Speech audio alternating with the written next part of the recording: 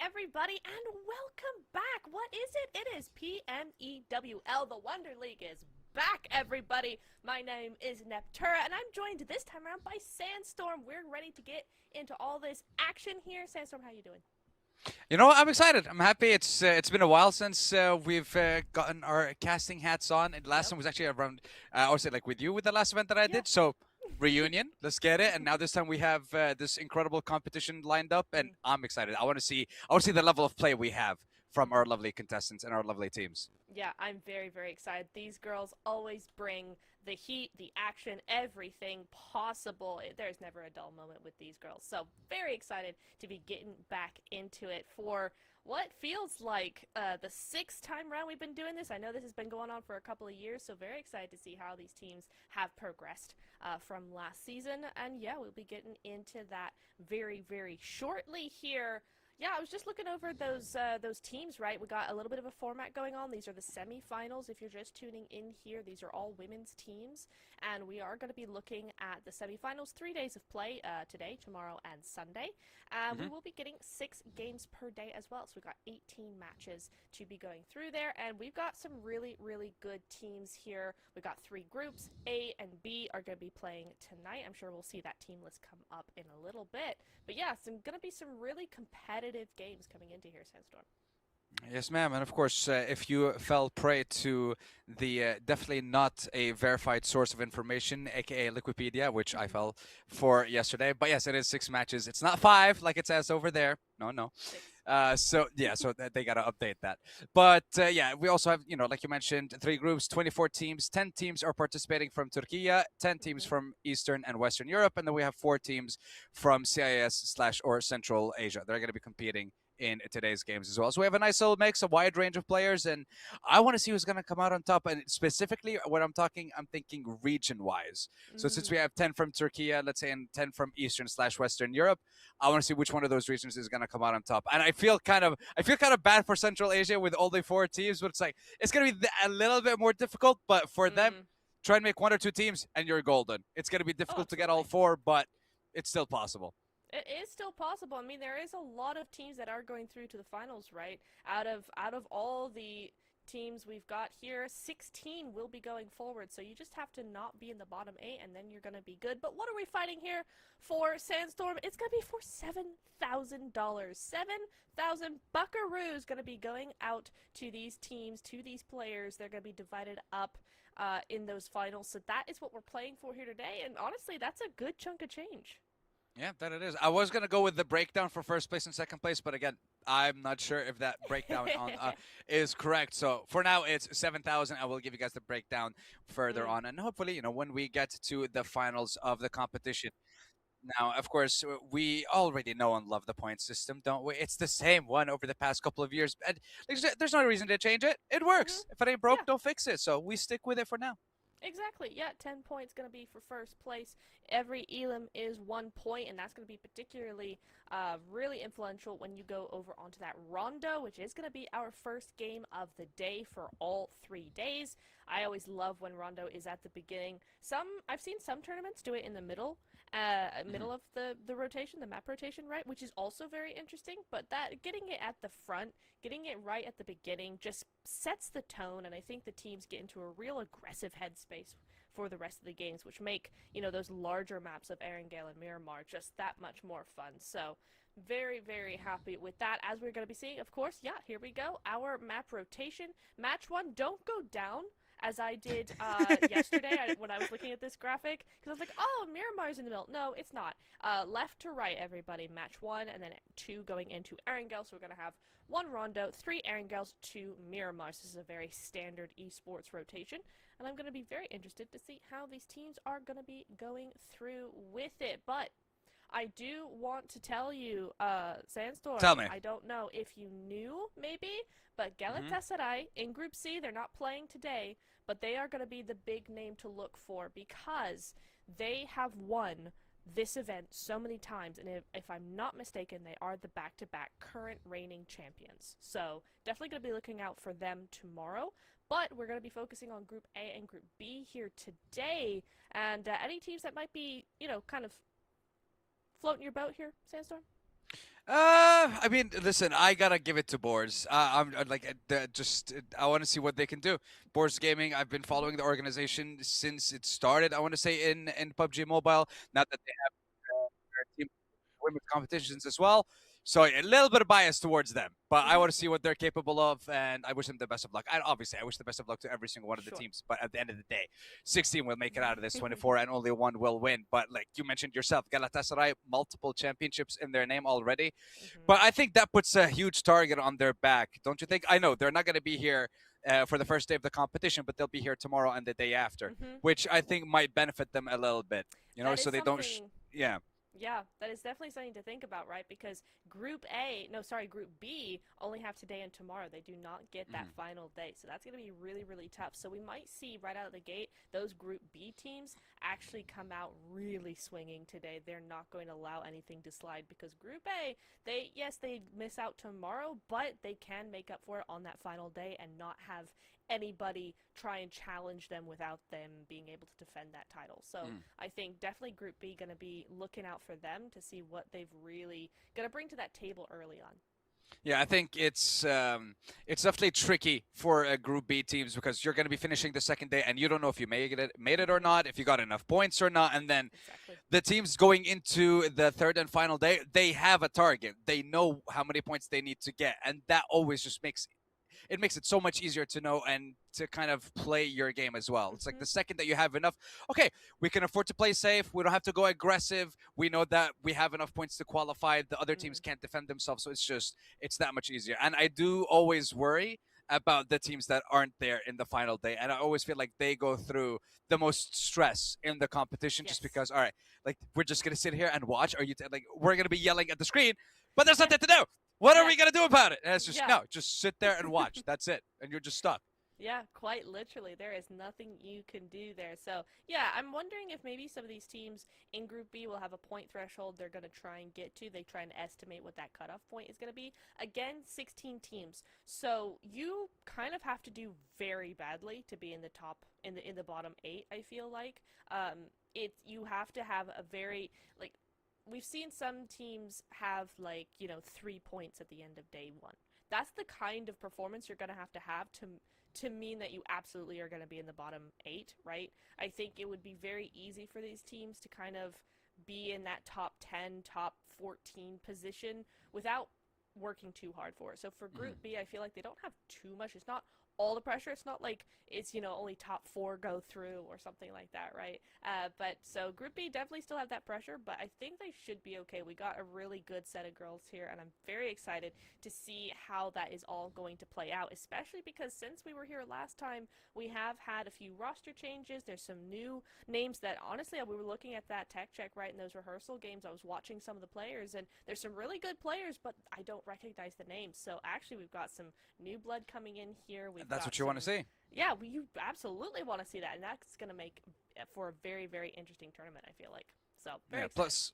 Plus, always seeing, I would say, like new blood, new faces coming into the game, and just keeping the esports alive and showcasing that anyone can absolutely give it a try, give it their all, and they can make it. And this is what these kind of competitions are all about: giving anyone and everyone an opportunity to showcase their abilities. Show us what you got, and then we'll see what happens. You just have to prove yourself over these next 3 days, make it into the top 16, and then that's when things start to get a little bit trickier. A little bit more difficult. You're no longer worrying about, oh, do I have enough to be in the top 16? No. The only goal in that moment is going to be number 1. You have to get that number 1 spot. And if you're able to, well, then congratulations. You win the lion's share of $7,000. And that's, I think, everyone's goal at the moment. Yeah, I mean, that goes a long way, right? Because we got players from every walk of life, so you never know. That 7K is, I mean, everybody wants a little extra in their Joe, can I have account, some? Right? If you can, for real. I'll take it. Girls, I'm suddenly Dibs, no. Hey, easy. actually, wait, I can't take, yeah, that's fine. Yeah, it's all yours. Thanks. Dang it. I can't do anything. Yes. All right, well, Anyway. First game is going to be starting shortly. It is going to be on Rondo. Now, you did mention before the teams are going to be playing a little bit more aggressive. I want to see that. I want to see like fights at the beginning of the first 5 minutes. Just go crazy, okay? Let it rip. Don't give everyone opportunity. And I feel like the teams that are able to win like fight after fight just keep building on that momentum. Not just in that first game, but keep it going in the other games as well. And that's what I want to see here.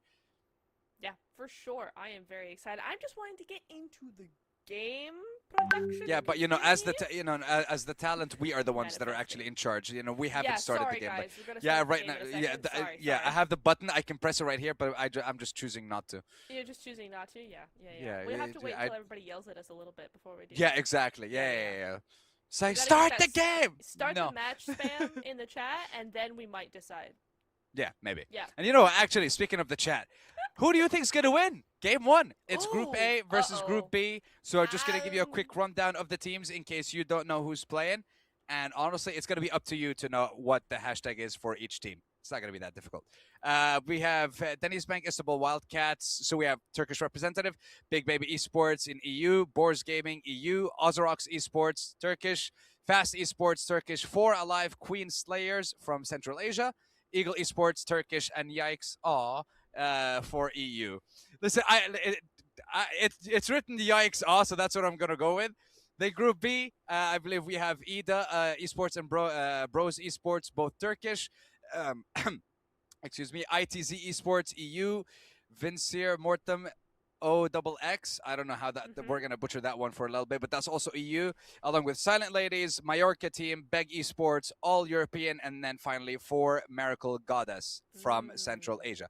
Those teams are gonna be playing in the 6 games for today. Let us know who you think is gonna take that first winner chicken dinner. And you know what? I could use some chicken. Actually, no, I had chicken for lunch. It's fine. So did I, actually. Oh, nice. It was nice. It was really good. Was yours good? Yeah. I'm gonna start the game. No, not yet. No one's raged enough yet. We're not there. We need everyone to be. I want to hear the screaming from my monitor. I want the chat to be going that crazy before we start the games. But don't worry, we'll get there.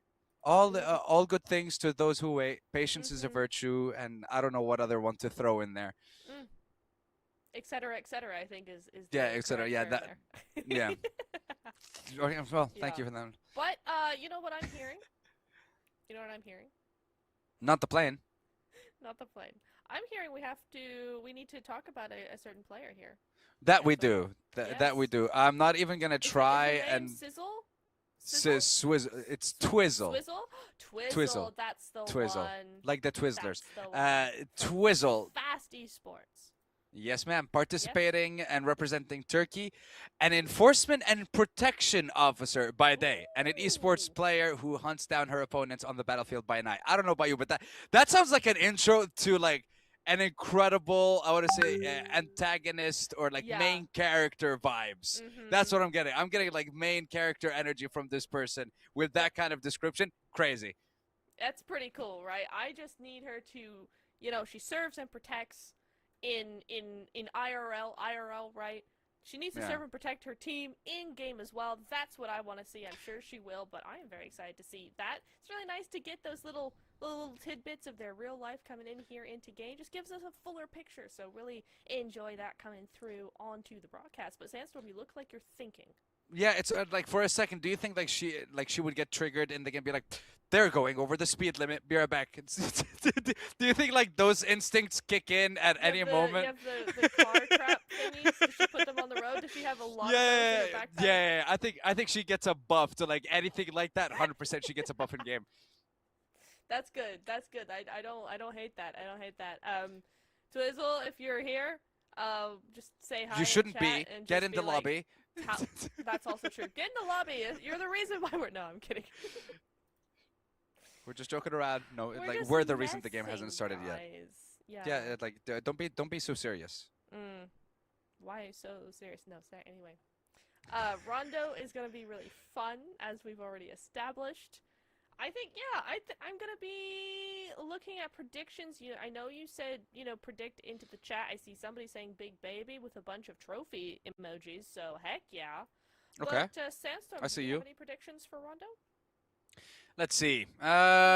You know what? For game one, I'm gonna go IDA. Or IDA rather. I'm gonna go IDA. Yeah, IDA, IDA Esports. okay. Yeah, I'm gonna go IDA Esports.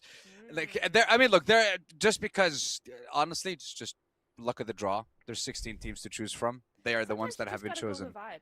Yeah, honestly, and Right? right now, IDA Esports, I'm sensing their vibe. Yeah, That's all I okay. got. You know what? I respect that. What about you, though? I personally want to go for your earlier pick of Boars. Why didn't I say Boars? I don't Actually, know. wait. To be fair, Caster Curse. Okay, Caster Curse. I know why I didn't pick Boars. Oh, well, now I kind of feel bad for IDA Nice Esports cover. a little bit. Yeah, I feel bad for IDA. I kind of just. Well, You know what? Okay, Well, if they are fine. eliminated first, that's on me. That's my bad. I did it. It's Yeah, okay. everybody in chat, DM Sandstorm if Ito go out first. That's all I'm gonna say. Please don't do that. No. don't do that. There's no need for that. It's not my fault. No. Listen, I Yeah, like it the is your caster curse sometimes can be too real. I mean, It's listen, we've rough, seen right? Max Man, True. but I see you, brother. What I what did you do to Alpha 7 and PMGO, huh? What did you do? About that. We don't talk about it. No, I had to. I tell you what, you know what's crazy is people kept asking for me for my predictions in the chat of PMGO, right? I got to the point where I had a copy and paste of going, I'm not doing predictions because I will curse teams. It was bad. It was so bad. But yikes. Let's see as we go over to our storyline. Oh, we already talked about this. Twizzle, here she is. Well, okay, hold We on. have a face to the Hold on. name now. I don't think this is official. She's wearing PUBG Mobile gear while working. That's crazy. That's representation right there. Fair. I mean, honestly, if you love the game that much, honestly, yeah, I'll give it to you. Fair. Thank you. I'm glad. But yeah, there she is. We've already talked about her a little bit, so we love that for us as we're going to be looking to get into game pretty soon here. Pretty soon. I feel it coming. I get the vibes. I get the vibes. Oh, it's true. I'm hearing a little voice in my ear whispering it's true. Thank you, me. I know it's right. Wait, I'm are always those right. voices in your head or is that production? Which one is it? It's voices in my head. And you can't shame me about it, all right? Okay, listen, I don't judge. I don't Who's judge. hosting here? Sandstorm. Okay, my bad.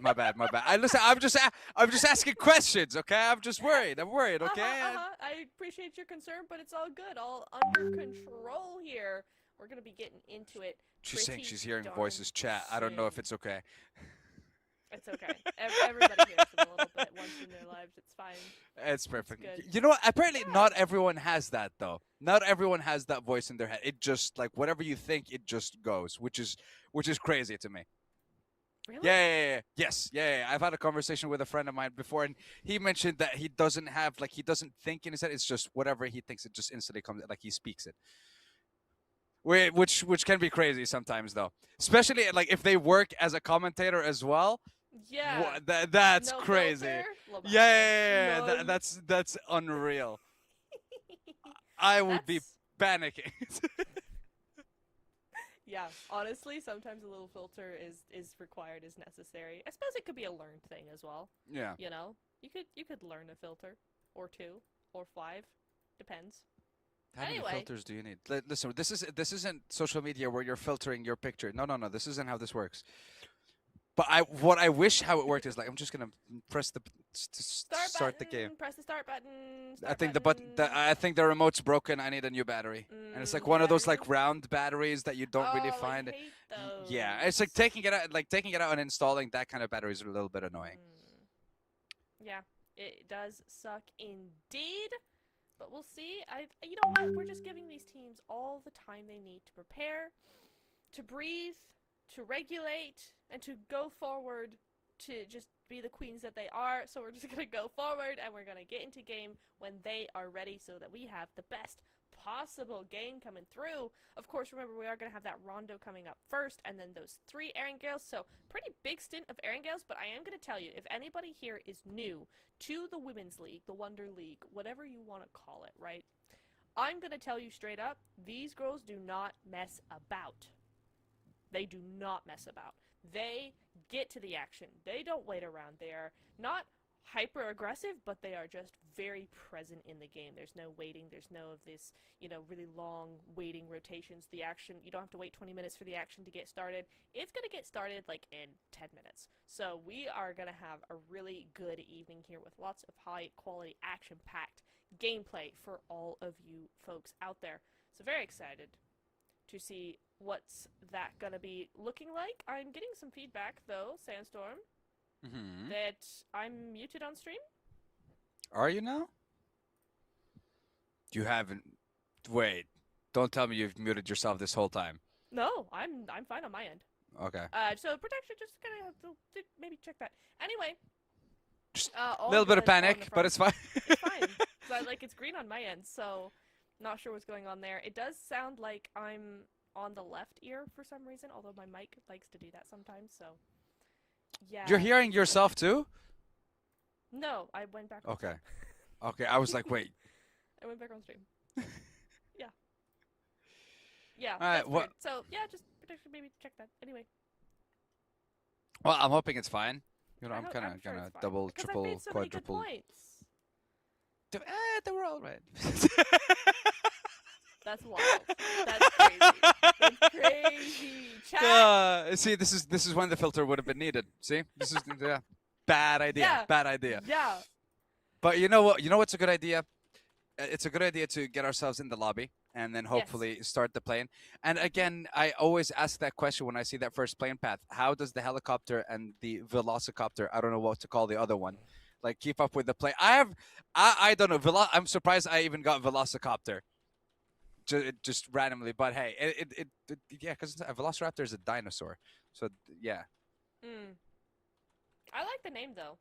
I Velocicopter? Like that. The velocicopter. I like that. That's very fitting for that. I totally saw what you were going for when I heard you say it the first time. So. Interesting. I'm just saying. Yeah.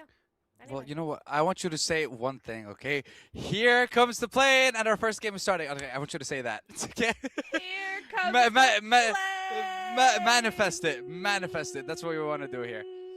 Okay, No, it's not working. it shouldn't be too I long. do not Don't need worry. Any more screenshots of me. Thank you very much. You should see after broadcast. Anybody in chat, if you want to do this, go into like the GIF search, like on Discord or Instagram or whatever, and search Neptura.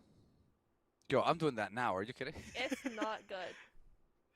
It's pretty whack. And anybody who made those GIFs, I'm watching. Wait, yeah, yo! I didn't realize this.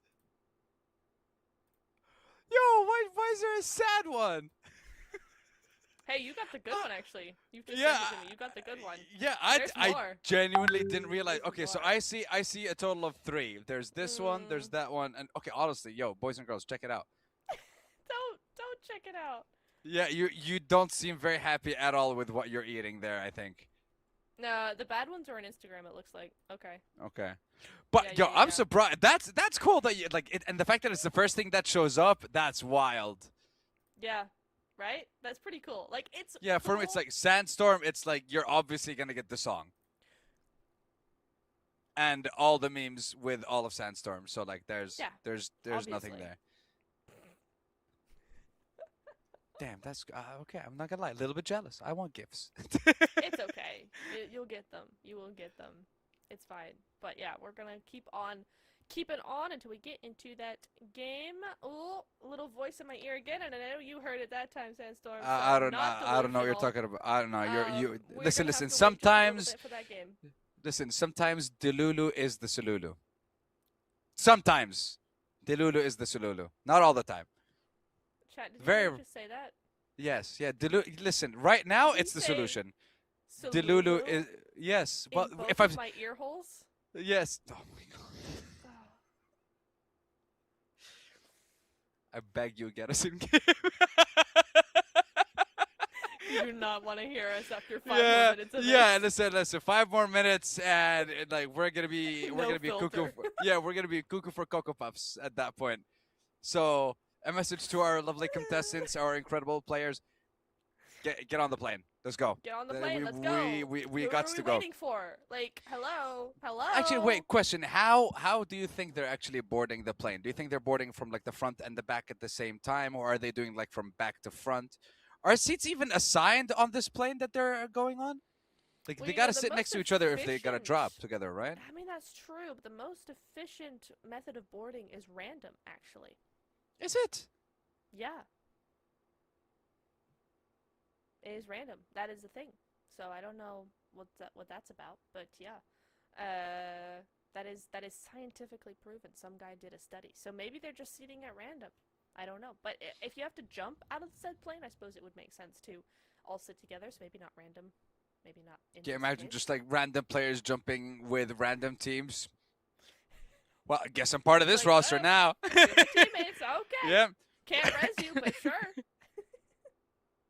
Well, I mean, yeah, you Right. definitely can't res them. You can't pick them up Yeah. either, so you just leave them. Say, I'm sorry, I can't really do anything much, but. Sorry, queen. But listen.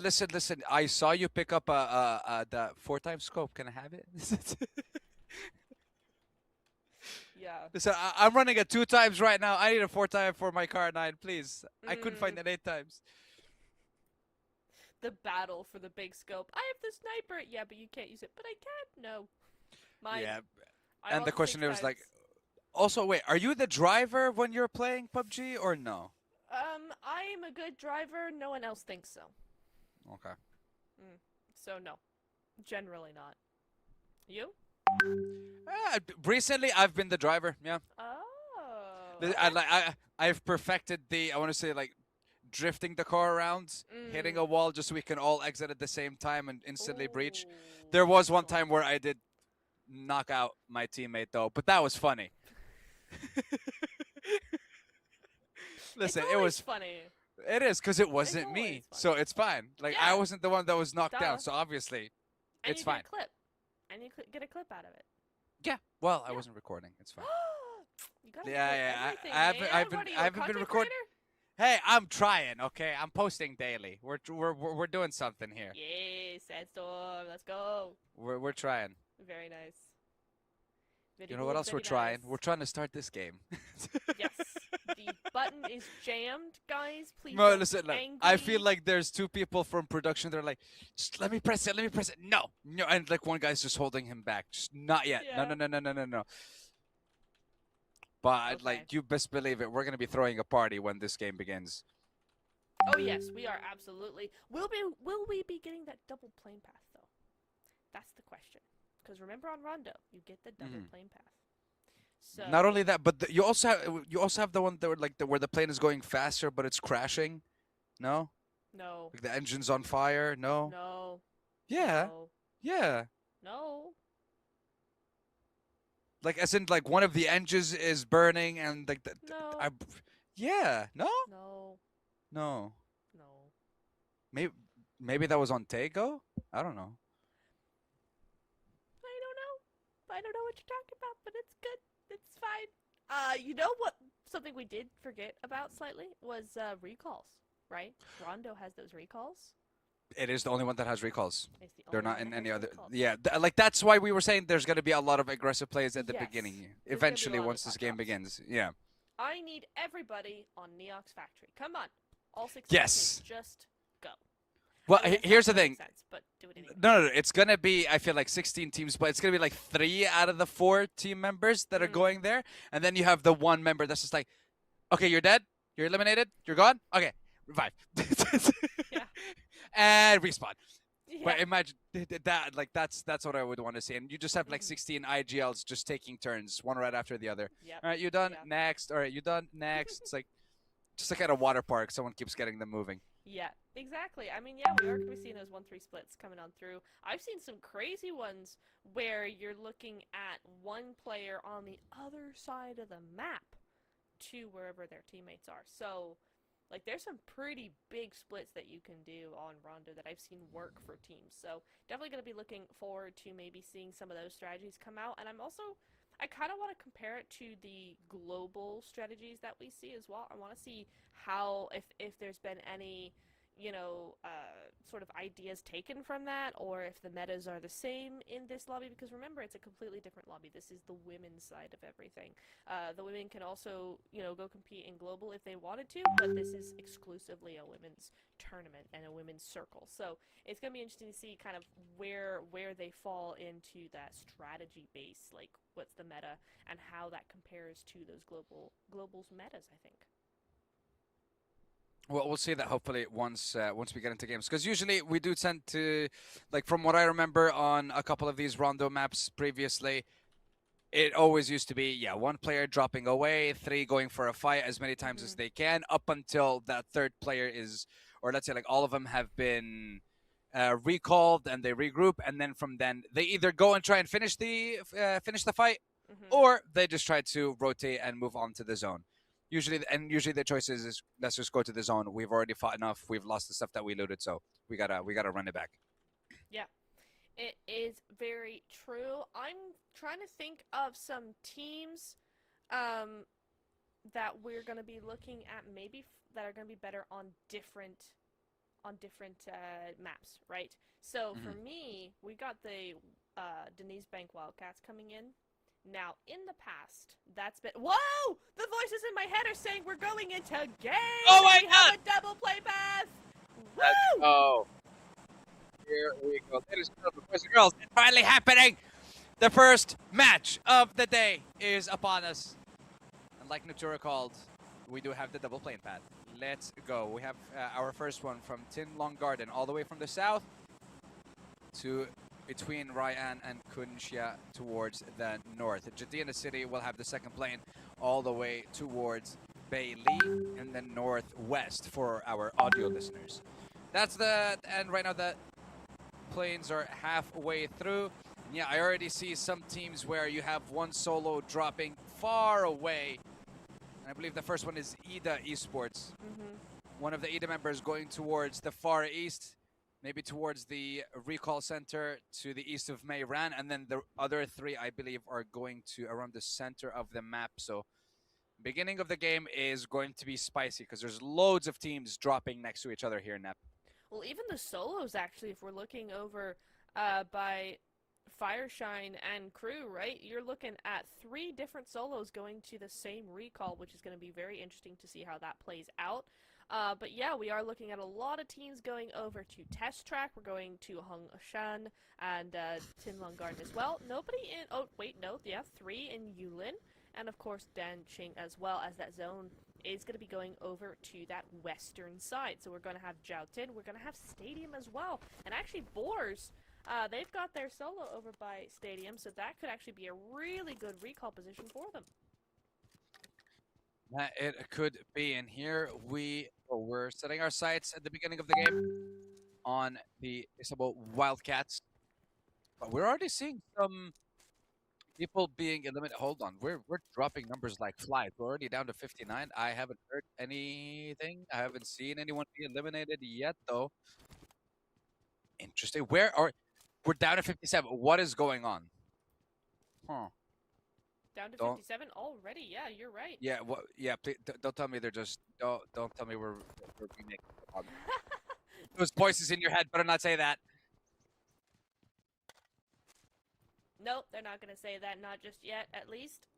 Gonna give us a little bit of time before we say anything there. Oh, it probably is BigBaby going out pretty instantly there. I'm not sure where they went out, but they are going to be going down. Just that solo left alive, trying to get that revive going. Boars as well, down to just 2. But of course, those recalls will be coming in very shortly here as we're on board with Ozarox holding these stairs. And we're just going to be seeing Dan Ching looking a little lively. Looking a little bit alive as we move over to Test Track. This is interesting. We're not seeing anybody in Neox. We are seeing them in Test Track, though. We got the Boars over there. We've got Silent and another team there as well. EGL coming in here. So that's going to be interesting to see as well. Who's going to be coming in? I believe that's Eagle Esports over on Test Track. Yeah. They are getting a few quick elims on Fast Esports. But the numbers will be going down, and they're going to be going right back up. I believe Boars, they get the revive. One was recalled as well, if I'm not mistaken.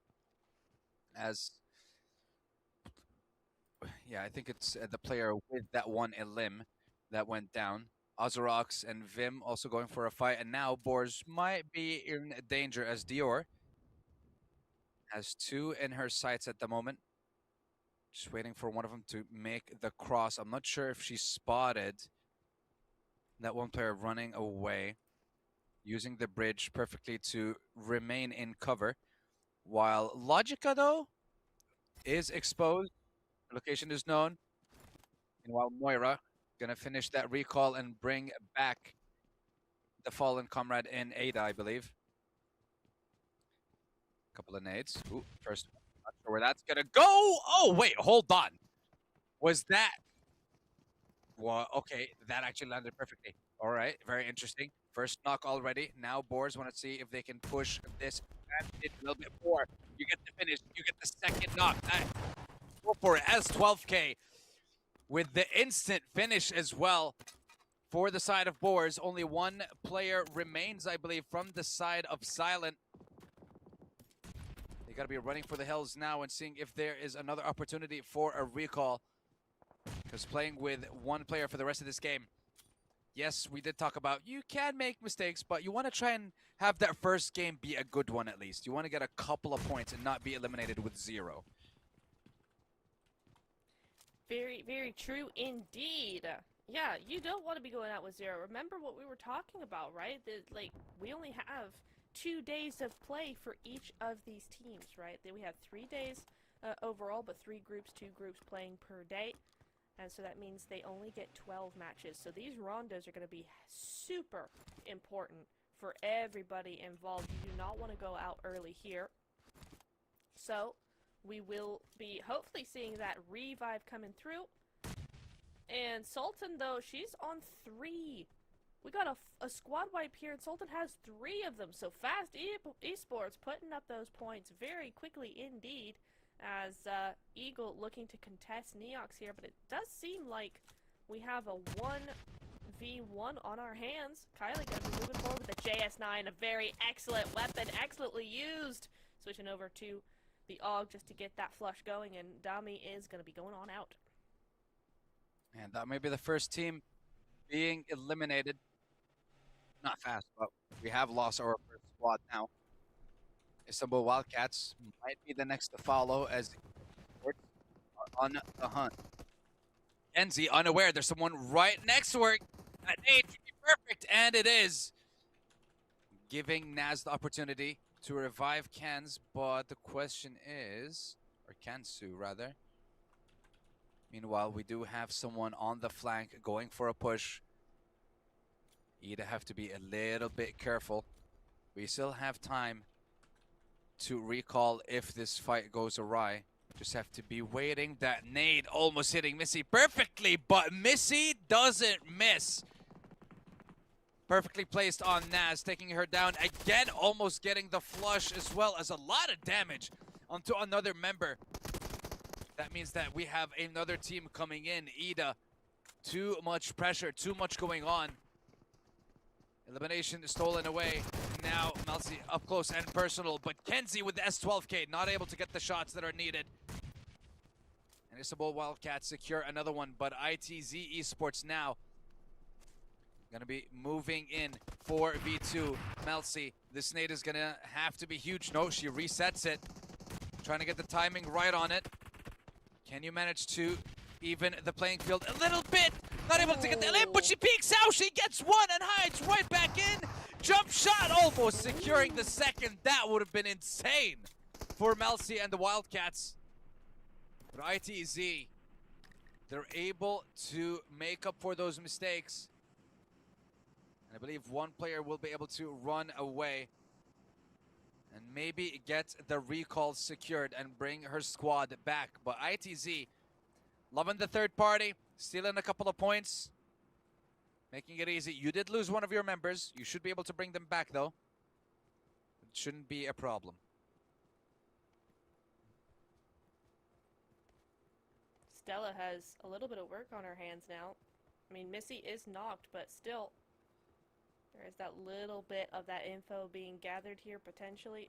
Although Missy will finally bleed out, so that's going to be okay. So now it's just down to that 2v1 situation, but I think she's going to try and move away as quickly as possible there. Does not want that smoke, as Silent Lady's going to be moving on through. And yeah, it is going to be Oiku coming on through. Another OG name coming on through here. Love to see that as we move over to BigBaby. We got Barbie, Faria Zita, Mooney, and Liot coming on in here. So, gonna be seeing what they can bring to the tables. Ozarox moving through, Fast moving through. Right now, we just got a whole bunch of those rotations coming through right now, right? Oh, as we see the vehicle getting saved by the tree there. Did see that. We are gonna be looking at now that phase 2 coming on through very, very soon. As we do say goodbye to Bros very early, and this is what I was talking about, right? This Rondo is going to be super important for you. You only get 3 points on this match. That's automatically going to put you on a back foot, right? That's automatically going to mean that you are not going to be looking as good as a lot of these other teams. And I'm not saying you're not going to look as good as the winners, right? Because these winners are going to automatically have like 15 elims to go with their win, right? But even just a team that goes out in 9th or 8th place gets that placement point, they should realistically have like 8, 9, 10 eliminations. So that is going to be something to look out for. So definitely going out with 3, not the good result that they're looking for. As Silent Ladies, not so silent now. Dior stepping on out, gonna try and get that flush. Might not be able to get it though. Those buildings offer some excellent cover. Yeah, and you can't really go for the push here as Silent Ladies either, because there is another team behind the ones that you are fighting. So any chance of you going in, a little bit of over-aggression might cost you. And now with 10, 11 minutes passing into this game, it does make it a little bit difficult and I would say close to impossible for you to try and get a recall on your teammates. So you have to be careful.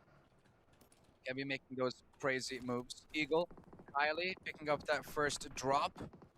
Not a lot of teams would be going for that, but let's see what she can do with the weapons that she picks up. Now we're looking at 4 alive Queen Slayers, and 4 are alive indeed.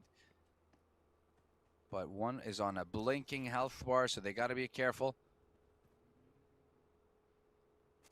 Now Shizuka. Just chilling. Just making sure the car's filled up and ready to go in case they need to skedaddle and make a move. But with that first team, we do see it is Bros Esports. A little bit unfortunate for Bros just to be leaving that first game with 3 points. But it is what it is. And as at the end of the day, the target is going to be top 16 out of 24. And like you mentioned before, Nep, it shouldn't be that difficult, especially with us having maps like Rondo in the rotation. Does make it a little bit easier for you to accumulate those points by being a little bit aggressive early on. And it's the teams that don't really take the fights, the teams that play a little bit too passive, I would say, are the ones that are going to have problems when they get to the finals of the competition as well. So you have to get into the swing of things during these games and not just aim for top 16. Try and aim for top 5 because the next time you're going to be focusing on top 1. Mm-hmm. That's true. That is true indeed. We gotta be very, very aware. It really is a fine line between, you know, how much aggression you want to be taking, getting all those points as much as possible, or, you know, holding back, you know, waiting for that late game, playing for those position points. It is something we see a lot, right, where it's like this, just this balance of trying to do what you need to do to get where you need to be to make sure you're in those finals. Which here is not a huge amount of pressure, but again, for Group B, those teams, of course, being IDA, Bros, ITZ, Vincere Mortem, Silent Ladies, Majorka, Beg, and Pmewl. Those teams, they only have today and tomorrow. They are going to be really as for... Oh, wow. I instant cast a curse. I'm so sorry. As Mikasa goes on down Pmewl, Goddess is here down to a duo. They are one of the teams in Group B, and they are going to be looking to just try and survive as much as possible. 0 eliminations on the board. Today and tomorrow is their only days of play here. They're going to have to just wait in chats, just watch the games on Sunday to see if they have a place in those finals. So yeah, we will see how that's going to go. But hey, they are doing okay. At least they're still in it. 15 teams still alive.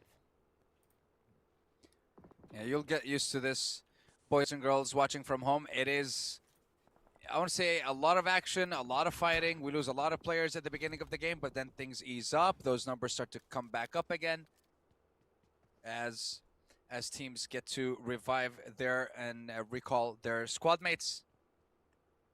Now, we said, and I want to say, like, one of these teams was indeed BigBaby from the beginning of the map and the beginning of the first match. Barbie was the only survivor. Zita, Mooney, Leot, like all of them were knocked out, taken down, eliminated, but they're brought back into the match. They have their weapons and they're ready to go. And okay, looking at this, just a couple of shots, not enough to get a knock or anything. And even at that range, you're just trying to make that crossing a little bit more difficult for the opposing team. Any knocks out there, it's going to be difficult for you to go for a revive as well if you're MT. So you have to be careful with your movements. And the thing is, like, they're already on very low health bars from taking a lot of damage outside in the blue. But no knocks, so they are fine. For now. For now. Yeah, for now. That really is the name of the game, isn't it, though, Sandstorm? It's for now. You're doing well. For now. You got a good position. For now. Until that zone does something. You're got full health. For now. Until just a little bit. Inciboto. I'm saying that right, but Fast Esports pins you down up onto that hill and goes, actually, we'll take that health from you. Doink, doink, doink. Thank you very much. Ooh, okay. And yes, I do apologize on my behalf, on Neptero's behalf. Some names will be butchered. We apologize in advance. Like, I don't even know where to start with this one. Where does it... Yeah, yes. I don't know. Yes, Boars. Boars, yes. Boars. I mean... Yeah, no, yeah, some of these names are difficult. Jelavaya. No, Jelavaya is fine. Logica's fine. Amaya? Logica, Amaya. Logica and Amaya are 2 OGs as well, so that's... See, Naz, easy. Kensu, easy. Kensu, I'm hoping, also easy. But yeah, some of this, I feel like some of those names are a little bit difficult, but don't worry, we'll do our best, just like they're trying their best right now. Boars, 4 eliminations already, setting their sights onto Ida. A lot of damage, but not enough to get another knock. Unless, oh wait, car explodes. Oh, does it just one more, and finally, Amaya will be able to get that first knock, setting her sights on the other 2 as they drive away. The second fall, so does the third. Kansu, not able to do much there, except run for the hills, and Amaya now just racking up these eliminations. She's got 4 so far. Jelavaya as well, just going in, trying to assist in securing those eliminations. Might be looking at 6 eliminations for 1 player. Yeah, it is going to be Amaya with 6 right now. Can't believe it took us 17 minutes as well to get our first vehicle elimination, but hey, it's here. Meanwhile, yeah, I'm surprised it took this long, but hey. We're halfway through our first map, and now the teams are starting to get a lot closer. I mean, look at Beg Esports along with the Silent Ladies right now. They're getting very, very cozy, and the nades are getting closer. That first one takes down Marlin, the second with a lot of damage onto Dior. But is there a third? Is there a follow-up? And yes, there is, but it seems like it might be Fast from their flank taking them down, or another team in the distance. All I know is it is chaos. Wow, I mean, At I'm this not part of the map. surprised. I'm not surprised it's chaos. And so look, we've got a fifth team showing up saying, "Oh hey, what's up? Hey girl, Can we hey. join the party?" And they're like, "No, go away. No one invited you. No one asked." Hey, there we go. they were all Nice. invited. You have to earn your place in this game. Oh, IDA is going to go out early, as do the Wildcats. So there's your pick. They went out second to last. Everybody get mad at Sandstorm now. No, don't do that. No. Yeah. I do mean, that. they weren't the first team out. Okay, they weren't Well, the it's first close team enough. out. Yeah. Okay, Oh, second. wait, hang on, Sandstorm. I see why we're getting so many teams in this one little area. It's because it's the best freaking spot in this zone. We're going into P6, stage 6. And, yeah, we are looking at some big, big changes coming in here. A lot of shifts onto that north side. A lot of teams going to try and come up onto this mountain area. Probably not going to work. That's exactly what 4AL we're trying to do coming on in here. They're just getting pincered, and it looks like they're about to go out because there is a team on the other side on that hill that are looking for some easy pickup points as well. Ozarox is going to be that team on that hillside there, so might not bode too well for them, for Alive Queen Slayers. Let's see what will be happening there, as BigBaby are the next to fall. That they are in. That's 12K. Easy pickup, that close range for Majorka Team as they get themselves their 7th elimination so far. Boars are on with 10. VIM have 9 at the moment. VIM and Vincere Mortem OXX. Again, we apologize if the name has been butchered. And if we got it right, nice. Yeah. Meanwhile, back to it though. Ozarox might be trying to rid this map of VIM at the moment. No knocks. Elena, though, will be the first to go. She's only knocked down to the ground, though. Not eliminated just yet, but Melita looking like she wants to go in. She wants to secure that Ada, ready with that cover fire. Melita's just trying to be a little bit of a distraction right now. Apparently, Amaya might be on 10 eliminations on her own. Wow. Yagi, though, getting that first elimination. Ooh. Onto Ozarox. A lot of damage coming in from that nade, though. They did reach double digits with the elims. And here comes XN. I am unsure what you're going to be able to accomplish here. Oh, okay, never mind. Spraying through the smoke. Eliminate them one right after the other. And the race for first place in eliminations is on between Boars and VIM. My goodness, Vincere with 12 eliminations already. 7 for one of their players. Amaya also on 7. 13 eliminations total for Boars.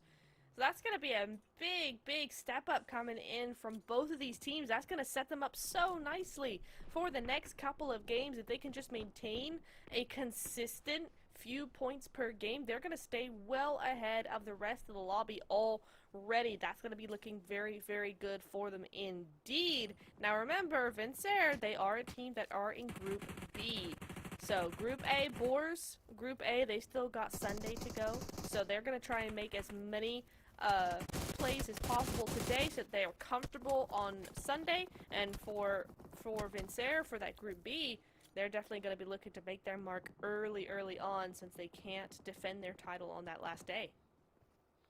Yeah, and it's going to be a very stressful day for them, but we're not there yet. The goal right now is top 16, and I'm looking towards Amaya and the side of Boars. 13 eliminations, top 7 guaranteed. They have placement points waiting for them as well.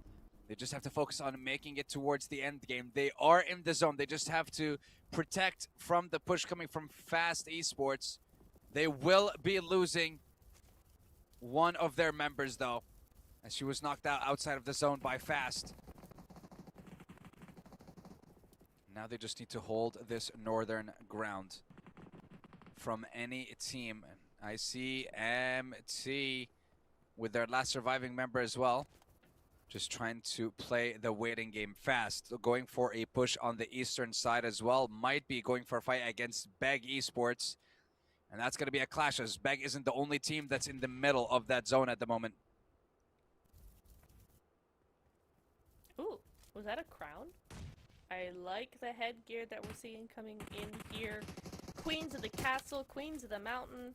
Yes, it was, and it's going to be Pride from Beg Esports. Going to be... Listen, I'm all for it, but like, you need a helmet right now. You need. I don't know. Yeah, I don't know how useful a crown is for protecting against bullets at the moment. Don't think it's gonna be doing it. Yeah, sure, but the entire head is completely exposed. Hello, but back to it. VIM, 16 eliminations, 16 so far, and they are on the hunt for more. Question is, can we reach 20? Beg putting a stop to the push from Boars. Boars are down to one last member, so no more eliminations coming on that side. VIM. I mean, what name do you even read there? XNXTHV. I have no idea. Yeah, that's a puzzler for sure, but we are down to our top 5. There we go. Ooh, look at that skin with the eagle on it. Love to see that. That's a new one. I haven't seen that one. Listen, PUBG Mobile has a list of the most, I want to say, just ridiculous collaborations that they have done. They've done so many. There's so many different skins. There's so many different companies, organizations, so many different people that they have worked with over the past couple of years. You got Attack on Titan and stuff like that as well. You got all kinds of cars. It's crazy. So you're always going to be seeing these kinds of things in game, which is insane. Yeah, I have a big collection of vehicle skins. Not gonna lie, that's where I spend all my UC. As we're gonna be on board with. I mean, I'd spend it on that Mustang. Dang. Oh yeah, so nice. That is so nice. But Vim up to 18 eliminations. Are we gonna see a 20 bomb game, a 30-point game with if they get the win, right? But are we gonna see that 20 elim bomb coming through on game 1, right? Day 1, game 1 of this tournament. That'd be super fun to see. And Vim certainly look like they're gonna be going for it. Boars did go out, so that's gonna be their main competition taken away, right? So Fast, the next one up standing. And Fast, they're going to be still up on top of that hillside, up on top of that mountain, just trying to find a way to come on in. Let's see if they manage to find a way, because it is not going to be easy. They'll have to be fighting quite a few teams to get in there as well.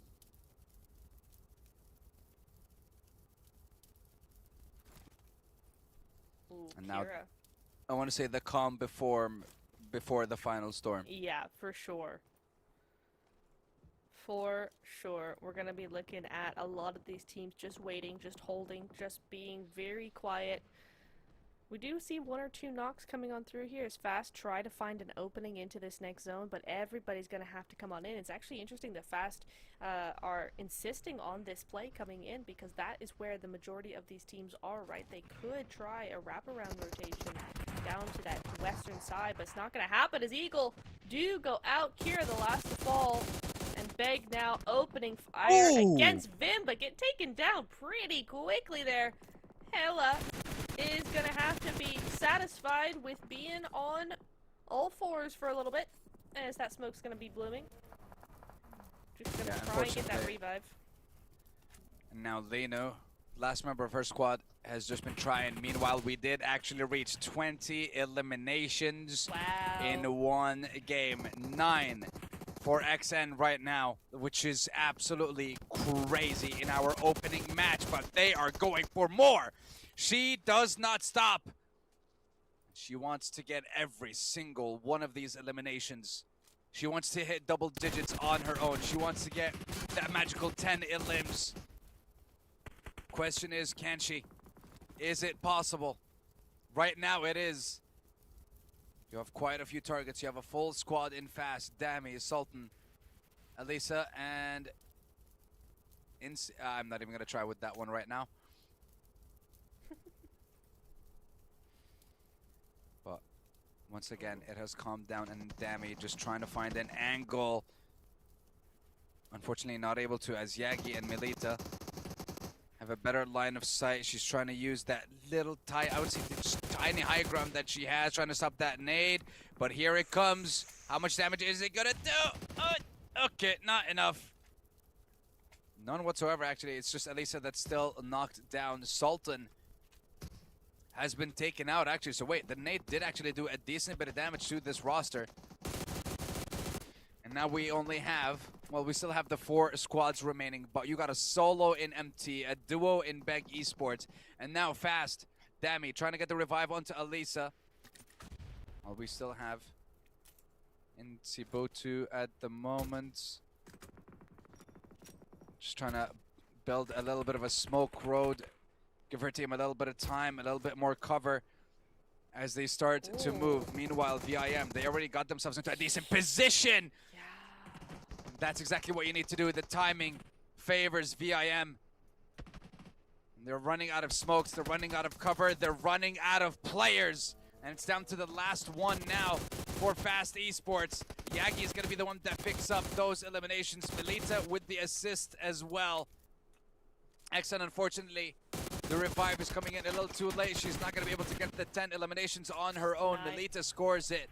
But VIM, what a message you're sending. 23 eliminations. I mean, if you count the 4 from the team, and if they get the rest of the eliminations here, half of the lobby has been taken care of by VIM. And now they have nades. True. Oh my God, Pinky. That's it. That's 25 elims. Wow. 4 with the squad. That's 29. And now this final one. And honestly, fair play to this last member of MT, surviving on her own until the last possible minute. And she does get 1 knock. But it is Vincere Mortem who get the first chicken dinner of the day. And what a statement piece that was. 26 eliminations. 26 eliminations in 1 game is crazy. But again, it is Rondo. The recalls are there. So that does kind of ruin the math that I did in my head a couple minutes ago. But still, 26 eliminations in 1 game has got to be something. That's insane for them. I mean, look, 1 game like that, you have 1 game like that. Yeah. And basically, you're through to the next step.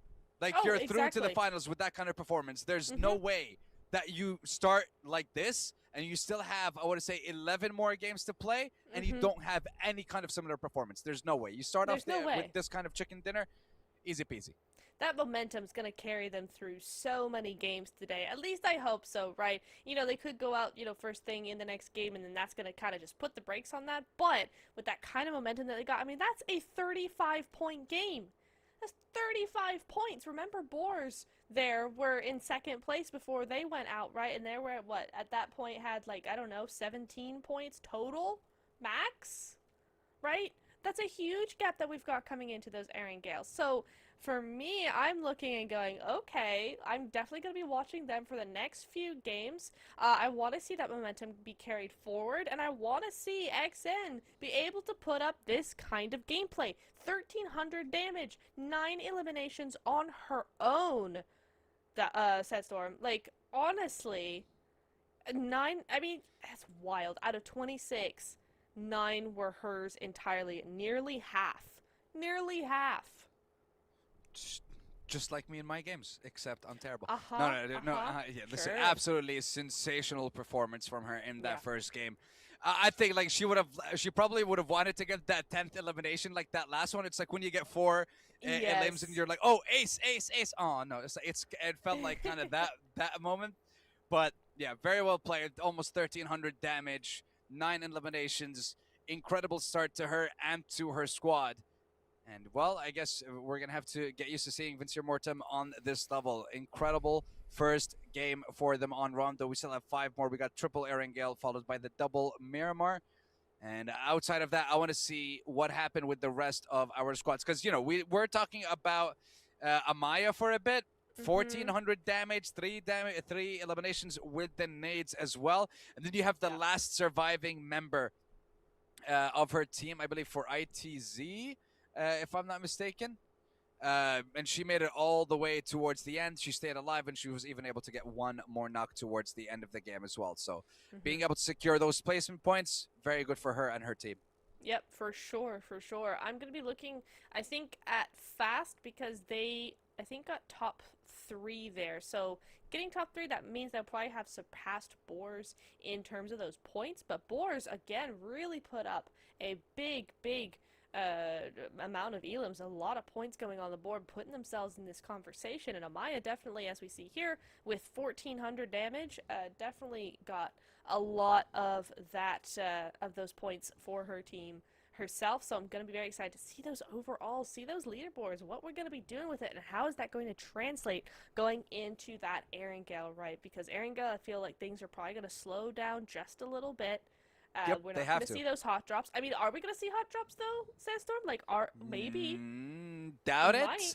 I mean, I'd say we might see like 1 or 2. We might see a couple, maybe 2 teams dropping on Yasnaya. Well, I would still wouldn't call it as hot drops. If like one team takes the eastern side, one team takes the western side, then it's not really much of a problem. But let's have a look towards the match ranking and who's sitting in the first place. I mean, look, it is what it is. It's 26 eliminations at the end of that game, 36 points in total for Vincere Mortem in that first game. Boars Gaming 16 taking that second place. Fast Esports with 15 points and 11 eliminations. So 3 teams with double-digit eliminations in this game. And I believe it was for Majorka Team. That was the player that survived all the way until the very end. So far, if we're looking at the regions, I would say the European region is reigning superior because you have Majorka, Fast, and Vincere, who are all representing EU in the top, and then you have Boars, who's also EU. So yeah, Boars and like just EU in general, all on top at the moment.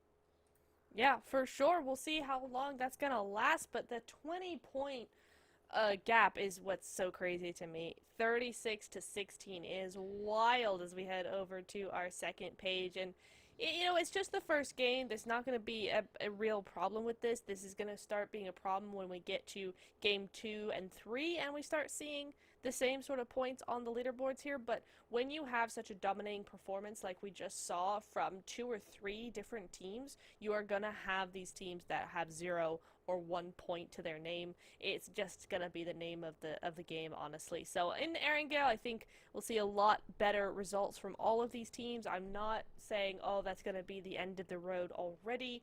Yes, Rondo does give you a big, a big thing, a big gap, a big mindset, big momentum. That's the word I'm looking for. Took you a while. You got there. Yeah, I got there, but it's still going. So we're gonna try and no.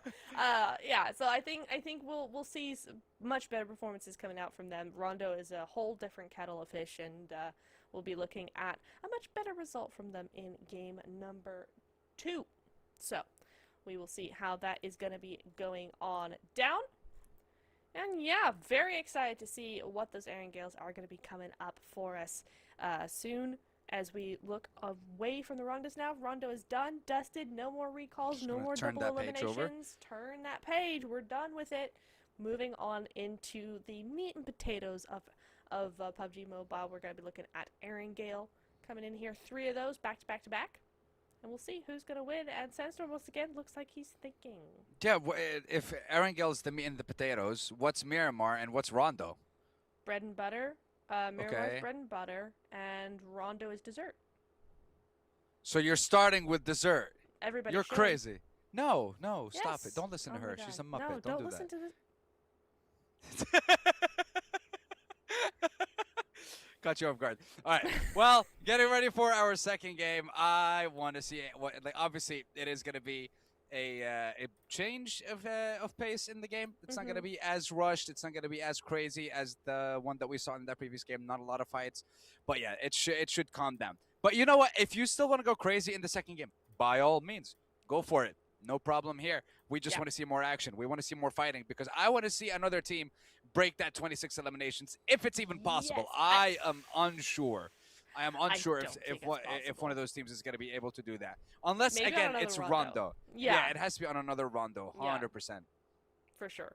It has to be. There's no way that you can get that on an Erangel, much less on a Miramar. Can you imagine? I mean, no. I think 25, I mean, that's nearly half of the lobby, right? It's nearly half of the lobby. So I think you really do have to have those recalls being involved in order to really get that, because there's just no way you can be everywhere at once. I mean, especially on much larger maps that we're going to be seeing come through here. There's a lot more room, I feel like. So we will be seeing how that goes on down. Sandstorm, your prediction of IDA, though, didn't go too well. Would you like to explain? It was a prediction. There's nothing to explain. I just thought I'd ask. I just thought I'd see. So I don't have to prove my point. Listen, you know what I'm gonna do? Hold on. No. What I'm going to do is I'm gonna take the 16 teams. That's right. I'm gonna put them into a wheel of names. He's doing a randomizer. Literally, I'm doing a randomizer, and I'm going to spin it every single time for every single game. Right now, I have groups A and B. There's no way it landed on Boars. It landed on Boars. It landed on Boars. Okay, well, I'll close that, and well, I'll get back to it after the second game. We'll see what happens. But looks like my prediction for game 2 is Boars Gaming. Yo, Boars, don't look at me. It was the wheel of names. Okay, that wasn't me. It decided. I literally put all the names there, and it's just. So like, don't blame me. Don't shoot the messenger. Listen, I'm a peaceful man. I don't like to cause problems. Sure. Yes. Also, I'm hearing in chat, another voice in my head is saying it's Matesha. That one player name that we could not pronounce for the life of us. It's Matesha. There was a few of those. You think it was just one? It was one of them on the mountain. One of them on the mountain, I feel like. Matesha, okay. Yeah. First of all, whoever is helping us with that, thank you. Really appreciate it. Thank you. Because it is difficult. It is. And what's really interesting is Matesha is also one of the OG names that we've seen for several seasons. So she's just switched up the spelling and made it unrecognizable. She bamboozled us. I've been bamboozled, guys. We've Matesha, been hoodwinked. how could you? Hoodwinky-dinked. That's exactly correct. As we're going to be looking over into the next game here. No break, no nothing. We're going to be going straight into that next game just for you guys, because we know how impatient you are. Jeez, you guys. I mean, listen, at least like this is teaching us to be more patient people. Or you just get to see how impatient we are as well. I think it could be either or, I think.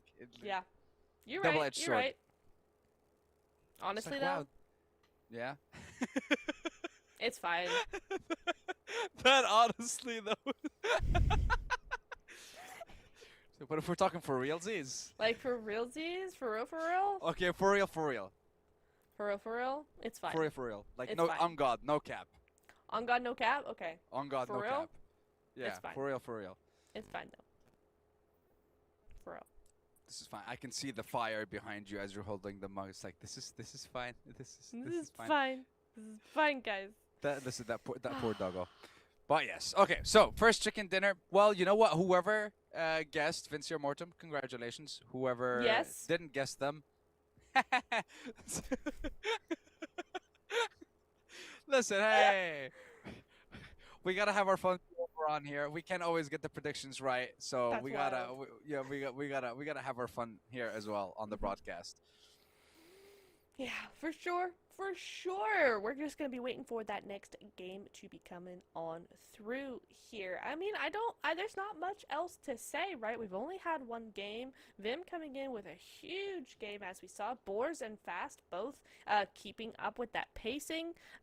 Would like to see some clearer rotations. I don't think we really got to see much of the map in that game, much of those rotations coming through in that game. So I would really love to see, when things slow down a little bit more, how these teams are actually rotating. What are their decision making? What's that going to look like? So very excited to see that coming on through. And in chat, we are seeing a lot of BigBaby coming on through here. A lot of support for them.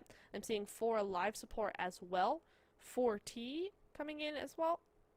Really, really good stuff coming on through here. We love to see it, chat. Keep it on coming, please, and thank you. Did you say 40 as in people or a person? 4T.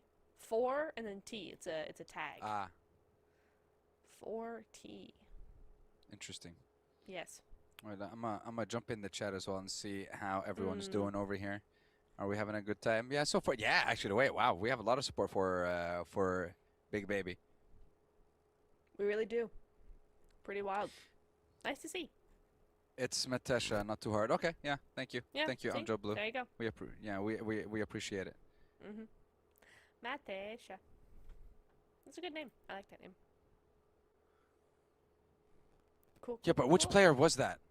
Is that what I'm trying to figure out? It was yes. Interesting. Yes. Oh, Matesha NCS. It was mate Shank, mate something. So that's the one. Boars. Here, I can screenshot it for you. Oh, from the player from Boars. Okay, yes, lovely. yes. Okay, So that's thank you. Matesha. Yeah. First of all, thank you, and second Yep. of all, apologies once again if we butcher It's any a of the learning names, curve, because guys. they're listen, you're talking about people from Eastern Europe, Western Europe, Turkey, and then Central Asia / CIS. So it's like the pronunciation range is wild. Okay, it's crazy. Yeah. So also, like, just give us a little bit of a break. Thank you. also players like to spell things funny. Yeah, they do. They do. So I mean, there's a player called O'Daddy. So what? I worked with him once. Well, yeah, well, no, Yeah. as in like one of the players here. I believe it's called O'Daddy or something. Oh Daddy. yeah, no, because there was also Daddy in Europe as well on the regular circuit.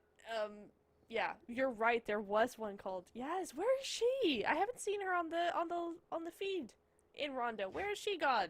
Chat, let us know. Where'd she go? No, she's still playing. She's here. Is she? Yes. She's here? Yes, I saw the Fantastic. name and I was like, oh god. I did not. Oh I god, must have please.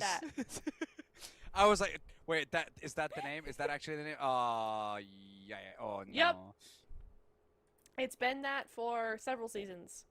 That's been her tag. So love that. So we will see what we got going on here. I am being told, the voices in my head are speaking to me, that the plane is ready. The voices, you heard that too, right? Oh, Don't no, do that to wait. us. Why? You see, They're I second-guessing don't themselves. trust. Voices, You see, be confident. I don't know if the voices in your head are like real or not, or like if you talk to a doctor. Oh, okay. No. Okay. This one is real. Apparently. Okay. Oh, I there heard we that go. one. I heard that one. Here we go. Erangel, first one of the day. First of 3 coming on through here. And we are going to be going straight into it. Whoa, that is a big split coming in from YKS. That 1-1-2 coming on through here. It's might be able to take advantage of this. Meanwhile, Vim are current top of the leaderboard players. They're going to be going over to that Millie base island. They're not going to want any of the heat that's going on over onto this western side of the zone, or the map rather.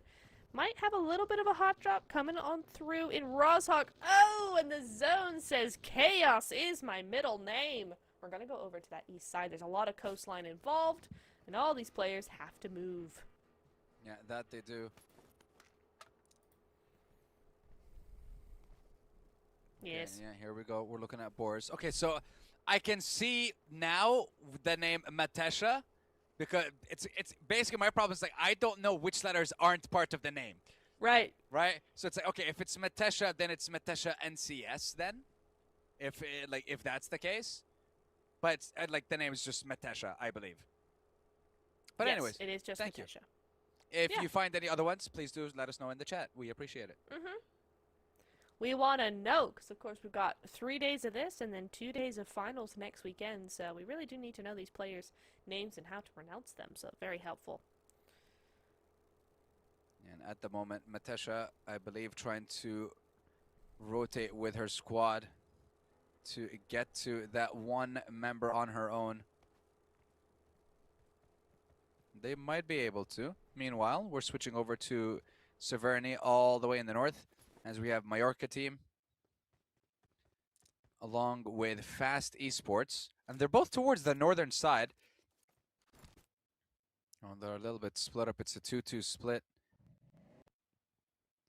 But I don't think we're going to be seeing a fight between those two squads for now. It's just going to be a bit of a stalemate until one team decides, okay, well, I guess it's time for us to move, and then see how it goes from there.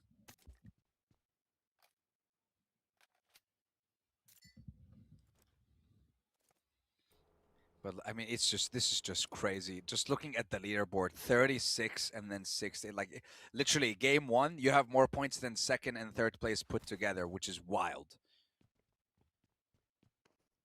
That's a very insane start, and they have to be feeling very, very comfortable with where they are right now, if you're the side of VIM.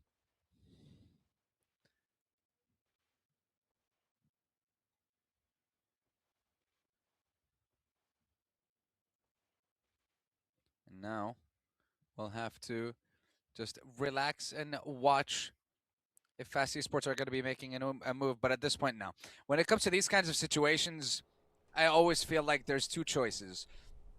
You either go for the fight, risk it for a biscuit, or you just wait it long enough until one of the teams decides, I don't want to be a part of this, and then they just dip. And then you either catch them as they're rotating away, or just try to make your way after they head out as well. Because outside of that, I believe the two teams are just having a staring contest at who's going to wait here the longest. And it's just going to end up with both teams not having the best of loots. I mean, look, I'm looking around at a couple of these teams, and a couple of these players, rather, from these teams. A lot of level 1 armors and helmets, barely any nades, barely any util, not a lot of heals, meds, or any energy drinks, painkillers, none of that good stuff. I mean, here, no first aids, no med kits, 2 energy drinks, and 10 bandages, but at least you got some nades, but no armor. So it's the loot situation isn't really the best at the moment, and it's, okay, 5 minutes have already passed, and we've gained no information other than the fact that we have one team that's currently next to us, and we're doing nothing about it because we don't know where the players are. We can't really risk making a move. So again, it's just a staring contest without the staring part. I don't know if that works. It's so true. Yeah, no, it definitely works, and it's so true. I mean, time and time again, we see these teams actually end up both going out early because of these standoffs, because they either wait until the zone shift makes them fight it out, and they both go out because the zone is ticking away at their health even a little bit, right? Or you've got these teams that will just sit and wait and wait and wait and finally duke it out and finally get that elim and finally, you know, win, and then they can't get into the next zone. We see that more often on Miramar than here, but it still does happen. You might lose a couple of players on that rotation into the next zone because you waited so long. So yeah, definitely it's going to be something to consider, you know, on top of the very valid point you make of there's just no loot. They don't have anything. And here we go. Okay, now looks like we might be getting a little bit of that fight going over in Severny, over on that Elim feed. Fast is going to get one knocked, one down very low. It's Majorka. Polya going to be trying to move across. We do, it's that off angle in the vehicle. Very nice coming in here. Going to be looking now at just trying to get that opening, stop them from getting the res, and move on in quickly. Yeah, but at the moment, the opportunity for a res might still be possible. But Fast have a little response for Majorka Team here. With the first knock, but Marussia actually has a response of her own. There's just a little bit of back and forth between these two teams. But now it's 2 knocks, so Majorka Team going for that push. Marussia now on the hunt for that third one, but it looks like Polya will be there to back her up. Now down to just one last member from the side of Fast. And remember, there are no recalls, so you can't just run away and get those. But a little surprise peek. 1 knock, 1 flush. And that means there is a response from Fast. And now it's a 2v1 actually it's a 1v1 as a player is getting revived. No, this time though, QSC with that elimination. Fast Esports, the first to be eliminated from our second game after having a wild first match with 16 points in total, or 15 points rather in total. This time, not able to make it out with that many. That's wild as well. keep in mind, Fast is our top 3, right? They're our 3rd place team currently. Sure, that doesn't mean a whole lot, but when you look at the rest of the leaderboard, 16 and above, 11 and above, when you have those double-digit points, you're in the conversation. And we are looking at Fast now not having a game at all. I mean, they've gone out, they have 1 point, that's it. And so that momentum has been shut down significantly here. Now, of course, for MT, that means that they lose 1, but they gain 4 points. That puts them in that 2nd place. They've jumped ahead of both Fast and Boar. So that's putting them into a really decent position coming into the game number 2 that we got going on here. Let's see where the second shift. Oh my God! So that first shift wasn't Wow. difficult enough. The second one is just, it's just absolute horror. I want to say around 40%, 35, 40% of that second zone is just water. So that's just not viable whatsoever for any of the teams to go up there and chill. Although I know like the weather these days might be very, very sunny, but no, right now we gotta stay indoors. It's a little too warm. So we stay indoors and we play games. Yeah, this is what we do. This is indeed. We are gamers. This is how we live. It's true, right? Yeah, Windows closed, AC on, headsets on, PC on. If you have an AC on, if you have a fan on, if you have anything to cool your body on. On. Yeah, it just has to be. It really does. It really does indeed, especially as things are heating up on the battlefield over here. We got several teams, 3, 4 different teams moving in next to each other and just going, I won't shoot if you won't. We're just busy over here. It's a nice little agreement between the teams. Yes. We make it to our destination and then we fight. Okay? Yes, exactly. And silent ladies, they just feel like they've reached their destination a little bit earlier than everybody else. They're going to be taking those shots over towards those teams, towards Boars, more specifically here. There's or Bros, rather. Yeah, Bros, there's Boars, BigBaby, there's Bros, there's BigBaby as well that are also around. Shout out to the supporters of BigBaby. We might be seeing them on stream in a minute or two, as they might have an area to defend themselves. And the thing is, I want to say like BigBaby and the 4M, these two teams need to perform in this second game just to kind of lift their spirits up a little bit. Because having 2 games with a total of 0 points, not the way that you want to start the day, and definitely going to make things a lot more difficult for you to stay within the top 16 at the end of the 3 days of this semi-final. Now we have Yikes Awe as well. Yeah, there we go. So there's Yikes Awe making it to their spot. Boars not planning on anything too crazy here, but Bros apparently getting blown up, it seems. They lost 2 of their members. Not how you want to progress in this game. Oh, no, okay. Whoa! All right. For Miracle. From flying cars to falling people. 4M Victoria. That's exactly what we need to see from you and your squad in this second game. You have to start putting up some numbers. You have to start getting some eliminations. And now, we're not sure what to look at. The next shift, the next fight, the next craziness. I don't know, but it's starting to heat up quite a bit here. With 4AL versus 4M. And it's 2 teams that are at the bottom at the moment. 11th versus 14th. Both teams are in desperate need of points. But Miracle Goddess able to get the revive. And now fighting at full strength one more time. Vitamin goes down. Maria preparing a nade. As I believe 4AL are trying to revive their squad mates. But that's it. They're out. They're done. And 4 Miracle Goddess will be able to take down their opponents. Ooh, okay. Okay. Zone comes back to reality. Is a little bit sane again. Not so crazy. They've calmed down. They're going to be moving over to that land base again. We're not going into the water too much here. There's a little bit of it on that coastline, but nothing too crazy. Unfortunately, for a lot of the teams on that coastline, look how many teams are there. They were gearing up for that water fight, and now they don't need to. They now need to move back in, so everybody's a little bit too close for comfort all of a sudden. Here, though, Vincere have to be very, very careful. They do have 2 knocks. They're going to be trying to get that push coming on through here onto Wildcats, but gotta be very careful here. Oiku will go down now. Melzy's down, Missy's down. It's just Fireshine left standing. The Bros have a little something to say. They're over in that compound on that side. Didn't realize they were there, and that's gonna be now Yagi. Oh no, Sandstorm, look! Vincere down to a solo. I mean, listen, they're not out of the woods just yet. They're not out of the game either. They're still quite in the danger zone, but I want to say Istanbul Wildcats, they lost 3 of their members to Nox. This nade from Yagi might just be everything, but she's getting shot from a different location. Oh, no! Oh, I thought the nade took down Pinky, but no, it's just fire. Yeah, it's just fire shine with that blender of an M249. Nade coming her way, not close enough, and Yagi still survives. Yagi's still safe for now. But there might be another squad about to pull up on this angle. I mean, honestly, if Bros, you need to use this to your advantage, and you need to be able to secure those eliminations.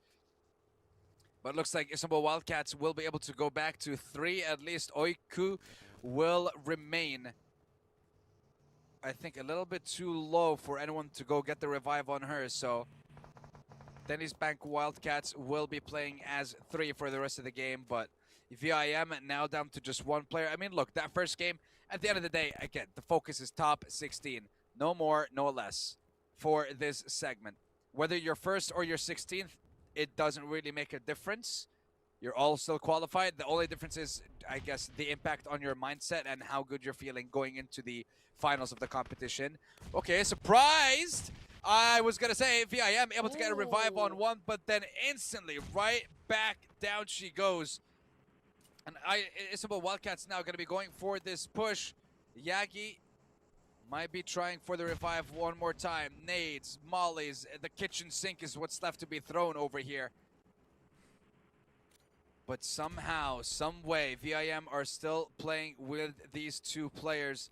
Melcy trying to push, but the molly not allowing her the opportunity.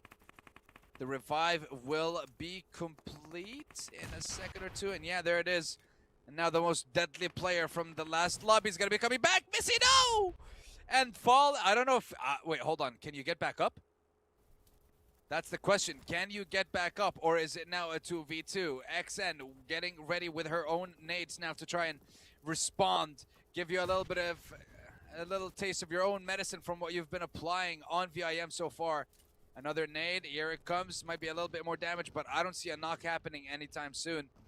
I think the arc on that nade needs to be just a little bit different, but I don't see it happening. But what I do see happening is Beg being taken out, and that's the last member from that team as well. Beg Esports bite the dust, and they will be going out in 14th place in this game. Ooh, Ozarox taking a little bit of a hit as well. That's going to be interesting coming on through there. That is a team I am looking to see what they can bring to the table, what they can do as Vim and Bros now going head to head. Wildcats Fireshine just trying to get out of dodge, but no can do. Missy, last woman standing here for her team. That zone is starting to really tick away at that health as well. So doubt we're going to be seeing them for very much longer here as Fireshine will get flushed away here. XN, our MVP from the last game, will be going on down. And that's going to be Yagi to grab that first grenade kill. So still, Vim doing some great work here right before they go out. But that's Bros as well, going down to that play zone, being victimized by that play zone. This is what we kept saying, right? Stage 4 coming on through. That is going to really start to tick away at your health. That's not what you want to do, is stay out there for too long. But they didn't really have a choice. But these eliminations now are coming flying through here, Sandstorm. Yeah, and everyone's driving right next to each other. It's like, okay. And that's perfectly fine, because what else are you going to do? You're going to stop driving and shoot? Yeah, apparently that's the case, but unfortunately not able to land the bullets. And there are so many teams that are just causing problems for everyone. Boars stopping, picking up an elim, going back into it. Majorka Team as well might be in a position to pick one up. She is able to get one of her own. Very well played. Polia from Majorka Team trying to steal that one away. Logica now pulling up for a revive as well. And now the chaos ensues. 9 teams left, 29 players remaining. All because this zone was an absolute disaster for so many of these teams. You're talking about a plane path that was on the western side, and then zones just shifting towards the east constantly. And now it's going back to the west, though, Sandstorm, right? So, like, it's just ping-ponging back and forth. These teams, woo! really having to try and do something here. My goodness me. Maya, that was bold coming in from you, and Casey, almost unable to dodge that one. I would say with not having anyone cover for you, that might have been a mistake. I mean, Matesha's right there, yeah, but I think probably just a little bit too little too late, unfortunately. But I was going to say, right, Boars, up to 4 eliminations. They're still holding strong. They've surpassed Fast MT as well. This is going to be a huge fight, actually, because it is between, rather, the second and third place teams. 1 point separating them at the moment. And Vim, even though they go out, they bring their total up to 40. So still a massive gap coming through for them. Yeah, so still being able to stay on top. I think they might still stay on top by the end of this game. I think it depends on who ends up with this chicken dinner. If it's Boars, then I don't see it changing much. But okay, Silent Ladies. Nice play with the peeking. One left, one right. But at the end of the day, Marlon will be sacrificed. Dior will survive. And Silent get their first elimination in this game. Meanwhile, Boars, it's all down to Matesha. Now, Matesha just barely exposed. I'm not sure what happened to the side of Boars. Now it's a 1v1. Nade got to be coming in. Will Matesha survive? The nade, I think it's going to be a little bit too wide. I know the eliminations are getting secured. Nade from Matesha, not close enough as well. And with the bunker or rather just the trench that they're in, this one might be good! And it is! Matesha secures it. Gets revenge, gets 5 eliminations in total, and takes down Majorka Team. And now Boars will continue in this game and fight for a higher place. Barbie, a lot of shots coming in, but Matesha not able to secure anything from that one. But you've done a fantastic job so far. With that nade, with those 5 eliminations, putting your team up to 6 now and just making sure the team stays relevant, the team stays on top, and the team stays earning these very valuable placement points. Really, really good stuff. 22 points total. Still a solo life for Boars. That's who I'm looking at to just keep up that gap, keep that thing going. Remember as well, right, Boars with 22, between them and EGL in 6th place with 9 points only, all of those teams are now eliminated. So the gap for Vim, the gap for Boars, looking very, very good, right? Even if EGL get 10 points, it's still not going to be as much as needed to get into the top 3. So this is being so far a very strong start for those 3 teams, even for Fast and for Beg as well, right? They're still in that top 5, but that leaderboard is just a lot closer when it comes to those teams. So definitely going to be looking forward to that next game coming through here, just to see how this leaderboard's going to shift up a little bit. But so far, it is really working in those top 3 teams' favor. Yeah, it really is. And again, with that gap getting bigger, I want to say with the gap getting bigger in the top of the leaderboard, it's going to get ridiculously competitive towards the bottom of the leaderboard when we're taking the top 16 teams. Like, you might find 14th to 20th with a 1 or 2 point difference. That's how crazy it could get towards the end of this competition. So that's usually what happens when you end up with a very top-heavy set of games, which seems like what we're setting ourselves up for at the moment. Ooh, IDA. This is a team now that I was also, going to keep my eyes on. This org has been here in the past with various different players.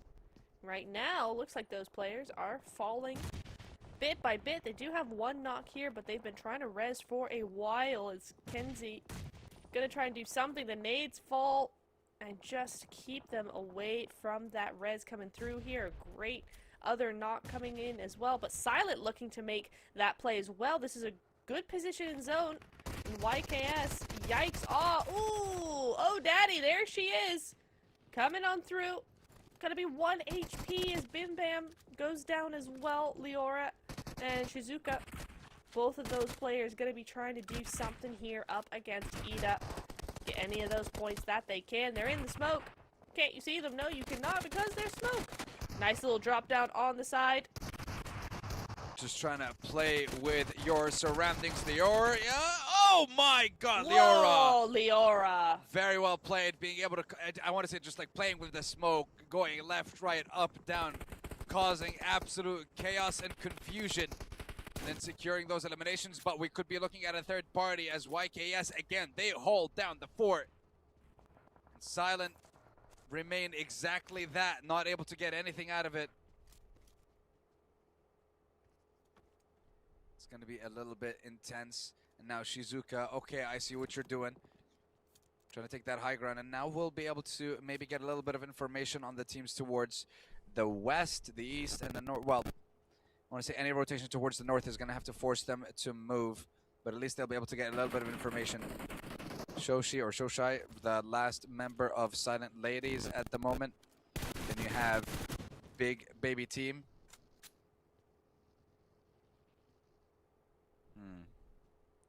Remember, Sandstorm, Boars, still in it. I know. I'm They're thinking still here. they might get a top 2, but I don't know about them winning with one player. Yeah, it's true. crazy.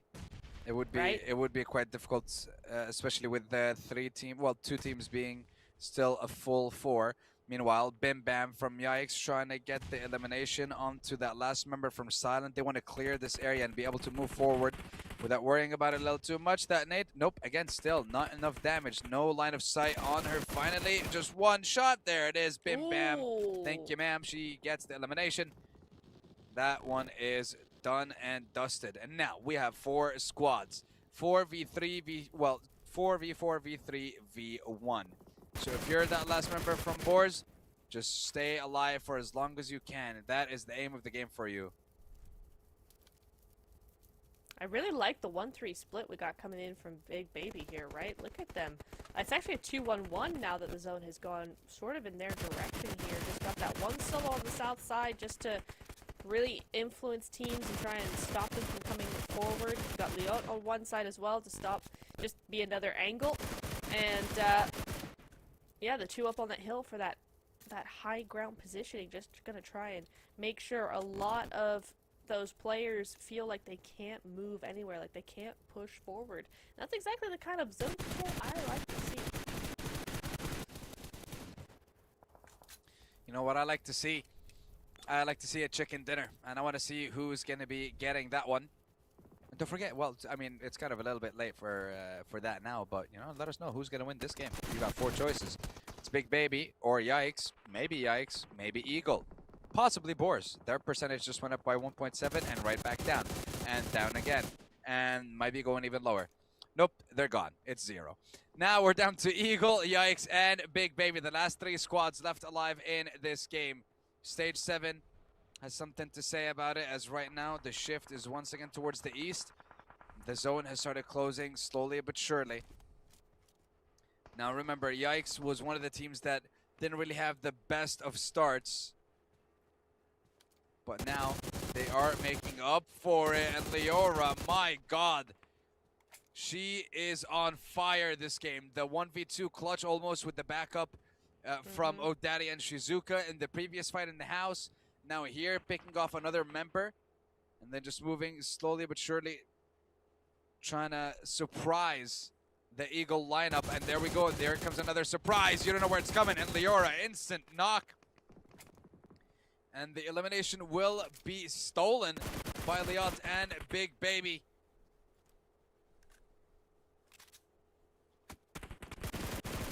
Still though. Oh, BigBaby versus Odaddy, and Barbie wins that one. Not a sentence I ever thought I would ever say. That was crazy. But Leora now still holding that left side for her squad. And applying pressure onto Eagles. BigBaby though are making the move. They have 2 in the back covering. And then they have 2 moving forward. So they have complete control of the zone. The second Kira is gone. It is going to be BigBaby versus Yikes. And it's Shizuka on her own trying to get the revive onto Odaddy. And then you have Leora who's just holding that left side for now.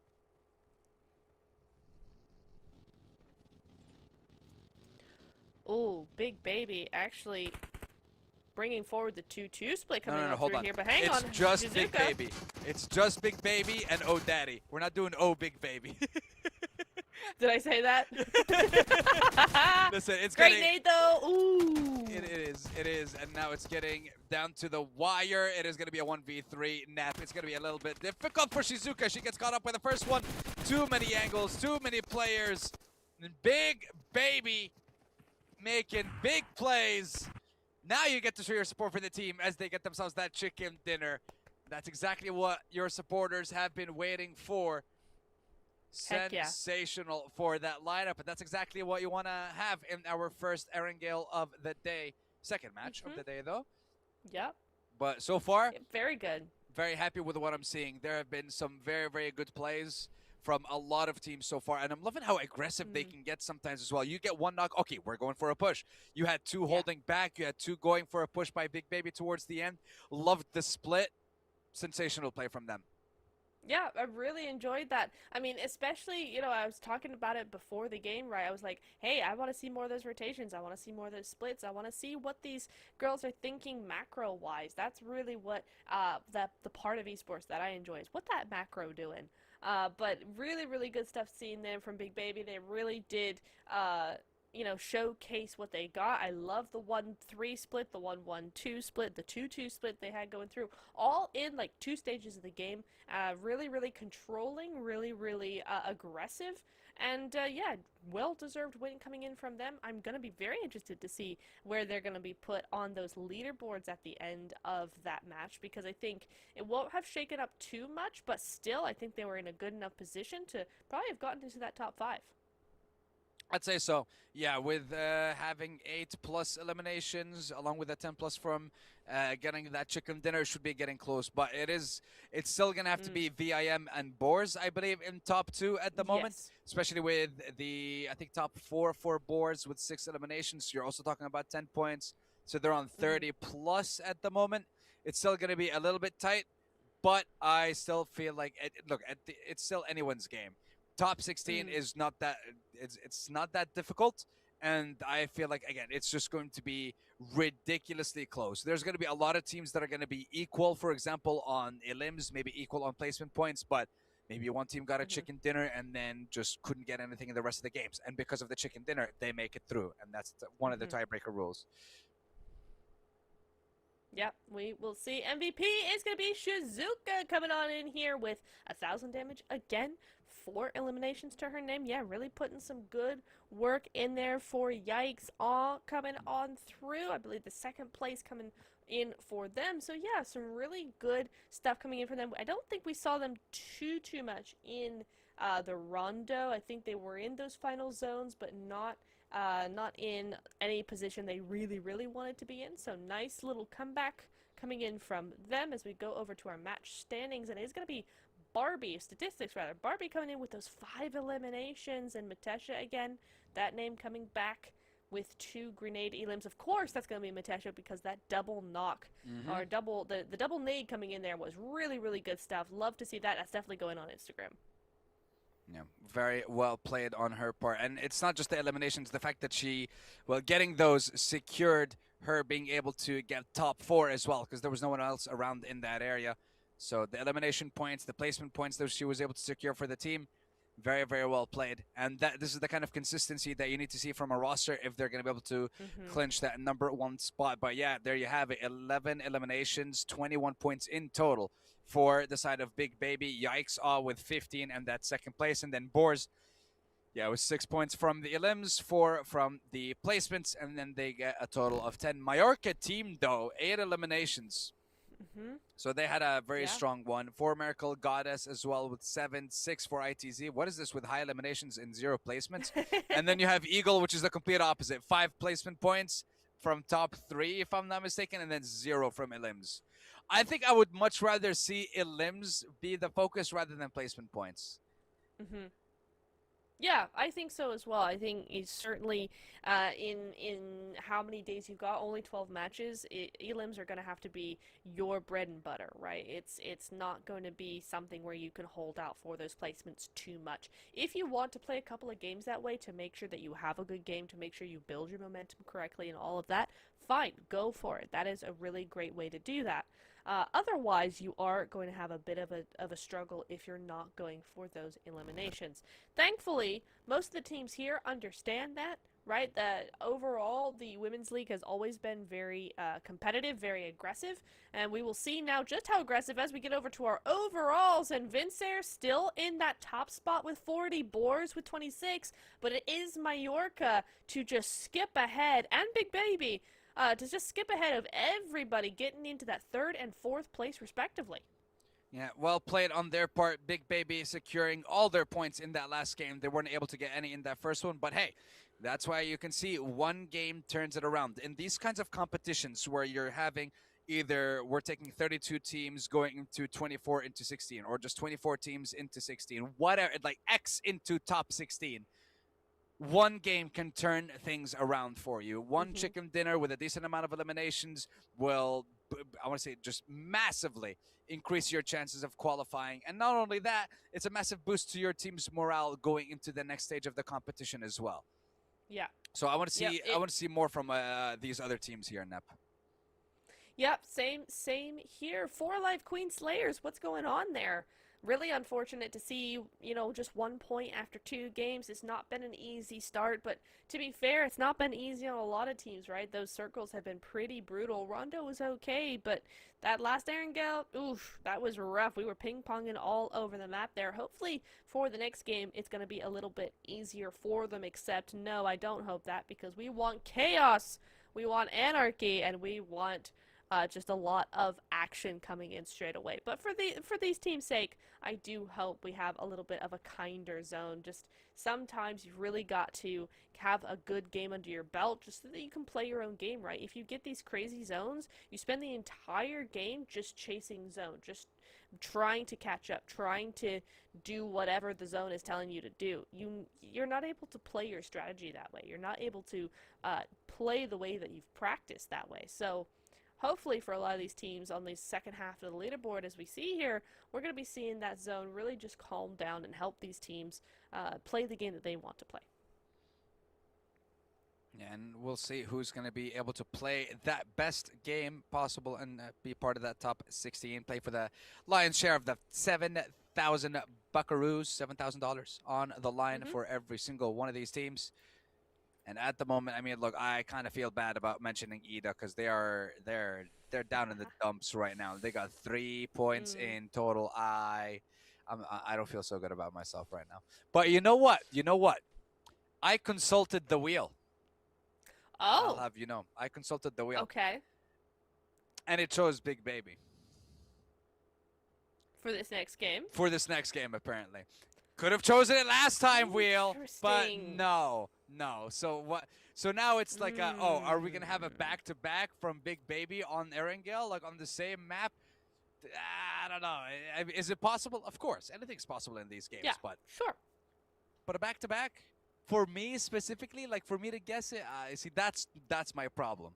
It's like it's because I'm the one that's guessing it. That's where the problem is. Like if it was me and if it was you, it's like, yeah, 100%, it could happen. They can do it. I don't know, though, the control that we saw coming in from them after not having a good zone shift a couple of times, and them still be able to pull out a position and a split like that, I don't know, maybe we will see that. I didn't see that from any of the other teams in that final zone, so perhaps we will see a back-to-back. I could definitely see them, you know, trying to do that as much as possible. We'll see as the Erangel will be coming up very shortly, guys. But I know everybody in chat's going to be very happy with that win. BigBaby coming out on top there. Also seeing somebody say ITZ, ITZ. So we will see if they can get a win, you know, for their fans in the chat. That would be nice. Well, thank you for that, ITZ. Well, we got you now. ITZ Esports. We'll see what they're going to be capable of in the next game, and not only that, but I want to see maybe a slightly more forgiving first circle playing path, because that was rough. Like we didn't have to do that. We didn't have to do that to them. Well, I say we, like game. You didn't have to do that to them. Our fault? Yeah, exactly. And if I word it that way, it's like people are gonna believe it's our fault. We didn't do it. It's the game. Okay? Yeah. Don't hate the casters. Hate the game. Except, yeah, you see, it's not our fault. I promise. No, it's I never really our fault. promise. We're It's the not our- casters, man. We can't do anything. We definitely don't have the start match button. No. No.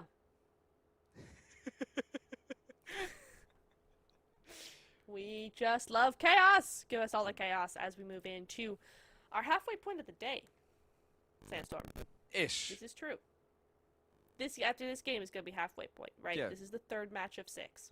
So after this, we're going to be going into another Erangel and then those 2 Miramars as well. So this is where we're going to start maybe feeling a little bit of that pressure, right? Once we get past that halfway point, certainly the teams in Group B are going to kind of be going, ooh, we've only got 3 games left today, and ooh, then we only have 6 games tomorrow. That's where that pressure really starts coming on through, right? Because for any length of tournament, those first 3 games of the day 1 are like, okay, we have time, we're sorting things out, we're figuring things out. If there's any adjustments that we need to make, we can do that.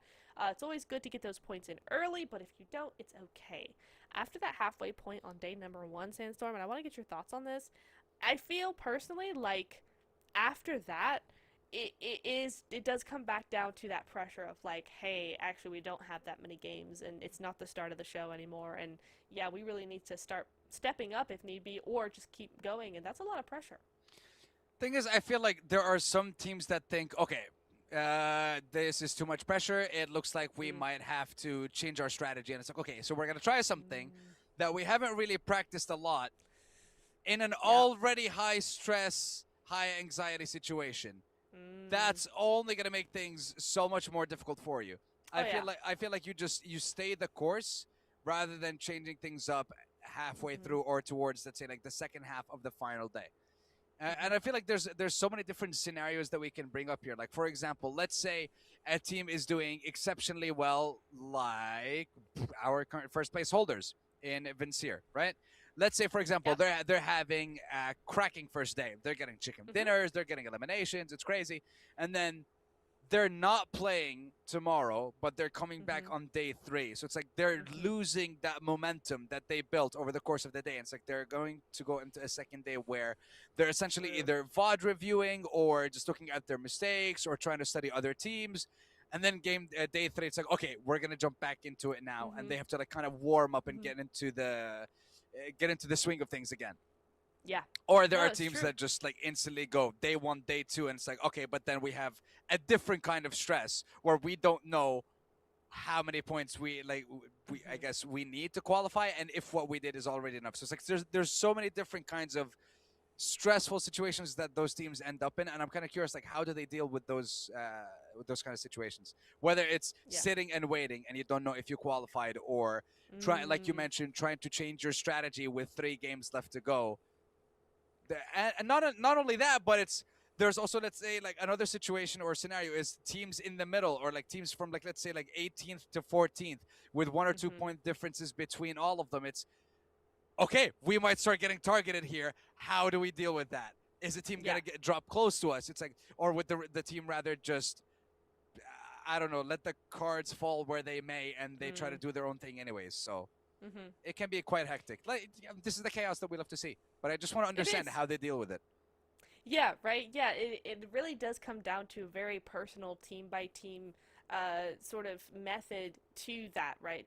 To actually navigating the pressure and how do you respond to it and all of these things. And I think it's going to be very interesting to see how that shapes the tournament going forward, right? How we're going to be seeing that come through. I do want to see, some of these teams be able to step up to the plate, and the teams in Group B, like Boars, for instance, who will not be playing on day 3, right? Sorry, not Boars. You were right. It was Vincere. Vincere coming on through here, right? On not being able to play on Sunday. Honestly, for me, how I would play it is I would just go and say, right, I'm going out Sunday night. I'm not watching, I'm not sitting, I'm not waiting. I'm just gonna go out. Y'all tell me what happens, because being able to having to sit there and watch 6 games and potentially watch your team just fall down the leaderboard bit by bit, not good, not fun at all. And so I couldn't do that stress. But that's just me. Maybe these other teams want to know exactly what's going on, and so maybe we'll have a few more teams in that chat figuring out, just seeing saying hey, seeing what's up, and seeing how they go in the end. I am hearing my spidey sensors are telling me less than a minute until game. Well, it's actually less than 10 seconds. Less than 10 seconds. Oh my God, voices come to me. Yeah, Absolutely it's very insane. close, they say. The voices speak to me. Oh, she's nuts. She's absolutely crazy. Someone help me. I am ready, voices. I'm ready. Say that we're sending the plane away. Yo, she's talking to voices in her head. Hello? Yes, let's go. All right. We are going, and they're always right. Cowplane! Cowplane skin for the win. I need that in my life. Cow skin for the plane. I like it. Yeah. You know what? I like it. Paint And you know what? I like this plane path. It is literally like the previous one, but the opposite. It's just, instead of Primorsk to Severny, it's Severny to Primorsk this time. So, is the circle going to be going to Milta if we're doing opposite, or is it going to be going to Primorsk? I don't know. I'm thinking Milta, Milta Power, Lipovka, because the circle's feeling a little bit... I don't know what the circle's feeling right now. We'll wait to see. Circle is feeling farm. That's what it's feeling. You're feeling farm? Okay. So are we talking like farm military base or farm Yasnaya type vibes? Farm Pachinki Milta. That's Farm where we're going. Pachinki Milta. Okay. That sort of area. Okay. Well, let's see what that first circle is going to look like. Where is it going to be? And where will the fates of these incredible players be decided? Wait. What? We've got the hot drop happening again in Severny. Yep, that we do. It is Majorka Team once again with Fast Esports. Let's see what happens there. I mean, and it's exactly the same. Wait, except it's different this time. It's Majorka dropping where Fast dropped last time. Sure. That makes it so much different. That makes it so much easier. Yeah, it's literally the opposite, just like the plane path. Hello? Go back to talking to the voices in your head, okay? Okay, voices in my head speak to me. Okay. 1,600 meters to zone, though, so we didn't get to see where that zone went, but we do know it's gone pretty far south. Is this it's not a military one.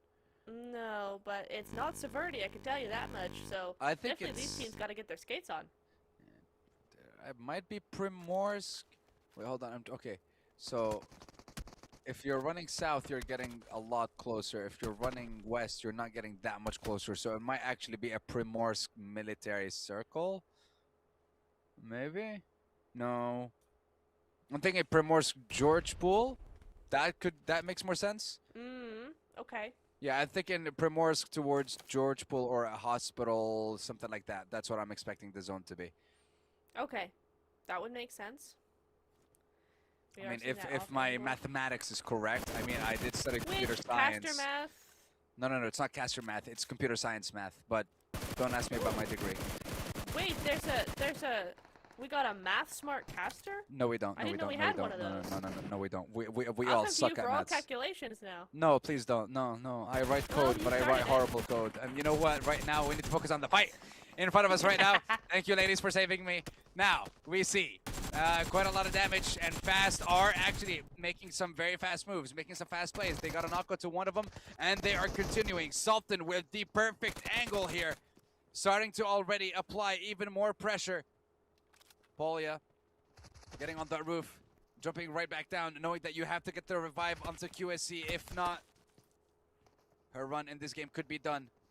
Marussia as well gets revived. Fast, Dammy, backup is here. But again, there's no helmet, there's barely any armor. And the revive is continuing onto that third member. Ooh, that peak is incredible though. Dammy, a little too aggressive, will be going down. And this is a 1v2 that you're peaking. The other members are still not there. Fast, maybe just a little too fast for my liking.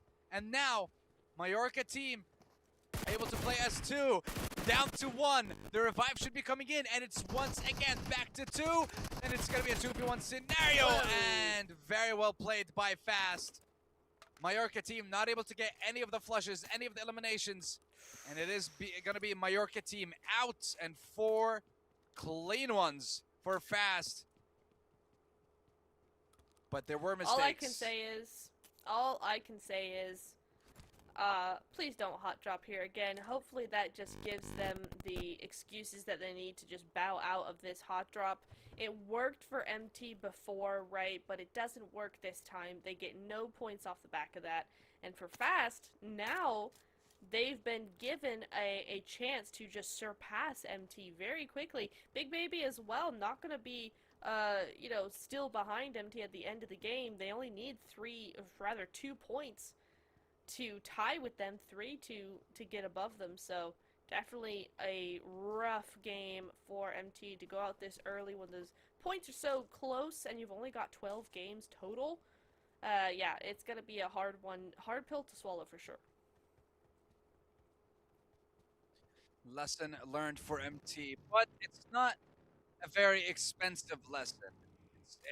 It's not costing them that much because of their performance in games 1 and 2, then having 23 points with the target of this whole these next 3 days or next 2 days in total as well, being top 16. I think around 40 plus True. points, 45 plus points, you should be safe, and you're already halfway through during that first game or during that first day rather. So you're still in a very good situation. Just focus a little bit more now on your hot drops and whether you actually want to continue down that path or, I mean, when it comes to the fight from the side of Majorka team, I think the priority should have been focusing on, like, rather than going for the revive, it should have just been heal up and take the fight. Maybe finish whatever players you could finish. Because basically it just ended up being giving 3 1v1s in a row to the side of Fast, and that was it. Yeah, yeah. So it wasn't really them fighting 2v2 in the end. It was just giving away the fight for no reason. But hey, lesson learned. GG, you go next and you move on. There's not much you can do after that. Not much you can do at all. We're going to be moving over to BigBaby. Of course, we are looking for that back-to-back chicken dinner from them, at least I am, as we look over towards the zone. And we are going to be going over towards Pachinki, down to that side, right? Shelter way outside of zone, so definitely not on this side. He's going to be going over to that southwest side, pretty sure here. And we will be seeing that as the Sonic car gets medded on up, gets back to full health here. And Boars, they're going to be moving on through. They're in second place right now. Still a fair bit of a gap between them and Vincere here, right? That's going to be, what, 14 points total? But we've seen plenty of times now that that's not really that big a gap when it comes to these girls. They are able to go above and beyond when they need to. And Boars, they put up a really good performance so far. So looking forward to seeing what they have in store for us.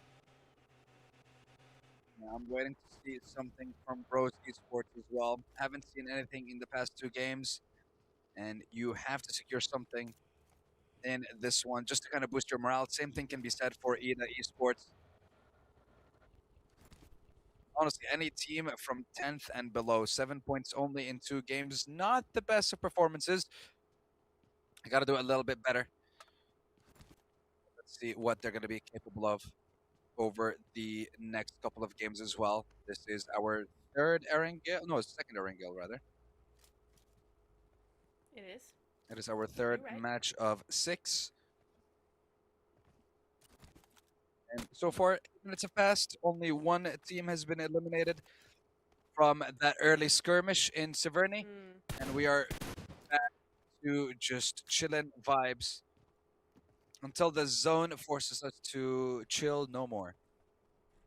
I mean, yeah, that's exactly what's happening, right? It's exactly what you expect to happen when you don't have a zone that's hard shifting away from the plane path. It's going to be a pretty quiet first half of the game. Nobody's going to be doing anything crazy. No big moves are being made. They're just going to loot up, ready up, get prepared for this next game, for the fight ahead of them, and make sure they're in that best position possible. So definitely going to be one to watch here as we get into those later stages, but probably the action's not really going to be picking up until about stage 4, I'd say.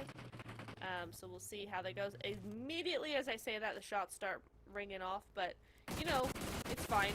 Kira gonna be under pressure, but she does have that hovercraft, thankfully, gonna keep her alive a little bit longer than usual, except she does stop. Yeah, I mean, 4 sprays is not gonna keep even a hovercraft alive for very long, but they have to be careful because now it is going to be the Boars moving through, and it looks like the Boars are not stopping anytime soon. BigBaby understand this. They know they got a fight on their hand, and that's going to be the scopes getting switched over very quickly, those vehicles getting pushed back, and they are out of here. Yeah, they do not want to mess with that squad at the moment. They don't want to gamble too much or lose an opportunity, lose a couple of their members. Right now, it's just there's no need for us to do such a thing. Let's just move on to the zone and see where we can go from there. Meanwhile, I mean, I wouldn't stay there if I were you. That's exactly what she's going to do. She's going to get out of dodge. See if we can find a different place in Severny, or rather in Pochinki. And it looks like they don't want to go to... I want to say they don't want to go too deep into the city. They want to stay on the outskirts, which completely understandable in the early stages. Meanwhile, BigBaby, not a good sign. What I'm seeing in the elimination feed, it's Eagle versus BigBaby, and so far it seems to be going in favor of BigBaby until it's not. It's now Faryazita on her own in a 1v, I'm not sure how many, but she's going to try to revive Boars. Now, they smell something. They know there's a fight going on. Meanwhile, Amiya thinking, hey, there's a couple of free eliminations. Yoink! Mine and mine. Because I believe, yeah, it was. I'm not sure who it was. It was BigBaby, and it was BigBaby and Eagle. Eagle was the one that was getting the knocks, and Boars come in for the steal. Yep, they sure do. That's gonna be 2 points for Boar, none for Eagle, which is a shame because you know, of the two teams, who needs them more? That's gonna definitely be Eagle on 14 points there, but they'll get them somewhere else. It's okay. BigBaby, in the meantime, are just down to a solo. Really crushing result here for the team after that big win on the last game. But still, as a solo, I mean, we saw the Boars solo last game get into top 4, so it's entirely possible to still take away a few of those placement points back to the lobby with you. So we'll see how that goes for them. Meanwhile, we will be seeing Boars just, you know, grab any points that they can and move on through. I really like the aggression we saw from Boars. Very, very confident looking, coming in over those hillsides towards BigBaby, right? So very nice to see that. They're not playing, you know, they're not playing scared. They're not playing overly cautious. They're not doing anything like that. They are just going for it. And clearly, I mean, we're seeing that it's working on with 28 points. Yeah, 28 points. You are chilling right now. No stress. You can just keep going along with this same trajectory that you have. But when it comes to the finals, may need to up the ante a little bit. Meanwhile, IDA, one of the teams that does need to improve their play. They might be doing exactly that against Beg Esports, the first, the second, but Naz on her own will get taken down, might get flushed as well. She's trying to crawl away, closes the door. How very nice of her. On the way out, nade comes in. Oh, wait, double nade being thrown from Beg. But again, no knock at the moment still. And Naz is somehow actually going to get revived. Now it's all up to Sasha, I believe, on her own. Yep, she's gonna go for that 1v3. Okay, nice. Swing 1 by 1. She gets the first one. Perfect hands. I would take out the rifle if I were you. Drop the nade, drop the nade, drop the nade. Okay, that was a little bit too close for comfort.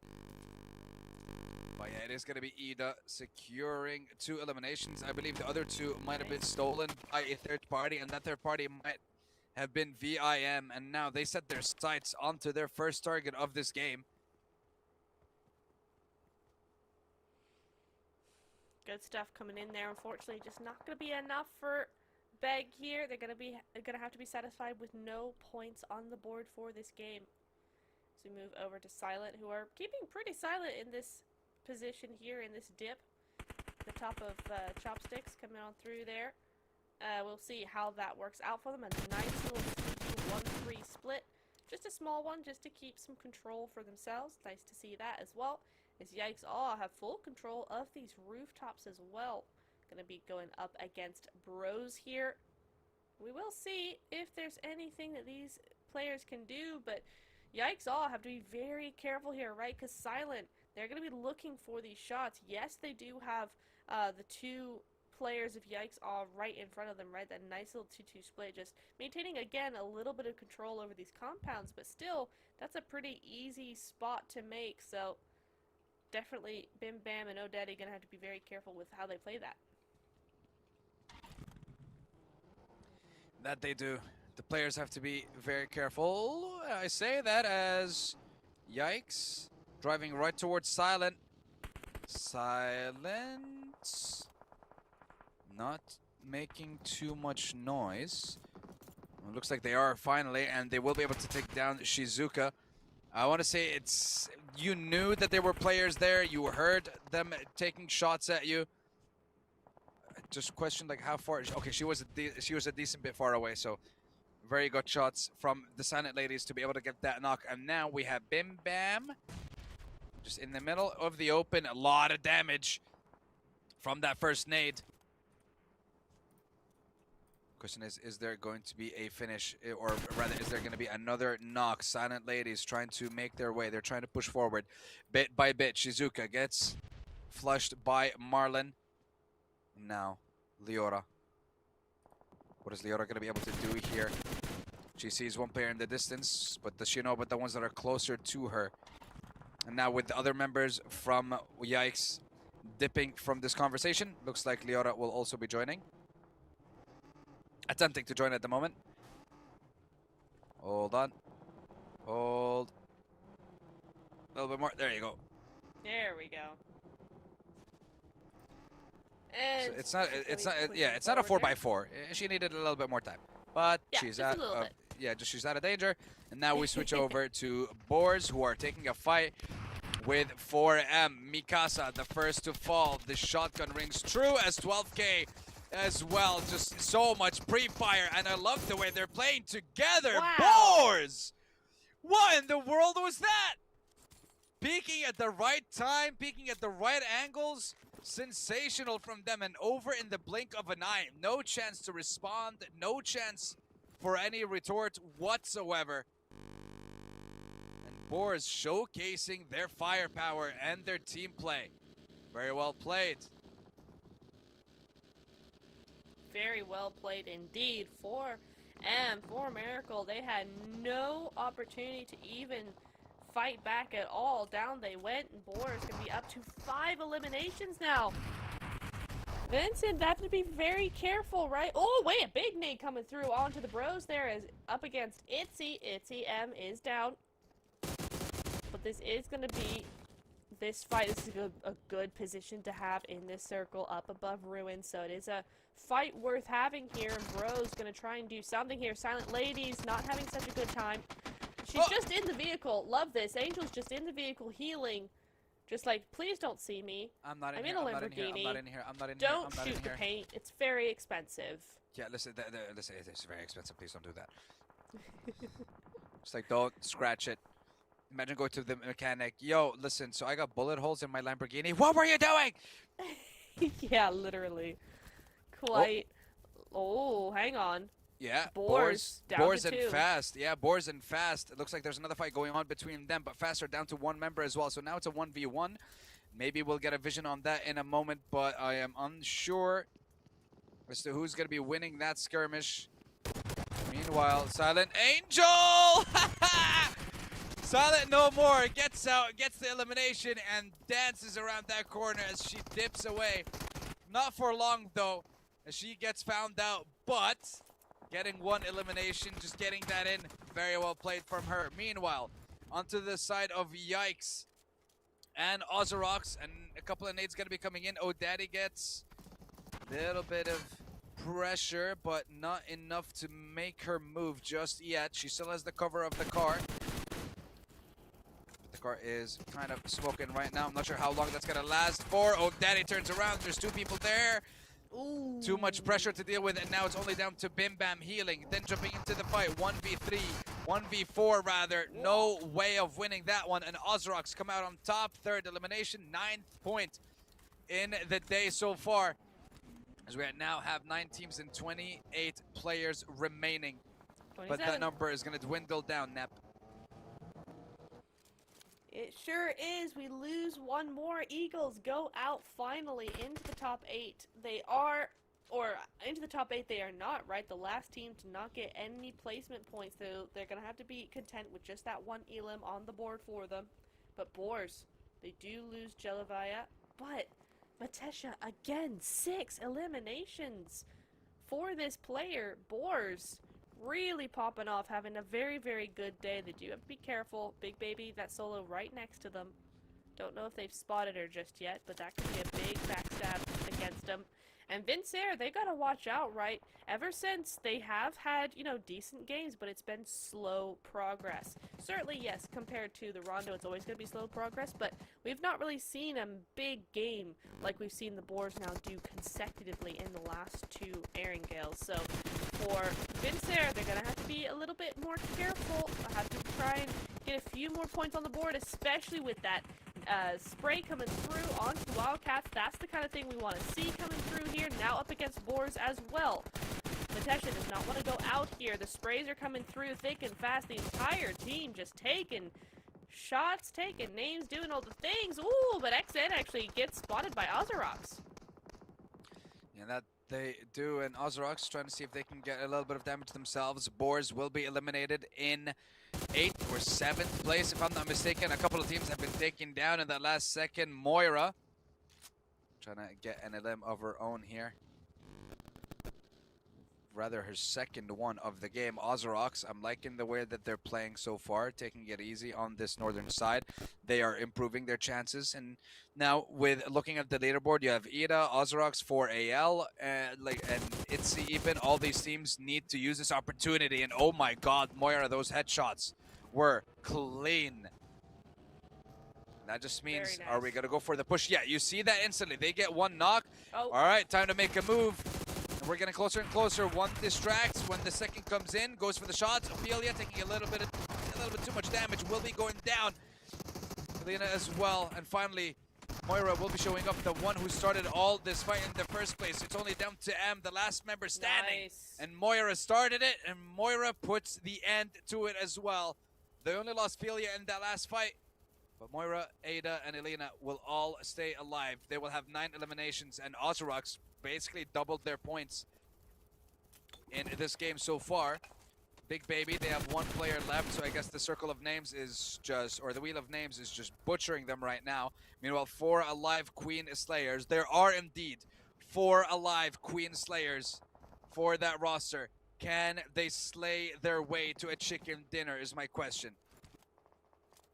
It's entirely possible here. It's 4AL. Love to see them coming alive here as they move up into 14th place. 3 points on the board now. That's up from 1 in that first, before this game started. So they've tripled their points. Always good to see, but they are starting to fall apart bit by bit here, getting caught between 2 different teams. It's IDA and it is Ozarox as well. 2 teams you do not want to go up against at the same time, as Vitamin might just, yeah, goes on down. Great nade coming in there, and 4 alive. Unfortunately, it just has to be Dolly and Nufrite here to really try and keep this game alive, keep it going, as IDA does go on down in the end. They do have a top 3 finish. Here we go. It is Vincere, it is Ozarox, it is 4AL, but Vincere, Sandstorm, full squad, a 1v2v4.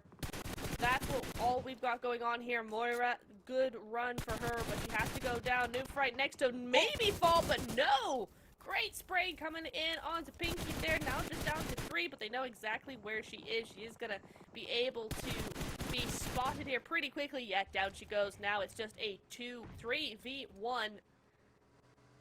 Dolly, a lot of pressure on her shoulders here. Maybe gets it, maybe not. Pimki does go out there. Dolly able to flush that one out, but oh, the hip fire to close it all down, and that's Vincere coming in clutch there for the second time. Sandstorm, we got 2 wins out of 3 games for this team. They are not going anywhere.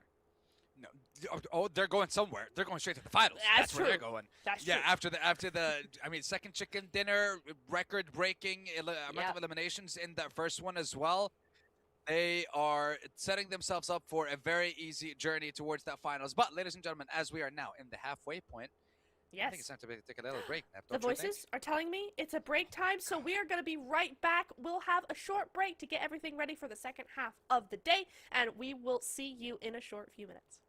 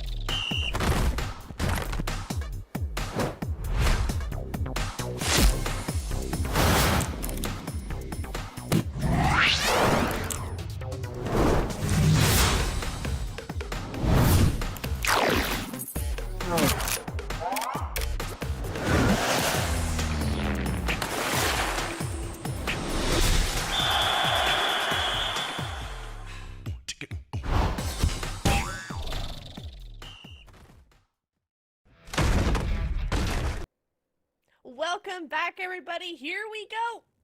Green screen? It Magic. works. I Yes. I didn't do anything. Great. All right. Tomorrow I'm gonna have my screen screen up. Yeah, Anyway. say, come on, say, what are we doing here? Sorry, Come on. guys. Sorry. Anyway, we're back for the second half of day number 1. Here we go. Group A versus Group B of PMEWL semifinals. Coming to you, coming to it near. You want to get Coming your words to a there, screen buddy? near you. There we go. Coming You to a wanna get screen there, near buddy? you. But we've just had 2 big wins from Vincere. We had another big win from BigBaby. Oh my goodness. And we're going through with that match MVP for that last game, which isn't going to be from Vincere. It's, of course, going to be Matesha from Boars. I mean, we saw her really pop off in game number 3, so no surprise there. But what is surprising is 500 damage for 6 elims. Girly's been doing some stealing of Nox, methinks. I agrees with your thinking. Only Yes. in this situation, not when you're talking to the voices in your head, though.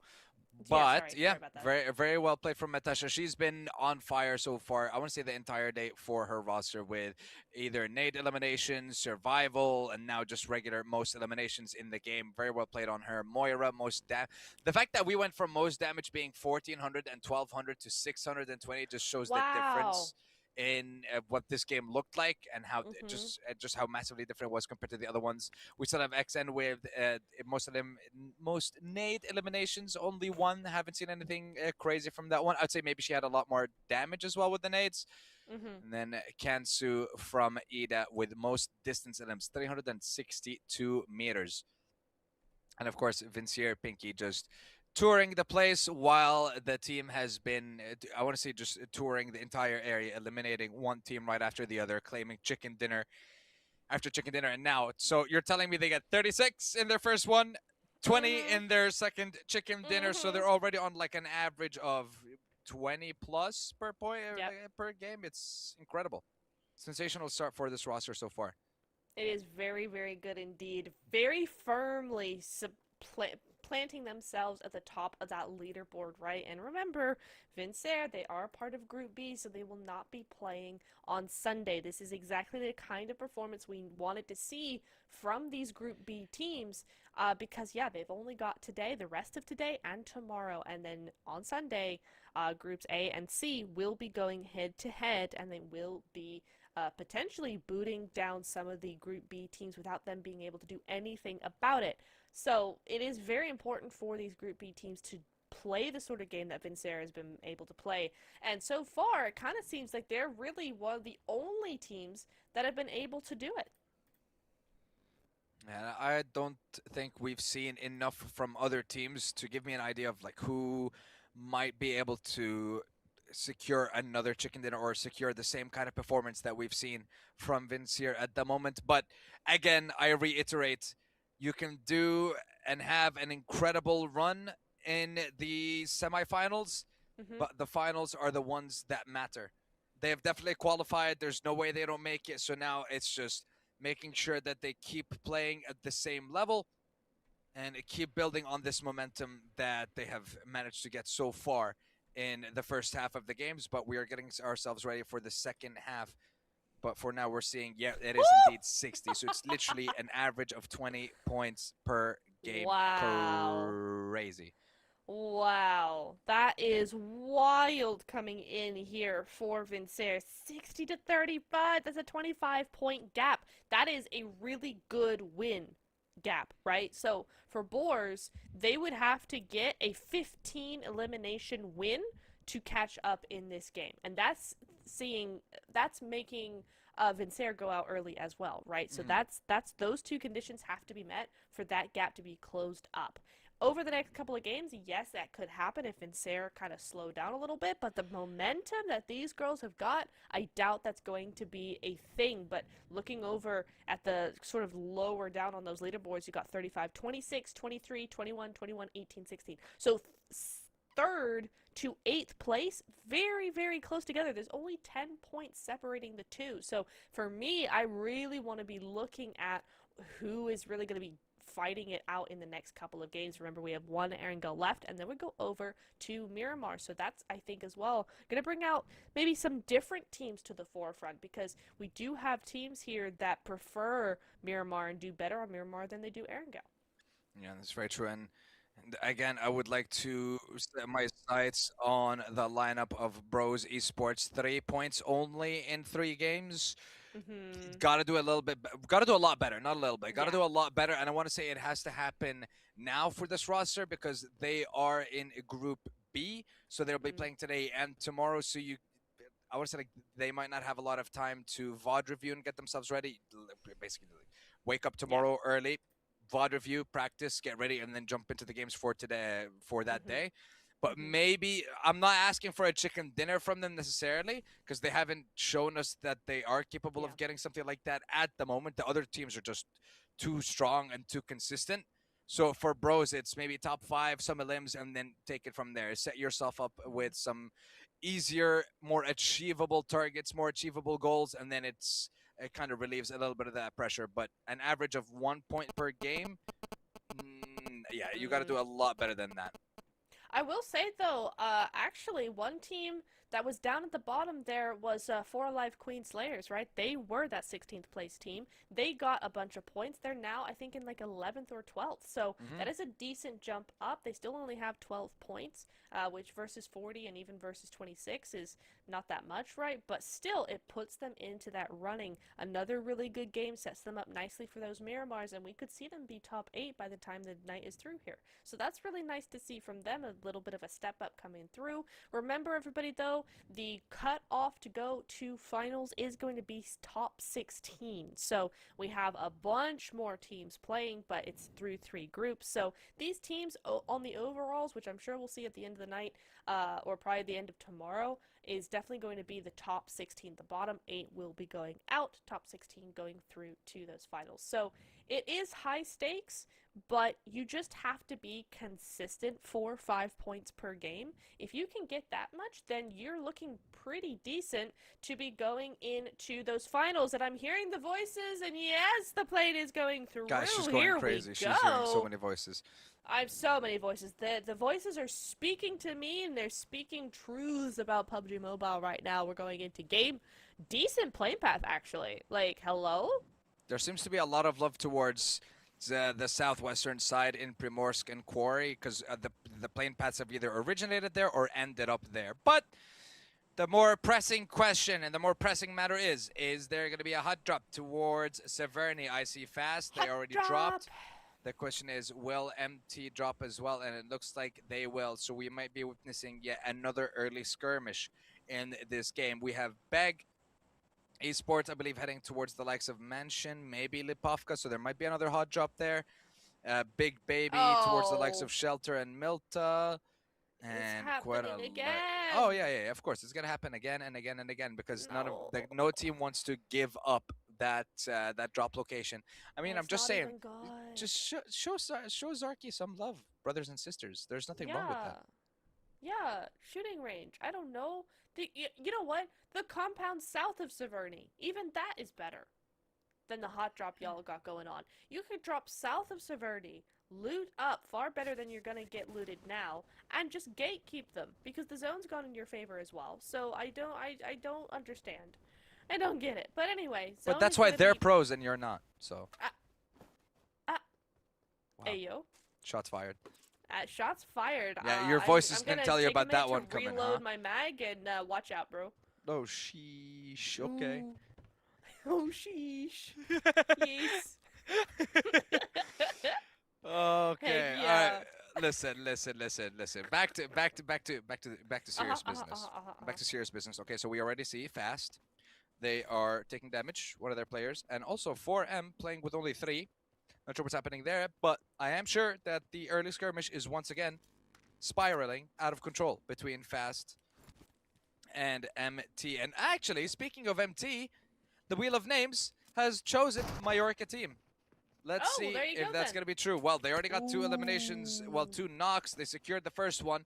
Damian, Sultan, it's all down to you two against the full lineup of Majorka Team. And I believe Fast lost the last one, if I'm not mistaken, to MT in the previous game. Yeah, So they right did, now it they seems to did. be following again. And now Dami left all on her lonesome, trying to push a 1v1, trying to see if she can at least like get 1 point, get something. Explosive arrow. Okay, Legolas, calm down. Dami will be able to get the knock and the flush. Very well played, so at least she's able to get something out of it. But here comes the rest of the MT squad. Can she get a little bit more? Almost. I think if she got that second one, she would have been able to secure the third. But okay, we're shooting boxes now. Interesting. A little bit of revenge. That's what you get for finishing my my teammate. And MT, 4 elims, Fast. Out with a fast one, 1 elim only. Not the best of starts yet again. So I guess that should tell you who owns Severny at this point. I agree, and honestly, I really need to see Fast not go there again because we saw them have a really good Rondo, right?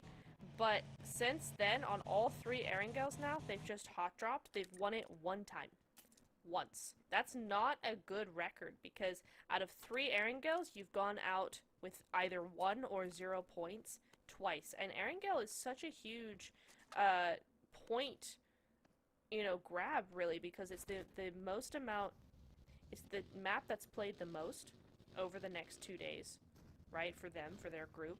And so it's really, really important that you use that to your advantage, and they just aren't. They're just using it to hot drop and try and claim something that doesn't matter anyway. And for me, it just feels like a bit of a lost cause there, or not a lost cause, but a bit of a moot point, rather. And, they had a really good start. They're really good. They jumped ahead in a bunch of points, and now we're seeing them get a couple of points more, and the rest of the teams are starting to catch up with them. It's become a game of catch up for quite a few of those teams right now.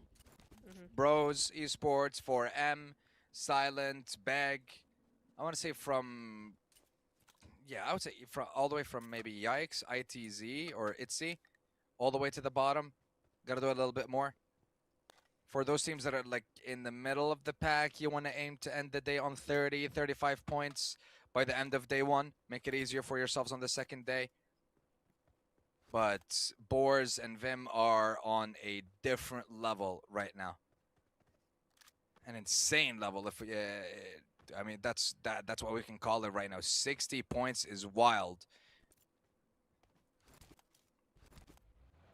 It's a good thing that we're only taking top 16 right now, because if not, it's kind of sort of just massively over. For like Vim, just play passive, not play passively. Keep playing the same way you're playing, and showcase this kind of ability in the finals. Might be yours, but then again, we don't have the back-to-back champions in Galatasaray. Very true indeed. Galatasaray still need to make their appearance, and that's where we're gonna be really asking the question: who can go up against them? We'll get to see them play tomorrow, and actually I think, let me just double check something here. It is going to be Group B versus C tomorrow, and yeah, so we will see these teams go head to head. Galatasaray and Vincere, both of them will be going up against each other tomorrow, so that's definitely one to watch. Definitely something to keep in mind, because remember, the points don't get wiped away tomorrow. It's still the same points. Right? Vincere will have 60 plus points going into tomorrow against teams that have 0 points. That's the crazy bit. So we'll see how much Galatasaray can actually catch up to that in one day. I would be curious to see what kind of average they're looking at, and how many, if they can scrounge more than one chicken dinner in the day. Hmm. But right now, Vim are doing they're doing so much more than some of the teams that we're looking at when we compare them in the overall leaderboard. Hmm. But again, it's only the first day. I know it's 2 days, but we still have 2 more games. We still have to see what happens with this Erangel and then the double Miramar. Miramar, I feel like, is going to be crazy because I remember you were talking about a specific team and how they consistently perform on Miramar. Is that the team participating with us, or are they in Group C? Nep. Which team? Sorry, I didn't hear that. You were mentioning it. You were mentioning a team. I'm not sure of the name. I don't remember, but you did mention one of the teams competing is incredibly strong on Miramar. Oh yes, Wildcats. In the past, Wildcats, they have okay. been very, very good on Miramar. Hopefully, if it's the same roster. I know there's been a lot of changes, so I'm not sure. I haven't been able to see them on screen long enough to confirm that it's the same roster. But if it is, then yeah, very good on Miramar. There's a couple of teams like that, but Wildcats to me is the one that stands out. Well, let's see if Wildcats can do it because right now they are not doing so good. They're Not having looking so 12 hot. points in total. They have to do quite a decent bit more. But for now, it's better than 3 in 3 games. That's for sure. Like approximately 4 times more. That's the extent of my mathematical skills, by the way. I'm just saying. That's so cool. It's far more than mine and other casters. It was 4 times 3. You chaos! can't be that. Oh, okay. Well, Let you the you chaos listen to voices in ensue. your head, so it's fine. Yeah, we do like. I mean, look here. This is like the most fun for us as casters. Seeing this carnage of a zone. From the player's perspective, this is hell that they're gonna go through right now. Because it's again, do we stay on the mainland or do we take the bridges? And if we take the bridges, are we taking the western one or the eastern one? And if we don't want to take the bridges, are we swimming? Are we boating? Literally. Is there a hovercraft that we can use? So many options. So many options, and it's already kicking off here, Sandstorm. BigBaby coming on through here.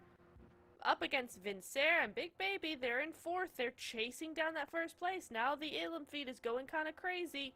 Yikes Awe versus Itzy. Going over, and Yikes Awe just down to a solo. My goodness me. Shizuka going on down. Who is left standing? I'm not quite sure. Might just be Kylie. No, that's Eagles on board here with them. Oh, another knock comes on down. Yagi goes down as well for Vincere. Bim Bam as well.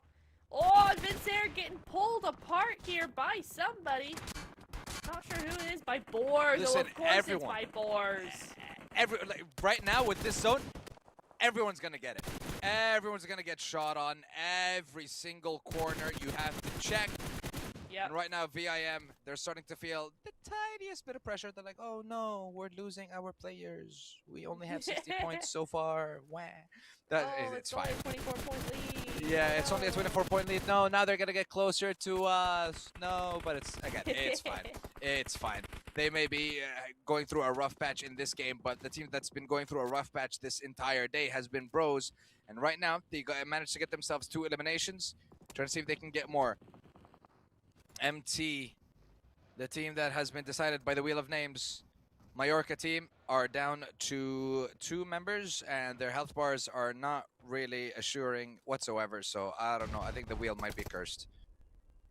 It might be. Well, is it the wheel or is it you? What do you say? Anyway, Ida, moving on through. Go back to listening to your voices.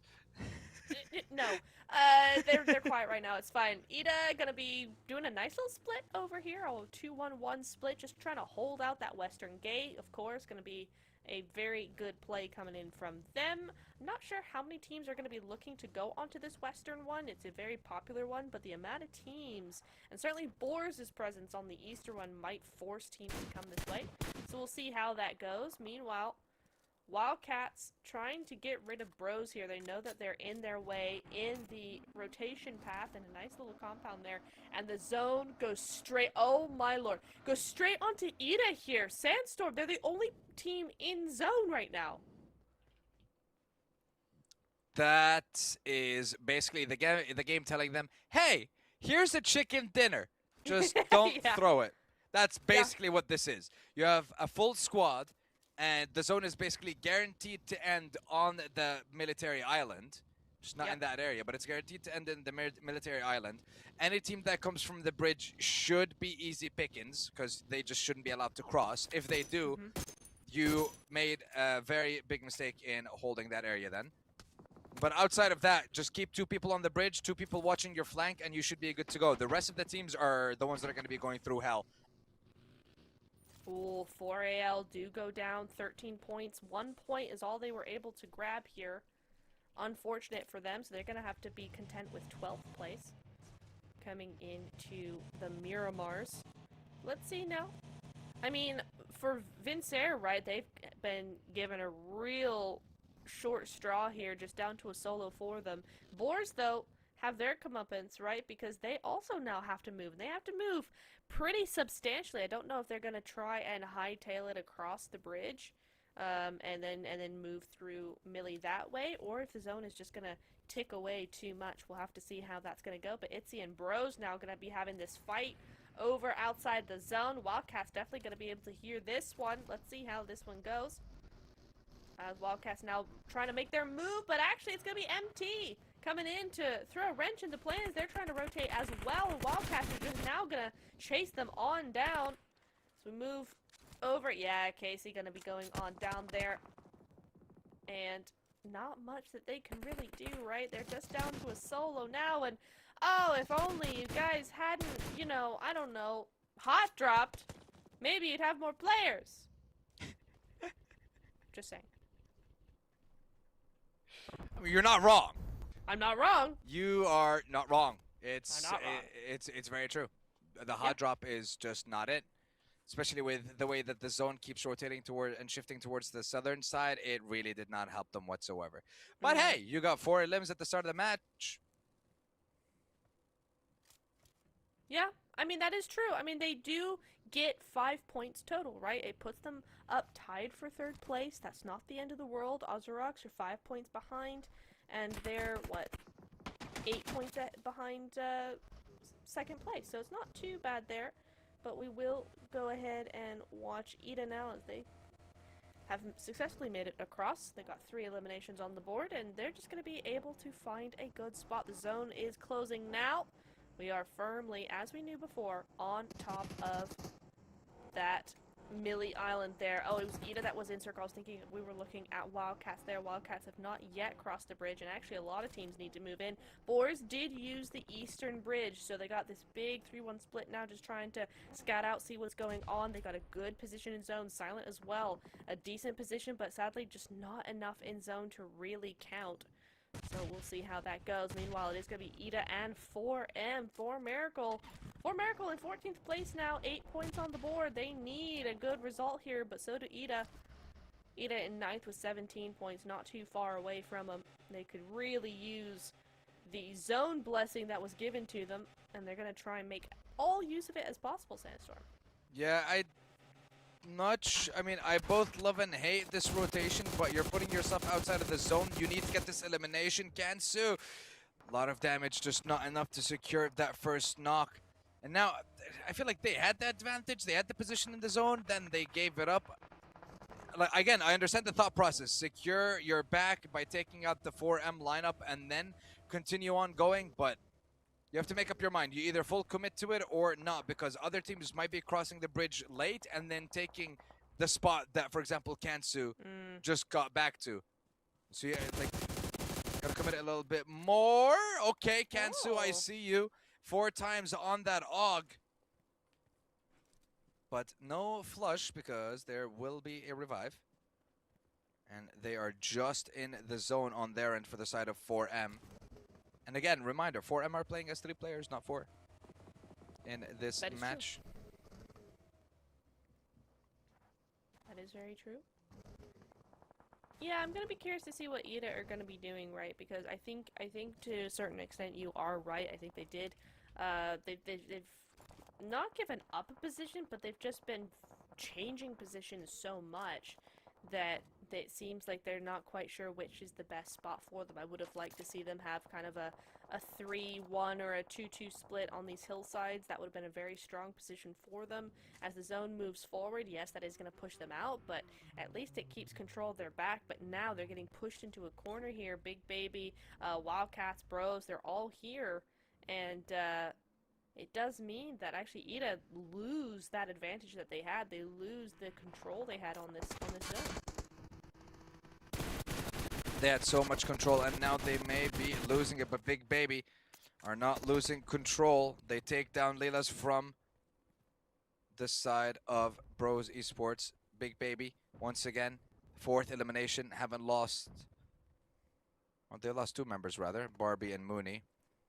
So it's just now Fariza and Liot in a 2v, well, 2v the world at this point. And now with their cars being exposed, Wildcats not going to be giving them an opportunity to use those. Just trying to take down those tires.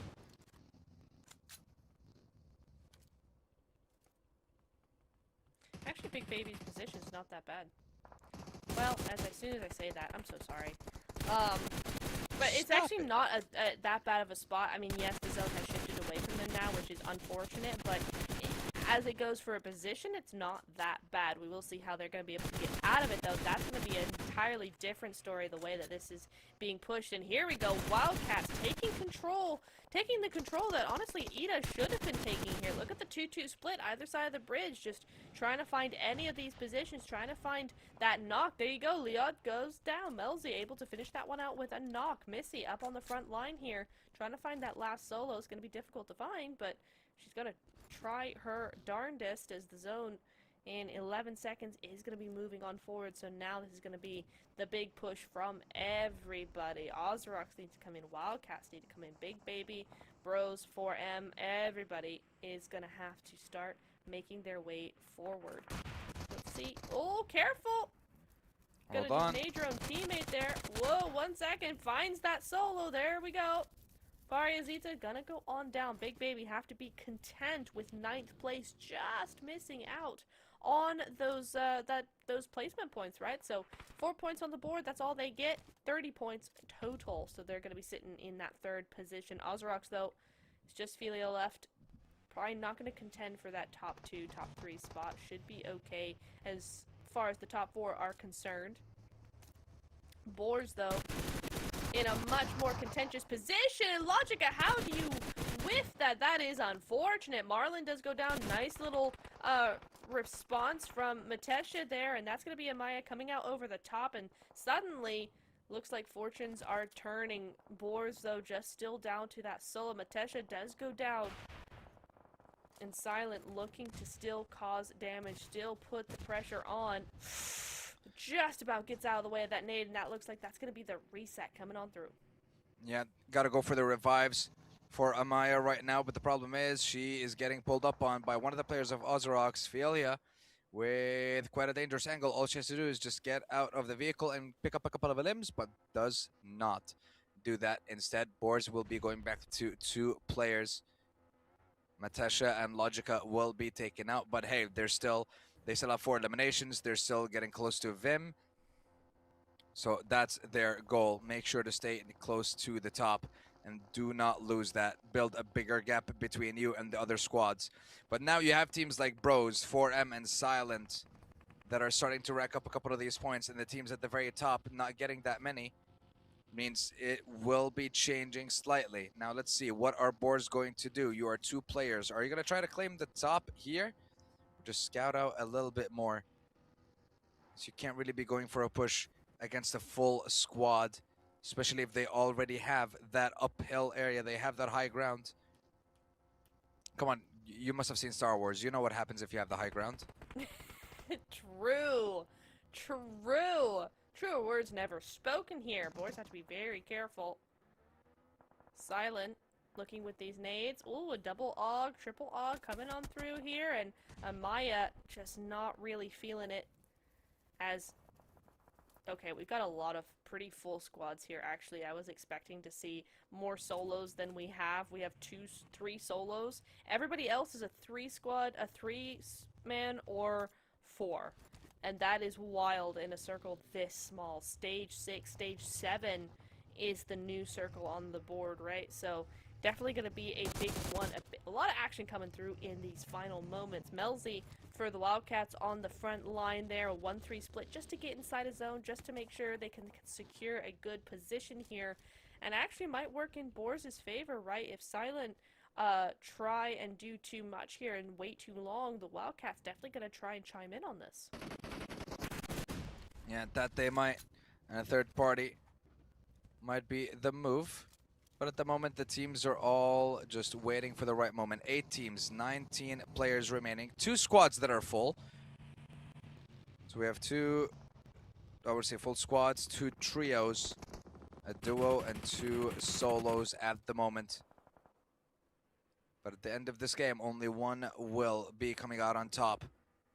It's not going to be Vim, as Melita finally gets taken down by Philia. Which means now that Boars have a chance to get closer. And I mean, I don't know about them winning the game, but there's a chance for them to at least get closer to that top with the placement points that they'll be taking. But Chidavaya at the moment from Boars as well. Takes a little bit of damage. Forced to heal up. Philia, thank you for the free kill, says Boars. Now on to 5. And they are guaranteed top 5 as well. So right now, they may just have to wait for all the big squads to turn on each other and then come in at the right time. But right now, it's not like they have the most, I want to say like the safest place to chill in. And the team come from behind them, take the low ground for a couple of moments and then just rain a couple of nades or a couple of sprays and it should be over and done with. But let's see how a team like Silent Ladies, for example, will be able to deal with this. 3 eliminations in total, 5 rather, in total this game. 12 points so far. Can this be the game that turns it around for the Silent Ladies? It's entirely possible. Oh, especially with the backstab coming in from Ida here. That's going to be big for the Wildcats. That's going to give Silent the time that they need to really make a play here. As Ida, nicely timed by Ida actually to come in, try and get that backstab going. Really means that Missy is trying to look 2 different places at once because Silent now trying to move on up as well. And slowly but surely, the Wildcats actually getting sandwiched here. They got to clear this out really, really quickly as Oiku is able to get back up. So that's enough there. And Boars actually just staying out of it, staying quiet. They don't really want too much to do with this. They want to make sure that they get a decent result here. They are top 5, but they're only 2, so they're gonna have to do and wait a little bit more for those numbers to kind of drop down, and then they can use that duo to their advantage. Let's see if they manage to do that, as 4M so far still with that full 3 members of their squad playing with a disadvantage this entire time, but doesn't seem to have affected their performance a lot. They do seem to be racking up elimination after elimination. Now, 4v4, v3, v2. And it is going to be Wildcats with the higher ground, and they are centered in the zone. Can they hold off the lineup of Silent Ladies, or will their pressure be too much? Couple of smokes. Missy trying to spray, but nothing's going to come from it. Fireshine, first knock onto Maria. But there is a response. So we have 2 fights going on right now. Okay, Wildcats. Whoa. All of a sudden down to 1 member. I don't even know how that happened. The nades coming in from Mikasa from 4M, and the nades coming in from Shushi as well, if I'm not mistaken, from Silent Ladies. Turns out the pressure was just a little bit too much on the sides of Wildcats. And now we have Mikasa getting in there slowly but surely. A spray. Not enough damage, not anywhere near anyways. Meanwhile, Dior getting right into the middle of it, right in the thick of things. But that might have been her mistake in that fight, causing an elimination. Now Silent might actually be overstepping. Silent might be the ones that get taken out here. And wait a minute, hold on. All the teams that have been playing with full squads are starting to suffer a little bit. 4M and Maria now changing things up. Ooh, Shushi was spotted up by The Oh, wait, MG3 what? holding Jilivaya. Oh my god. What? Yeah. Listen. Excuse me. Things are getting a little bit crazy. MG3 versus a card does not get ran over. Manages to get the elimination, and Boars still with 2 members. Boars might be able to do it in a 4v3, but still there's one left standing There of the we Wildcats, go. and down she goes. And now you're telling me that a team that has been playing with 3 members from the beginning of this game might just do it all, but maybe the Boars have something to say about it. Amaya with that opening knock, with that higher ground. What's the play going to be here? Is one going to distract while the other takes him down? Or what? Because Mikasa has been playing sensationally in this game as well, with the nades onto Istanbul Wildcats and being able to clear up that high ground. But now Amaya trying to find a different angle, trying to spot out the players from 4M. It takes a lot of damage though. And now Jilivaya with that MG3. She takes another angle. If she gets knocked down, that is going to be the game going over to the side of 4M. She's pushing up slowly, but she is definitely exposed. She's definitely exposed to the player on the high ground, and that's exactly what's going to happen. A little bit too much, and Mikasa again with that opener. And now it's a 1v3. I understand the play Jilivaya was trying to go for, but if you had some backup, some distraction from Amaya, things could have been different. But now Amaya cannot do anything about it whatsoever. She's in a 1v3, and she will be getting pushed. This nade could be perfect! Almost! Ooh. If it was cooked a little bit longer,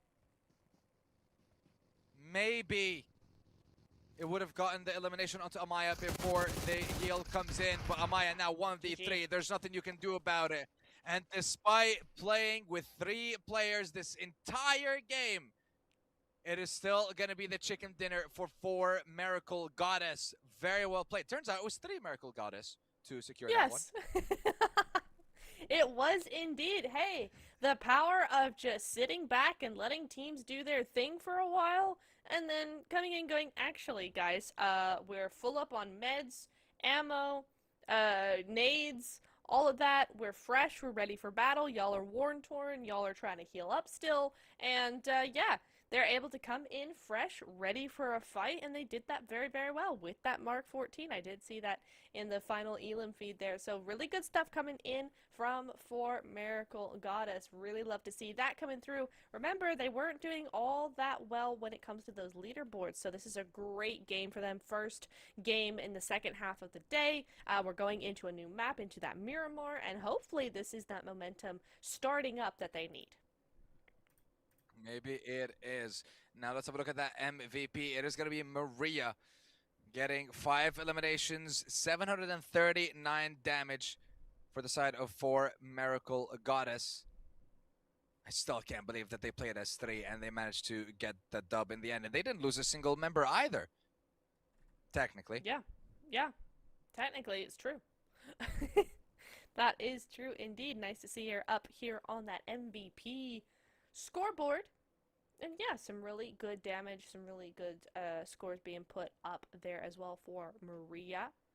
So yeah, that is Erangel done and dusted and finito bonito. We're going over into Miramar now, and we will be seeing what these teams have and just, you know, a different map, right? A different set of rules, a different terrain, very, very different when it comes, you know, to comparing it between Erangel and Miramar is like 2 very different even play styles. I think you have to do on the 2 different maps. So we'll see how that goes as we look over onto our match stats here. Most damage is Amaya. Nobody going over 1k damage, but we do have that 927 coming in. Very nice indeed.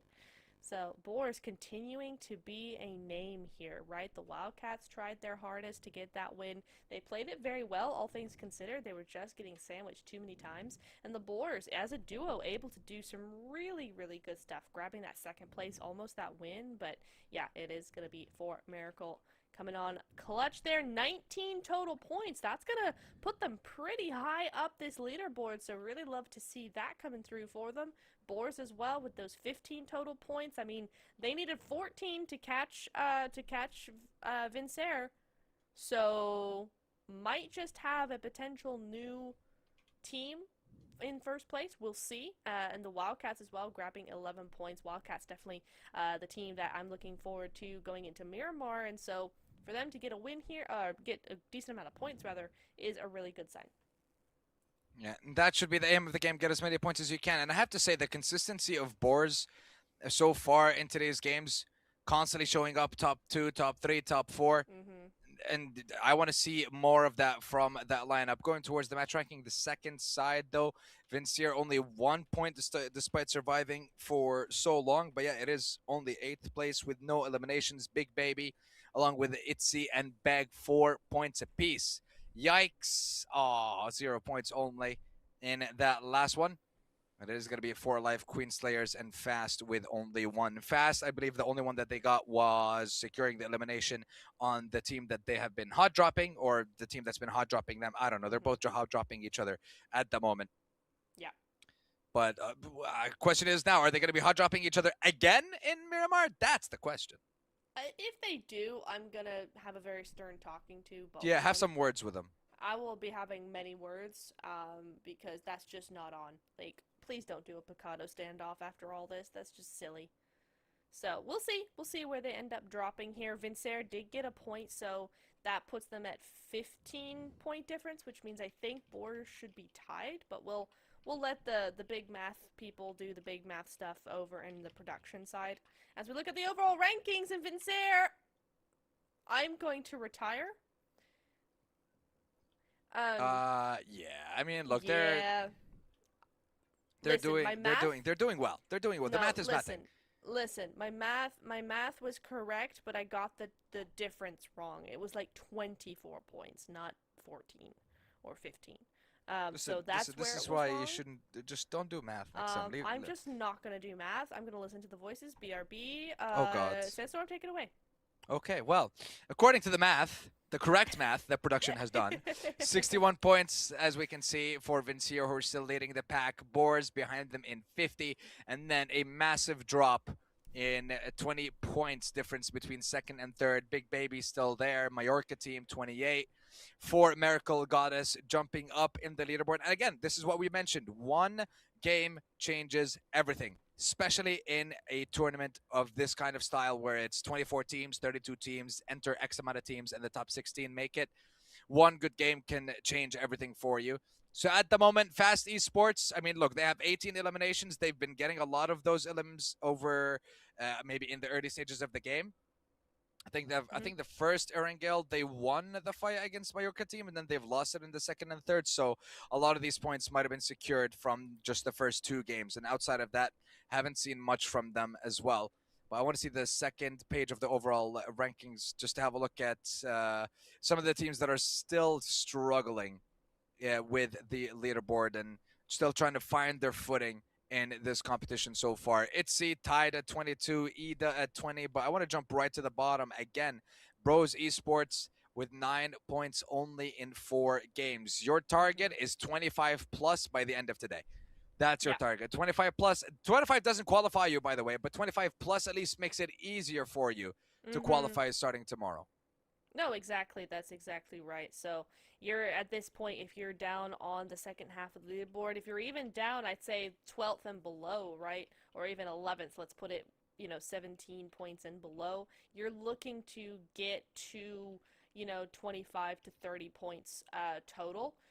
Just because, you only have one more day after this, so you really need to get those points as much as possible. We do know that a lot of those teams in Group C are going to be doing quite well. There's a lot of big-name teams there, so if everything goes according to plan, they should really be looking to certainly surpass you. So you really want to make sure you get that 25-30 point mark just to have a chance at that top 16, because yes, while there are a lot of slots, there are also a lot of teams as well. So definitely something to keep in mind as we head into our final 2 matches of the day. Sandstorm, what's your wheel telling us? Oh, do you really want to know? Did you put it away? Did you? No, I would never do such a thing. The wheel is already gave me it already gave me the result, but if I'm being honest, I'm not excited about the result. Give it. It's Bros Esports.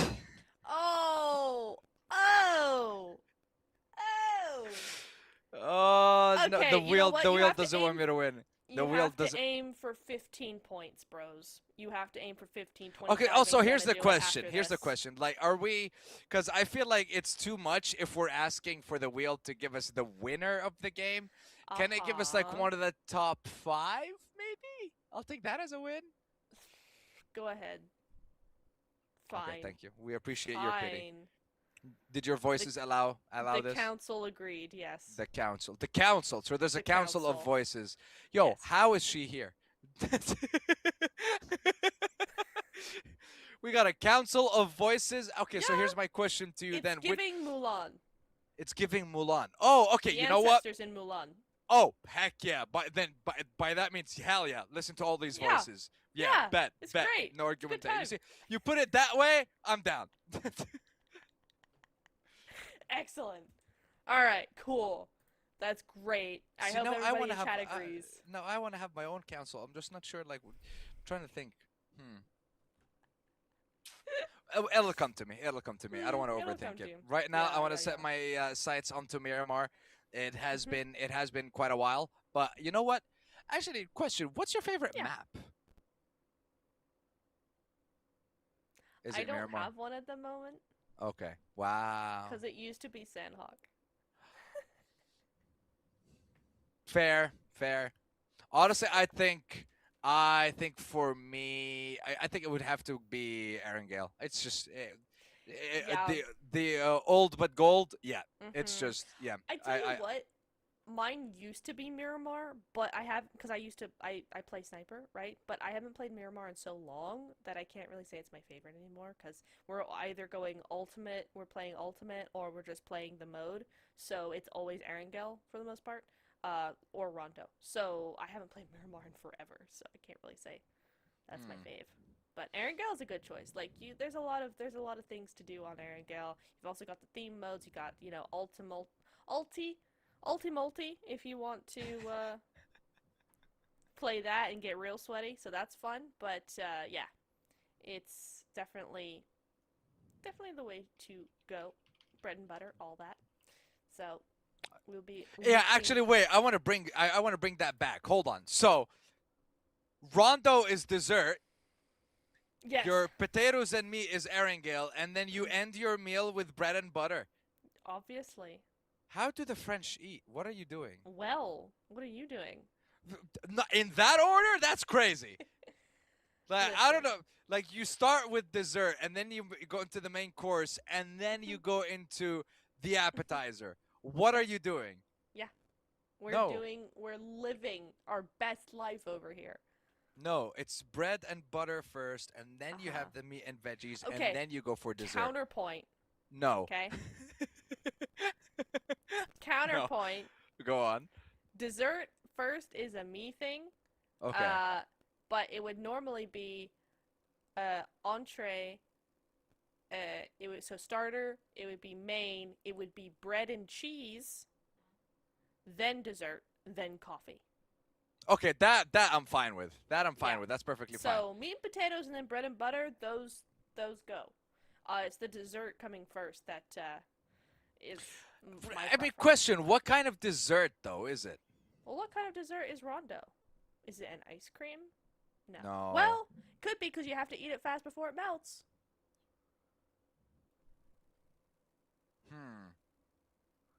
Maybe no, that's not a dessert.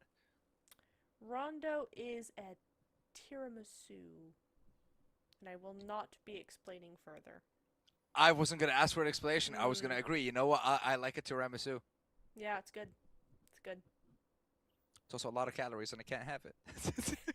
You know what? We don't worry about calories.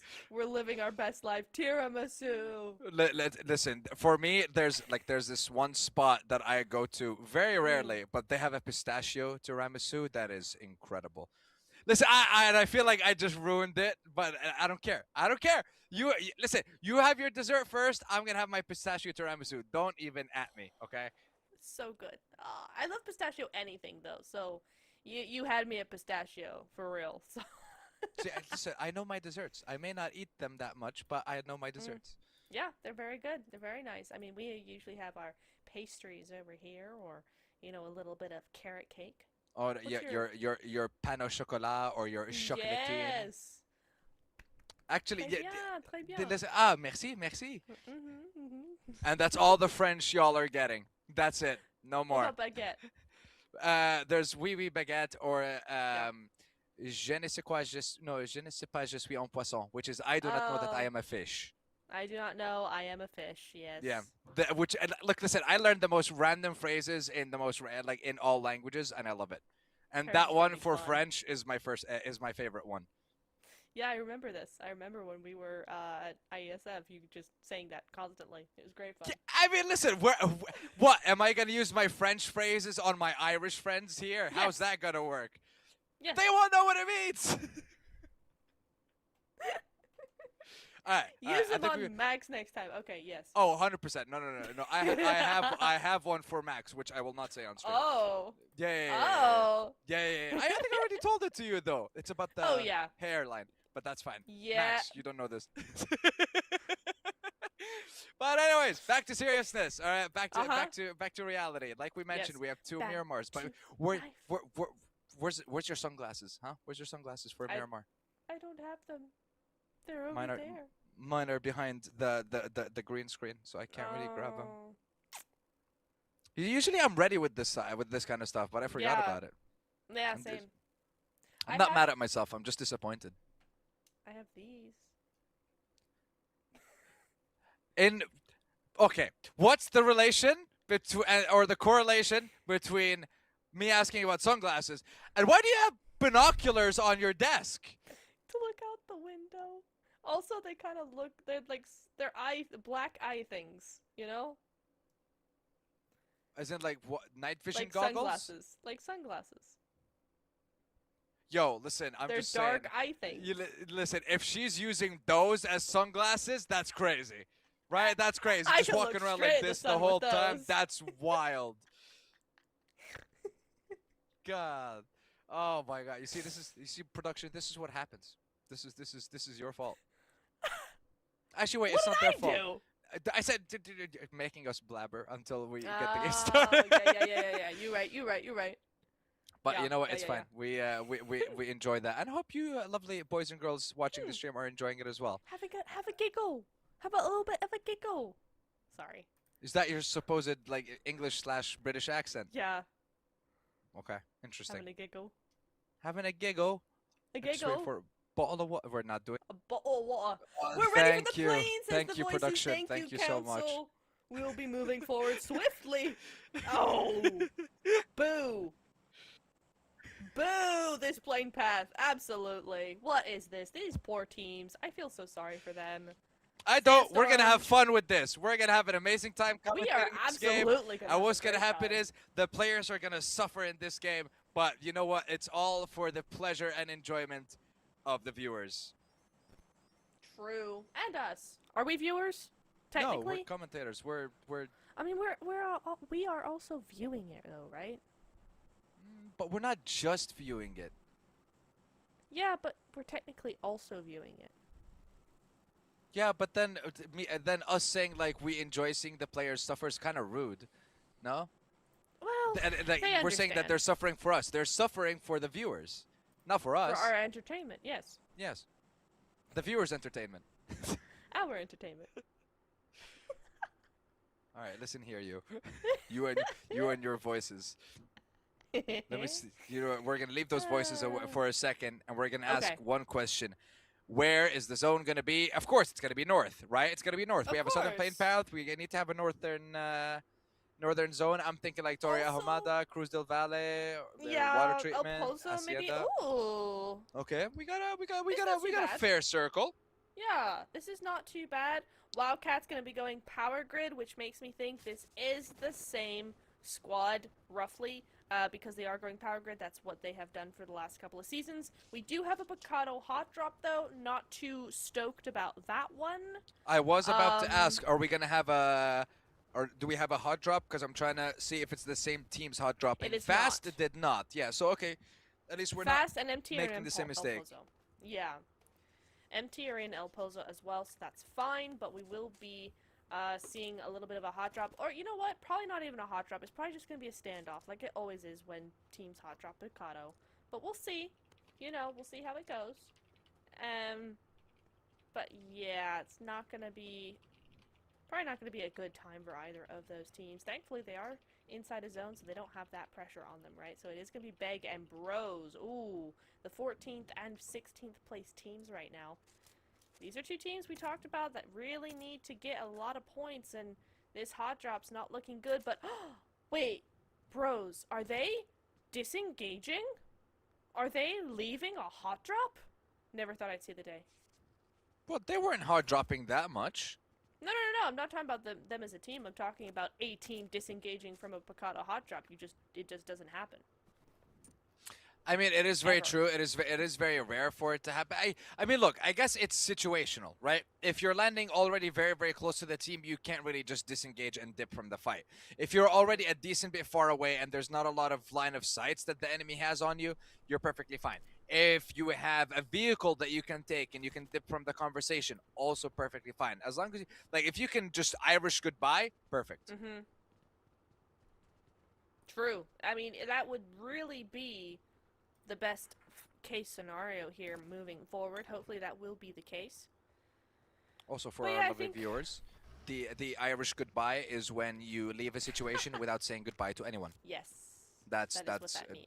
Yeah, I'm just explaining that. I didn't know that up until a few years ago, but I've been doing it like the majority of my life whenever I'm out. It's like, all right, that's it, I'm done, bye. And I just dip. Wow, that's crazy. Listen, unless it's a special occasion, like it's a wedding or something like that, then no, I'm not dipping early. But outside of that, it's like, yeah, I want to go back home and play games, okay? That's what I want to do. Aw, he just wants to be a gamer. Sorry. Wow. Sorry. Why you gotta, what? Hey, listen, you shot fired. What? Sorry. Moving on. Yeah, to be fair, I shot you too many times. if we're being fair, it's only fair. Yeah. Catch your banter. It It's only fine. How did Leela's already gone out? Beg got the point. So this is not a complete getaway we're seeing here. Yeah, there's no disengage, it seems. No, there's not. I mean, it kind of looks like they're trying to, right? They're on the very edges of Picado, but Beg are just not letting them. They're pushing this. I feel like Beg feel like they need points, right? To be fair, they're in 14th, but only because they're now tied with two other teams, right? So they could, off of the back of this, if they get one more point, they're looking at being tied with Eagles for 11th. So they jump 2 spots. Then, if they get 2 more points, they're looking at being up past 11th. They will be in 11th place. So they could jump a fair few spots here just by taking this fight. Yeah, the middle of the pack is incredibly close.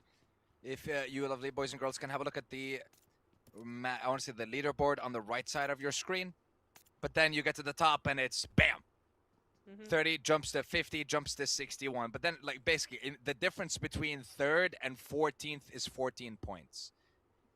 3rd and 14th is 14 points. Again, one game, all of that changes. You can find a team that's in 6th, drop all the way down till 14th, and then 14th jumping to 3rd, 4th, something like that. It could be. A lot of the teams are able to. Hold on, we're gonna go back to this fight between Bros and Beg. Bros, again, the team that the wheel has chosen. Instead of Wheel of Names, I'm going to call it the Wheel of Doom at this point because that's what it seems to be doing. Any team that gets picked, not even close to winning. It is true. Yikes. Unfortunate. But maybe, you know what? Maybe your fortunes will turn and maybe Bros will have a really good game. As 3. I mean, we saw 4M do it in the last game with 3, right? So it's possible. So perhaps we will see that come to fruition here as we move forward. And yeah, this is going to be just a super duper chill time. We got not a lot of things going on, not a lot of players doing anything. It's day 1. There's not a whole lot of storylines just yet. I think we'll definitely have a lot more to think about when it comes to tomorrow, right? Because then we're going to see Group C for the first time, and then we're really going to be able to see each of the groups, how they play, and just get a little bit more of an opinion about, you know, who's doing what, how that top 16 is going to be shaping up. But for now, we're just going to be super chill here. It's interesting to see how close that leaderboard really is, right? And that's what happens when 1 or 2 teams take the majority of the points in the first few games. You start to see a lot of teams off the back of that unable to get any points or only a few points. And that means that because there's 1 or 2 teams that are just taking all of those eliminations, all of those points on the board, that the rest of the teams have to fight for just like 5 or 6 points. And that's where you're starting to see now between 3rd and 10th place. 3rd and 10th, 10 points. And this is what the leaderboard always looks like in these kinds of competitions. And now I'm starting to get angry. This is 7-8 minutes of just, or let's say 7 minutes of we're just chilling here. We're not increasing our loot. I mean, for example, look at Pride from Beg Esports. Okay, finally, we're getting a knock. Now it's a 4v2. You know you have to finish this fight so you can continue looting. 8 bandages, no stims, nothing, no energy drinks, no painkillers. Meanwhile, you jump over to Sasha, who has all the things that you need. You got nades, you got smokes, a molly, decent amount of util, level 2 helmet, level 2 armor, stacked. So you just have to get the rest of the squad up to the same level. And right now, Beg have to be a little bit more proactive.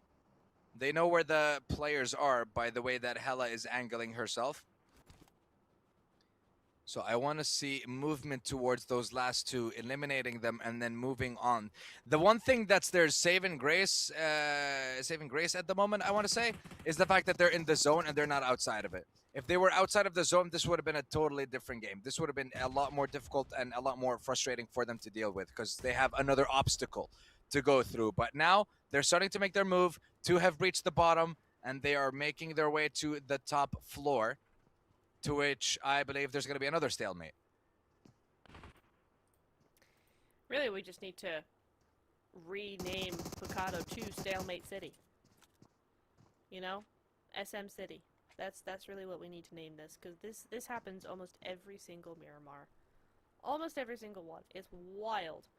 But you know what? Keeps us entertained while the rest of the game goes on. Stage 2 now coming on through, restricting that play zone.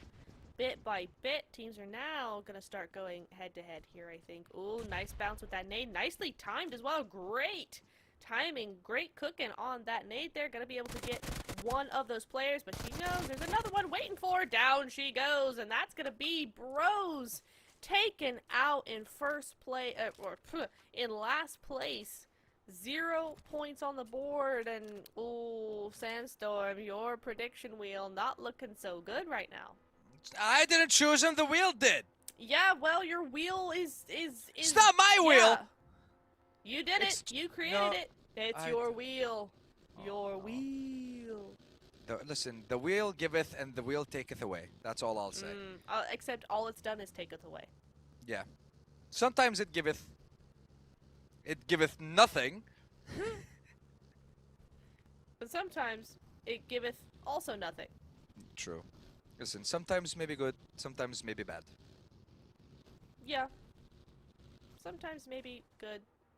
Oh, okay, Pinky. Wait, what are we doing? Whoa. Whoopsie daisy. Buggies just get so crazy these days. Lol. Anyway. I'm so sorry, that was so 2013 of me, and I hate it. Anyway, Silent do lose one. Clip it! Clip it! No! Oh my, we need another. We can't make a GIF out of that one. No, you can't. No, you cannot. Ha ha ha. Production can. Production! You got this, brothers. Don't you dare. No, because my camera's turned off. Wow, yeah. someone's ready. Okay, interesting. Yeah. I can't risk the clipping. It's not good. Silent. Dear. Cars on fire. Cars on fire. Cars on fire. Cars on fire! Guys! Well, I mean, look, for the side of Beg, they must be happy with that one. They're getting a couple more limbs. They don't have to move much as they're basically almost smack dab in the middle of the zone. Getting a couple of knocks onto Silent. But let's get a lay of the land while we have the ability. We have Yikes coming in along with Ida from the eastern, or western side rather. We still have 4M, the previous winners of the last game, coming from just south of Power Grid, so they might be coming behind 2 more teams. We have a couple coming in from the north still. I mean, it's 12 minutes, and this is exactly what you expect from Miramar. Not a lot of fighting, a lot of waiting, but once the action starts, it does not stop. we're going to have a ridiculous amount of teams, an insane amount of players all within the same area. And the question remains now is it going to be a city finish? Are we looking at Picado? Are we looking at maybe San Martin? Is it going to end up in one of those locations? Or is it just going to close up in a semi-open area? All these are scenarios that the teams are contemplating. The IGL is thinking about, where am I going to make my move? I know Bros are just absolutely fuming right now. If they had just won that stalemate, they would have been in a great position, right? And yes, there are a lot of teams crowding into Picado right now, but there's plenty of room. And even if you want to take the super passive approach and just stay in one room and wait it out, let all these teams duke it out in front of you, it's still possible to do so. 4M, the winners of the last game, though, falling short here, having a hard time. BigBaby out very quickly there. No points on the board for them. And MT going to be cleaning them up. 3 points. They're going to switch places now in the top 3. That's a big change coming in here. And BigBaby, we're not ready for that one. No points whatsoever for them. That is going to be a hard pill to swallow here, as Yikes Awe have lost O'Daddy, but they're going to be in that building. They're going to be okay. Kenzie goes on down as Shikuza is going to try and do something there. Try and get any angle they can. And actually, it's a nice little spread coming in here. Just gets a little bit closer to those teammates. Tries to just hold off, rather, IDA. But these cliffs are going to be so hard to control. Right now, more and more teams are making their way to the center zone, to Picado. But I like the fact that Beg are still able to hold on. Yes, they lost one of their members, but they have 4 eliminations, and they're still, again, comfortably in the zone. But let's see where this next zone is going to be. ITZ currently just focusing on 4M, I believe. Couple of shots, but again, nothing too crazy, nothing too dangerous. And we're going to be hearing a lot of fighting. And I think even if we see a couple of knocks here and there, no team's going to be pushing one another. Not with this kind of zone. Yeah, it looks like... Yeah, Picado once again is going to be flooded, because then outside of that, it's a lot of open areas. So I see teams taking the high ground or playing around with the hills just south of the power grid, like south of where Istanbul Wildcats are, south of where IDA is. But if you look towards the left, you can actually see some fighting, and you'd see a lot of damage onto 4M. But again, X to doubt on anyone actually pushing that one. Just watching, actually, IDA on the north side there, right? They're having that 1-3 split go back to the north side to try and stop teams coming into the back of them. So that's going to be a good strategy coming through here. ITZY, though, trying to nade 4M to smith their reins. The 4v4 are going to be going head-to-head here on this edge. No one's really looking at them. Everybody's a little bit too preoccupied with their own struggles going into here. Oh, and that's going to be Victoria. Oh, no! Getting taken out by a teammate. That's not good at all. 4M going to have to try and get that res on up very, very quickly, but surely they know about this. I don't know. They could really tell with those Elam feeds. Probably not by the looks of things, or they would have rushed on in. But now here comes the push. Interrupting that, interrupting the knock. There goes another one now. Getting swiftly taken away, down to just 3. They go down to 2 now. Yeah, but it looks like, I believe Beg are also trying to jump into the action a little bit. There's too many angles for you to look out for. Maria from 4 Miracle Goddess trying to stay alive. Going for the revive onto Mikasa as Victoria goes down. M from ITZY just finishing those last knocks off. Little smoke, little cover, little revive, little reset at the moment, as now we see Vim, the leaders of this lobby so far, with 61 points. They have lost 2 people. MT, Majorka Team, 3 elims, trying to catch up to Boars. Boars with only 1 for now. My question is this zone finally going to shift away from Picado and force all these teams that have been sitting here to finally move away into open ground? 14 teams, 45 players, 17 minutes into this game so far. We got Mikasa, MVP of the last game, What can she do now against the 2 members from ITZY? And ITZY, they do have 3. They have 1 more player, but I believe playing a different angle. Maria was going to go for a nade, but switched it up to just quick energy drink. Just pop that. Surge with caffeine and adrenaline, maybe. And then get herself in. Okay, that nade might actually be perfect. Nope, a little bit of damage. The second nade was huge. Over swinging, getting both. Perfectly played by the duo of Mikasa and Maria. They secured the knocks and they secured the elimination on 1, just not both just yet. They will get that 3rd elimination for themselves, I think. No, M is still there. Too much pressure from the high grounds and from other teams. But the zone should be switching, and still Picado seems to be in there. Wow.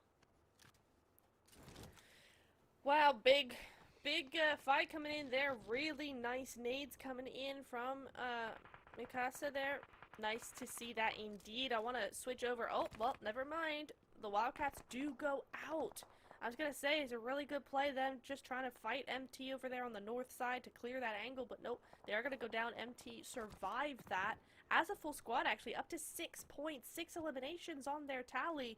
But Boars are looking very good on the southwest as well. They got a really nice split. They're being left relatively alone there, and should be, unless somebody crashes them, should be a pretty good run for them. Very excited to see where they're going to be placing up. They've got a good run so far. 10-point difference now. They've closed that gap. And we should be looking pretty darn good coming into this second half of the game. Second half of this game is sure to be action-packed with the 11 squads remaining now. Especially with Boars having a full roster. Trying to go for that #1 spot. IDA with a full roster, trying to make up for the past mistakes in the previous games. For AL, same can be said for them. 3 eliminations, a full squad. But we're having a look at 4AL right now as they take the fight with Majorka Team. Majorka, who's on 6 eliminations right now. They are on a tear. They're still on the hunt for more. Majorka, though, Polya gets exposed. A lot of damage, and Kenzie finally finds that last one to get the knock on her. Meaning that I want to say the likes of Team MT need to make a push. Kenzie secures the elimination, does not get stolen, does not allow her to run away. Things once again calm down up until Picado is excluded from the zone, because outside of that, these teams are going to keep hugging that area until the last possible second. I mean, really, that's all you can do. It's so open on this side of Picado. Oh, nice nade coming in through. This is the last-ditch attempt, because anywhere you come outside these buildings, it's going to be so open. And there are teams ready and waiting on that hillside to do something here. Vincere go out. That's it. They're done for this game. And Boars now have a perfect opportunity to surpass them. If they can get this win, they will already do it, right? So we'll see how that goes. Beg, in the meantime, though, Beg, they've been here since the very beginning. Currently, they've been here since minute 1, yeah. Since minute 1, that's right. So 6 eliminations coming in through for them. They're still a trio. They're still up. Still having a little bit of control, but that's hanging by a thread now as the circle is going to close on up. 4 Live Queen Slayer still here as a solo. 3 eliminations on the board. Not what they need. They're still in 14th place. They need to get just a couple more points, right? They need to get a couple more places ahead if they want to be feeling a little bit safer coming into tomorrow. As the zone shifts away from them, that's going to be really tough. The zone centers up completely. Actually, Eagles having a brilliant position in this zone, and I think that is going to be a... No? Oh, that was their own Molotov. Okay, a different Molotov. I thought that was denying any points away, but no, it's not. Molly is being thrown on in by MT, actually. But Eagles in a fantastic position. Boars just need to try and maybe take them out here? I mean, look, they are in a good position, but they haven't showed us their fighting prowess, so I'm not sure if they're going to be able to hold their ground. That's my only problem. Because I'm looking at them, yes, they have a fantastic position, but 0 elims in this game so far. Nothing. So they have to do something. I mean, right now, Nuprite is trying to do something, just trying to make her way in, biding some time by getting a knock on one of the IDA players. And she has to go for this. She has to take the car. She has to start making her way. Question is, will she be able to catch up to the zone? Don't flip. Oh, no! That worst case scenario! Worst case scenario! Worst case! No! No! Well, can we get some rips in the chat, please? That is rough. That's a ripperoonie. That is the worst case is that a car just turning on its side and then she can't catch up to the zone anymore, and that's exactly what happens. A little bit unfortunate, but it is what it is. And what it is cooked. Now, 8 squads, 22 players, as we just passed the 23rd minute mark. We have 2 squads that are full, 3 rather. We have IDA, we have Eagles, and we have Boars.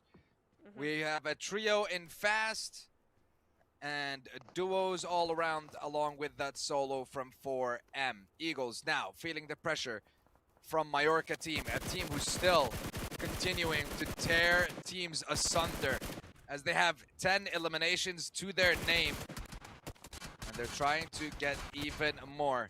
Ozlem forced to calm down a little bit by Yikes, and now with her car eliminated and destroyed as well, that makes it kind of impossible for her to make any moves. But now IDA exposed on this ground. They have no cover, and there's too many angles to watch out.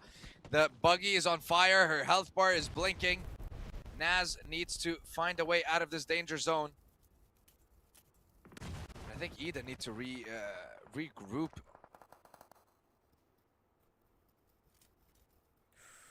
You think IDA need to regroup? Is that what I heard you just say here? I mean, I don't know. I'm not sure about their position right now. I don't mind it. I actually don't mind it at all. They've got this 1-3 split. That is a common split that we're seeing these days, and they do. It just means that they have an off angle as they try to find their way into zone. Yeah, it's going to be a problem if they don't regroup quickly, but they don't need to regroup just yet. I don't think that this is an issue yet at all. I'm just worried about Ozlem in the high ground. She doesn't have a vehicle now, and there's no way that she's going to be able to cross with all the teams on the opposite side. That's what I'm worried about. And now they're down to 3 as well. They're not a full squad anymore, so it is becoming a little bit of a problem. Then you go down to 2, and then your chances of winning the game just become that much lower. And now, if you're able to get Ozlem with you, huge boon to your team. I mean, immediately, yeah, you need to get that regroup going and then look to your northeast side, right, over to here, because MT down to a solo. You got Boars on that side as well, but you can't forget about YKS. They're going to be looking to move in as well. So definitely a lot of different teams, a lot of different angles to be keeping an eye on. Is Ozlem going to try and move forward, though? That is the question. If she doesn't have a vehicle, like you said, that's going to be super tricky to do, but it looks like she's going to try and make that play, make that run for it. Let's see if she's able to do something with it. It's a good time now, right before Boars decide their move, because they have now cleared that northeast side. They are free to do as they like, and into zone they will go. Yeah, and just as fast we're making their move, that's exactly what she needed to move in terms of Ozlem. Meanwhile, the 1v1, Pride with the shotgun, not able to win it out. Both players lost, and now we're down to 4 squads. It's IDA, it's Boars, it's Yikes, and it's Fast.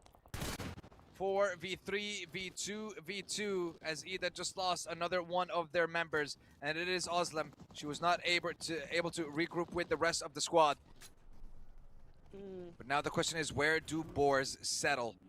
They are going to be focusing on the eastern side, IDA on the north, Fast on the south, and Yikes on the west.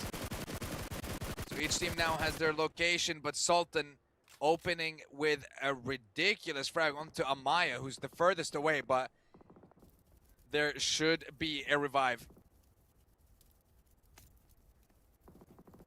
Should be, and will be. 2 different things. Let's see.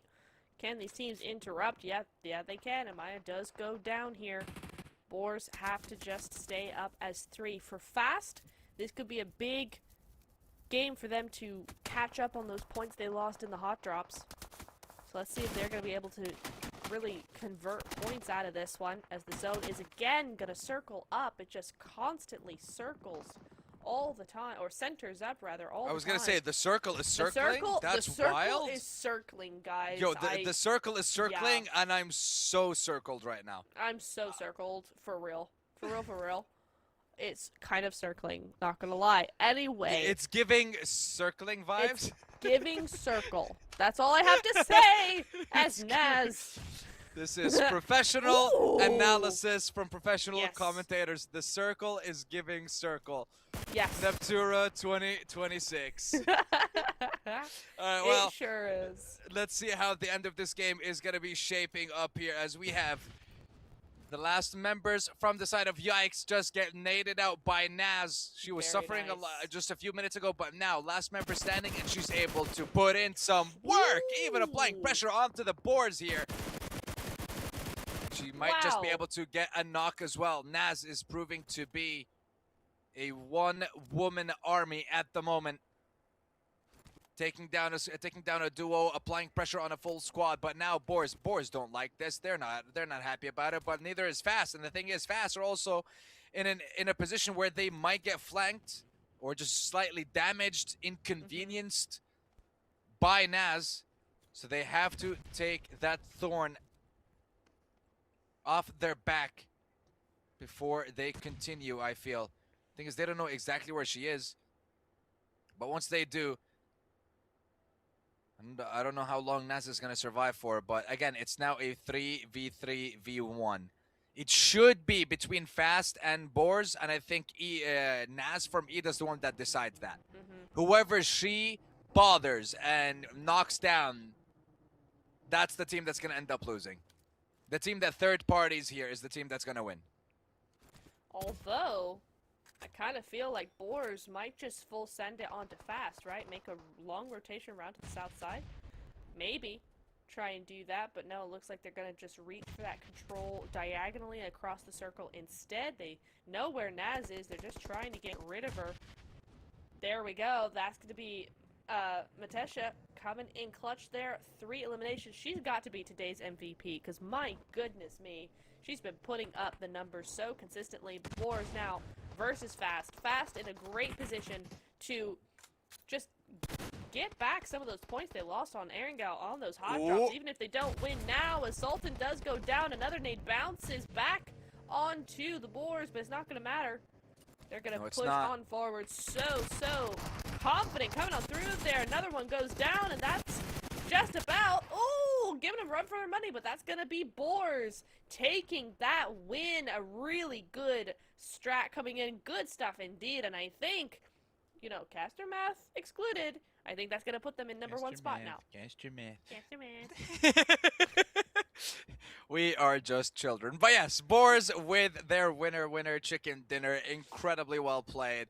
The way, and like again, when you brought up specifically Eagles, they were in a perfect position. Nothing against the team, but I didn't believe for a second they were going to be able to take down or deal with Boars, because Boars have consistently, time and time again, in today's games, shown us just how much they love to fight, showing us how much they love to get those eliminations. And now with our first place team in Vincere being eliminated early with not that many points, and Boars coming out with a chicken dinner with those eliminations as well, they should be taking that number 1 spot. But now with 1 game left, the question is, will they hold on to that number 1 spot?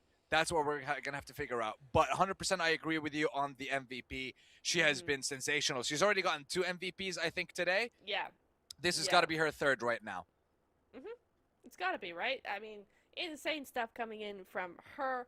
Really love to see that. And I think that the MVP of the Spirits are saying to me that it's not. It's Marusha. No, Marussia. There we go. Got it right the second time. From Majorka. 5 eliminations. Yeah, that's true. Matesha only got 3 or 4, I think. So that does add up. GG's coming in from her. That's a great score coming on through there. Very nice indeed. Love to see that for her and for the team as well, right? They've been doing pretty well. They've been quieter, certainly, than our top 2 teams, but they've kept themselves consistently in that top 4 time and time again. So really good run today for them as well. But yeah, Boar's going to be probably in that first place position. They've been so loud, so dominant, so everything. Vincere as well. These 2 teams just really fighting it out. I'm going to be interested to see how much, though, Flash has moved forward, right? Sorry, not Flash, Fast. Fast has moved forward. I mean, the Flash is fast, so I see what you went with. I see what you did there. Thank you. With that win, right, we saw them have a great Rondo, and then they kind of fell down the leaderboards during those Erangels. Now with this first Miramar, it's looking very good to actually push them way back up those rankings, considering how close those points actually are. And we will see exactly how close it is going to be once we have a look at the overall ranking. But for now, we're just going to have a quick look at the match ranking instead. 19 points, 9 eliminations is what they got. But Majorka with 13 elims in that last one. They were out for blood. They wanted eliminations, and they wanted them fast. And they managed to do exactly that. Fast Esports, though, they are picking up the pace a little bit with those 13 points. I want to say, Nep, compared to the previous games with the early eliminations, or being eliminated early, rather, with the hot drop against, I believe it's also Majorka Team? Yeah. So they're starting to catch up. So you see what happens when you don't, get eliminated early on. You get points. Hot drop. Isn't when you that don't crazy? I'm just saying that's a soundbite right there. Okay. Anyway. Looking at the Wildcats, hey, the Wildcats, man, I thought they were going to do some really cool stuff on Miramar. We saw them go Power Grid, which is their usual spot, but unfortunately, it's just not working out. I did notice that IDA had their usual spot, and so that probably meant that IDA took them out early. So, unfortunate for the Wildcats. They're definitely a team that needed the points quite a bit. But they're just going to have to wait until that next Miramar, as the Boars do soar ahead here with one winner chicken dinner. They get ahead, 69 points on the board, only 8 ahead, so the gap's not big. Vincere able to cushion themselves with a couple of really good games to make sure they don't fall too far away. The gap between second and third is still really big, but the battle for first is definitely on. That it is. The fight for first between Boars and Vincere. Majorka just trying to catch up at the moment. A couple of teams tied on 35 and 20 and 32 points, but again, now down to the important ones. 9th till 16th. Bros, I'm not sure what we can say here. 4 alive Queen Slayers, also with 16 points, 17 for Silent Ladies, 19. I mean, they're not in the worst positions at the moment, but it could be. It could be bad if they don't end up with 25. Again, I'd say the average or the bare minimum for a team, if they want to make it easier for themselves in the second day and not guarantee, but again, just alleviate some of that pressure. 25 points plus is what you should be looking at the end of the first day. If you can't do that, it's just going to be incredibly difficult, because then all the other teams are just going to be playing safe. They know what they need to do. The pressure is going to be on you to be proactive. Yes.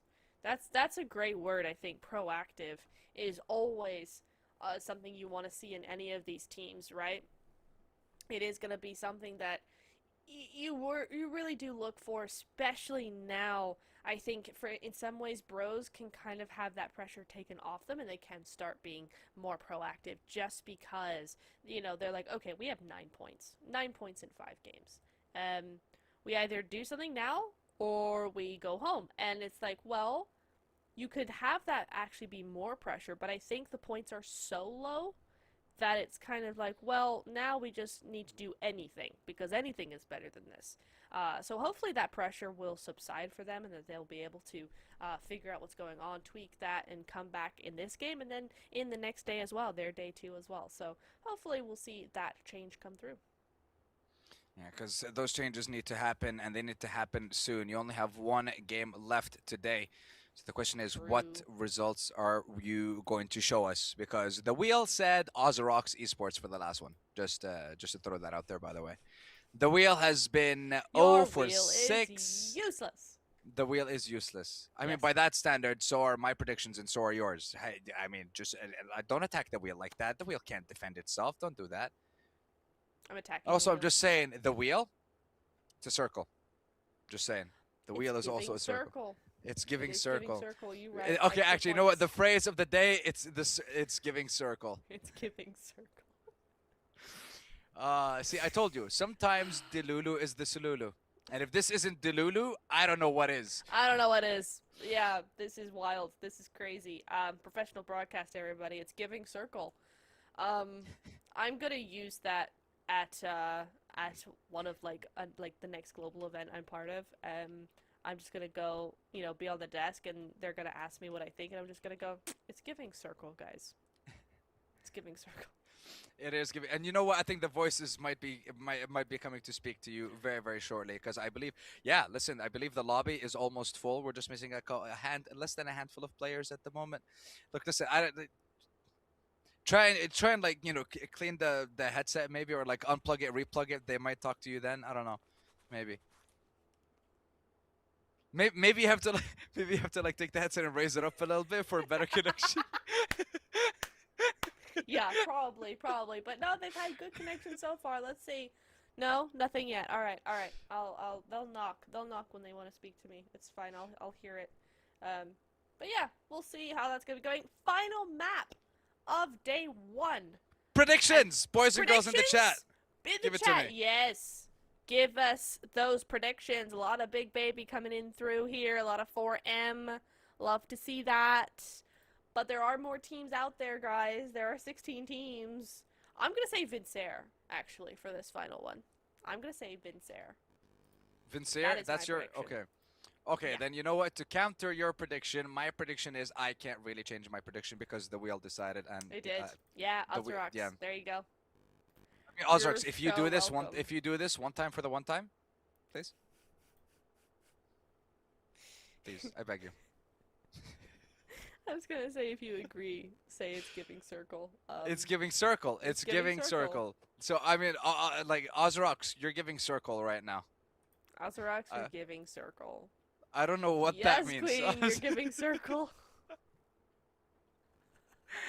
Oh, Lordy, this is what happens. You know what? This is, Please don't you know what? DM It's me. yeah. Listen. We're gonna scrub the VOD. We're gonna delete the stream. No. No. Just no. Okay. It's fine. Oh no, somebody I know is in chat right now. Okay, Don't- is it Don't DM me DK? later. No, Is it's it not DK? DK. It's not DK, but it is a mutual friend of me and DK's. Okay. It's Jihad. Hi, Jihad. You'll see this later. Please don't Yeah, come at me DMing me. Is it circle? Please don't. No. You know what?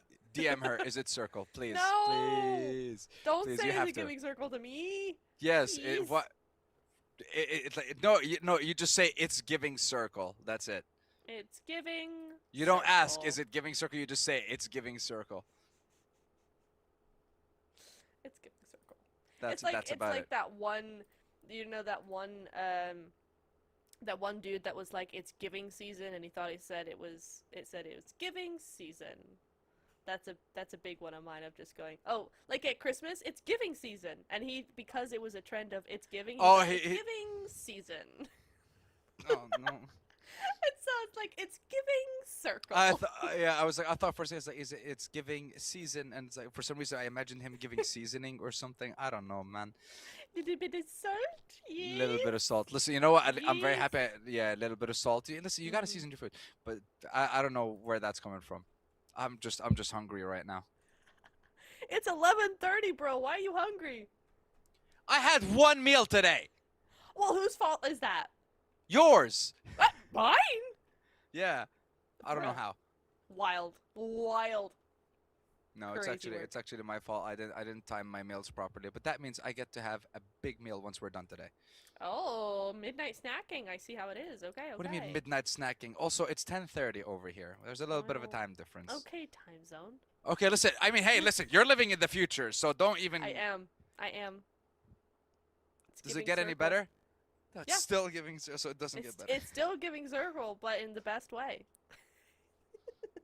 Well, right now, I would love to see the circle and know exactly where it's going Yeah, at this same, point, same, just so we same. know where this game is headed. Well, for now, I can just ask you, ladies and gentlemen, Oh, the spirits are prediction. Oh talking to my me. God. Shush, shush, Tenstar. The spirits are talking to me. I'm hearing the voices in my head. The council says we're going into game. Yes, let's go. Match Once again, number last. match number last. I love that. Also, again, with the similar kind of ish play. Oh, Kind of, yeah. Sort of. well, we'll take it. Here we go from Puerto Yeah. Actually, Proiso it is. I think to it the is. southeast, all the way to just south of El Pozo. So yes, we might be seeing the legendary hot drop between two teams in Picado one Ooh. more time. And Fast instantly with that first drop, along with Boars. Boars are sticking around to Puerto Paraiso, maybe going to Impala a little bit. Fast, I think Fast dropped all the way to Fortuna, which I don't think a lot of teams have been doing. I think that was Ozarox in the last game, actually. In Partona. Maybe we'll have to Perhaps. wait and see. We shall see. Indeed. Oh, as we're gonna be looking over any hot drops, I better not see any hot drops at Picado. I'm gonna be very mad at you. Tisk tisk. Okay. There is a hot drop in Oh, it Picado. is! Ah! You have learned nothing from the last game. Okay, I'm gonna stop being so mad at teams. I'm sorry. It's just Don't be mad. all- Just be disappointed. It's just better. be disappointed. You right. You right. I'm very. Oh, it's giving Is this- circle. Is it literally like? Are we like? This is game 6, right? We didn't go back in time and we started playing game Yeah. 5, right? Right? No, we didn't no, do this. no. No. This. We're in game 6. Don't you worry. It says it on the screen right there. We're not going crazy. We are just basically having the exact same game as before. So let's see how that goes. Yeah, and we're gonna start all over again with a bunch of looting up, big chillin'. All right. over Well, here. I want to see who's going to be getting this chicken dinner. And you know what? No. It's too early for the chicken dinner. I want to see who's going to win the fight in Picado. Okay, that's what I want to see. Yeah, fight in Picado. That is definitely the one to watch here. Honestly, or is it? To be honest, chat, or is it? Because I think over the years we've gotten less tolerant of hot drops, specifically at Picado. Hot drops on Erangel, go for it. You know what? Have fun. The problem with Miramar is it's just way too open. There's way too much space. There's way too much space to hide, to hold, to stay. And it just means that you get these prolonged fights that don't make sense, that get taken way too long, much longer than they need to. And I think that's why, particularly the Picado hot drop gets such a bad rap. So, you know, these teams that do it, it's always just like an immediate frustration for us casters because, like, we know how this turns out. You know how many Picado hot drops we've casted over? Many. Several. Hundreds, even. Right? Over the years. They all end the exact same way. They overstay their welcome, they stay too long, one team goes out, and then the other one is just trying to pick up the pieces for the entire game afterwards, and usually go out early anyway.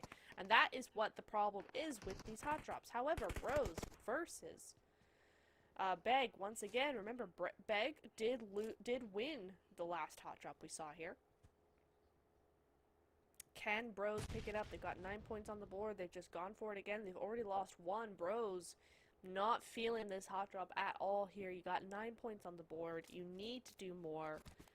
And, you know, you could have had a really good game if you didn't drop here. There's so many places to drop. It was a decent playing path. You know, we have a decent zone. There's enough room for everybody. But no, we are going to be in Picado. And, yeah, that's going to be the end of that for now, at least, as Bros lose one. No, not Bros. No! Oh no. Not our bros, not our homies. Very sad. Anyways, Yeah. moving on. Oh no. Are we? Yeah, Anyway. we're still doing this standoff in Yep. Picado, are we? We're Yep. not. We're not. Yep. We're not. Have we learned nothing? Basically. Okay. Makes Yeah. sense. Yeah, I was just talking about why we have hot drops and this is silly. I mean, look, the thing is, in let's say like stressful situations, like competing at a competition, it may not be easy to make those kinds of decisions to just dip. Hmm. But then again, it's just you can't be there for too long. But then again, you can't really blame them for being there too long because it's like, hey, we're kind of in the zone, so like, why are we leaving? Which makes sense, you know? Yeah, I just get so frustrated with them. Like it's just. Oh, and look, another one goes down. Bros, come on, bros. Well, you know what? That means that for Bros right now, they will get pushed. They have to get pushed by Beg Esports. Mm-hmm. It has to That seems to happen, be the or right play. I'm not sure what's going on. Let's see who's gonna win it. The 1v1. Ooh, it's a 1v2. Okay. Now they're a little bit So- spread out. Rexia. Yeah. The nade. That's done. Okay, well, Okay. well, for the side of Beg, perfectly played. They didn't lose anyone. But for the side of okay, come. I have a Alrighty. feeling that this is Beg's position, and Bros have tried to hot drop him twice now, and Beg have gone, can you not? And I think that's what the shooting of the boxes is. We do have another altercation somewhere else in the circle, though. It's gonna be Itzy versus 4M here. 4M gonna be losing one early. Not something you want to see when you're 4th place with and tied with the team that came second in the last game, right? But it is what it is. Still got plenty of time as the Boars looking over at Silent and 4AL. 4AL, another team that's been struggling today. 16 points on the board. They need a lot more than that if they want to secure their spot in the top 16 and go to finals. The Boars have no such worries. They're just rolling through these teams like it is nothing. Another knock going on to the side of them. And it's just really these two of Silent to contend here. Let's see what Boars are going to be able to do. A couple of nades will be going out. They already managed to get one of the knocks. The revive still not done. Taking too long. Woo! And easy pick'ems. Easy knocks. Easy points for the side of Boars. Now they might be able to just take down Dior from Silent. I mean, that car's a sponge at this point, but still. It's just full of holes, but somehow, some way, they were able to escape. I mean, Amaya's still on. And I think they might be actually chasing away. Logica seems to be chasing, trying to secure those eliminations. And now there should be a follow-up from Matishan as well.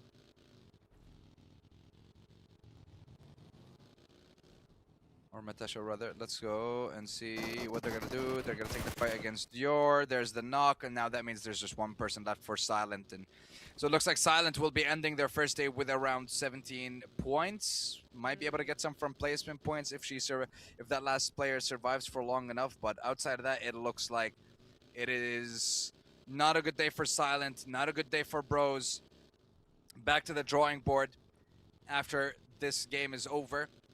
And already start to see what were your mistakes, how can you improve, what can you do to get yourself out of this hole that you're in. That's a great question. There's not much you can do except just adjust what's gone wrong, tweak a few things, and just try not to let that mindset get a hold of you, right? That losing mindset, that mindset that says, hey, we're really struggling here. You gotta let that go as Beg now safely in Picado. We'll see if the zone will be as nice to them this time around, but the Wildcats definitely having something to say here. They can really see that Gila is here in this window, but looks like they're actually going to disengage from this. I wonder if IDA are pushing them again here. Kind of looks like that might be the case. So let's see. Oh, but the spray might come through. There's a lot of players. Looks like two of them taking the pedestrian route. But yeah, it looks like that's not going to be a thing for them as Wildcats actually going to move away from this. And there's no need to risk it right now. Whoops. That's true. That is true.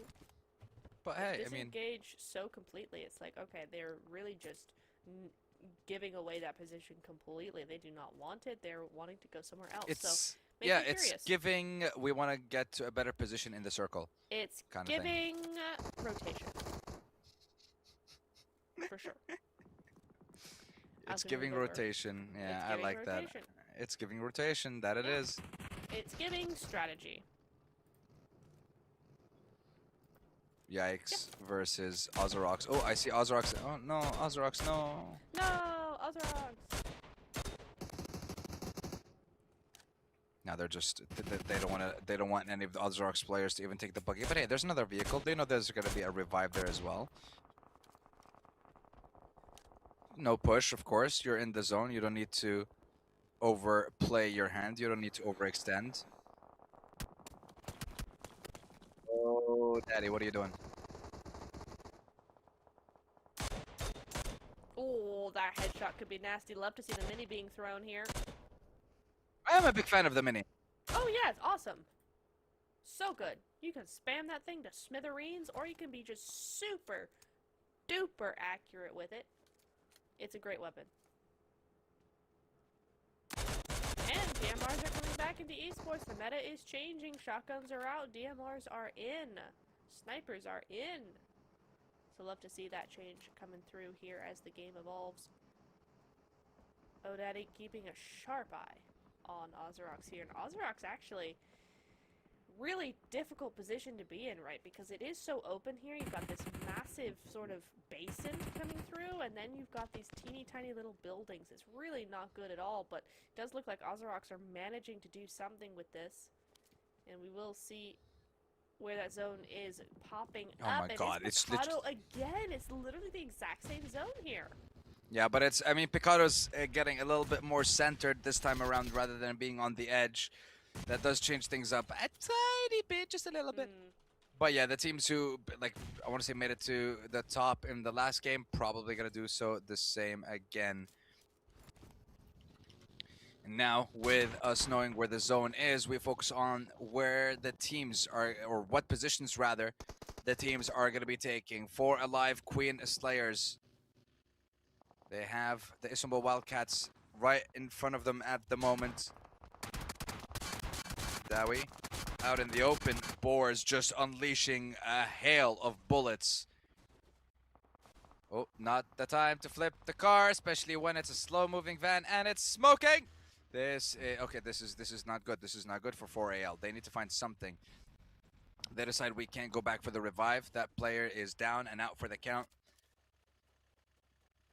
She's going to be able to get that elimination for the side of Boars. And the elimination feed coming alive finally bit by bit as the zone closes in, forcing players to take positions. And now, looking towards the team that has been selected by the wheel. Also known as the Circle of Names. It's giving circle of names. Yeah, okay, I'm gonna stop. Still a full squad though, which is more than I can say for the rest of the circles picks. I mean your circles picks. So we'll see how that goes for them. Ooh, in a shack though, one solo off by herself. That does not bode well. Stuck between 2 different teams, and really good with, you know, just popping out, trying to get a couple of hits, and then ducking back in. She certainly got enough of the ammo for it, but yeah, she's not going to be able to hold out there forever. Hopefully her team are able to do something about that. Yeah, that's going to be a problem as we have 30 seconds on that zone to go. She's looking at 2 different teams here, and stage 4 about to pop. How much do we want to bet that it's going to go straight back to Picado again? Like, that feels inevitable at this point. I think it is. I think the zone, the circle does what it wants, basically. Once again, the circle giveth and the circle taketh away. True. And it's taking away quite a lot. Yeah. You know, sometimes it just is. Sometimes it's generous, sometimes it's evil, and today feels like we're kind of getting that evil side. Alina does go down. Is she going to go out, though? That is the big question here. As we look towards that circle. Oh, look! It's Picado again. MT at the top. This is going to be hugely influential. Remember, right, that the team that was up there before, IDA, did get into the top 4 off of the back of this position. Ozarox, ooh, getting picked apart one by one, unfortunately here. Boars picking up those points. 7 eliminations on the board. Wow, I mean, if they get a few more eliminations and another win, we could be looking at 100 points in one day. That's how crazy this is. I mean, look, that's entirely possible. I don't know what Boars do, but Boars do what they want. Okay. Yeah. I want to say, like, I've commentated, I've casted, at this point, basically both their men's team and their women's team. Both seem to be absolutely unreal. So, like, fair play to the organization, fair play to the players. They have been putting in the work. 7 eliminations. And the 6 teams, or the 5 teams after them, have 0 so far. They are in a decent position when it comes to the zone as well. They've literally been in this situation last game with a few minor changes. And they're still just covering their tracks. They're getting the eliminations, getting everyone out of their way, and then moving on.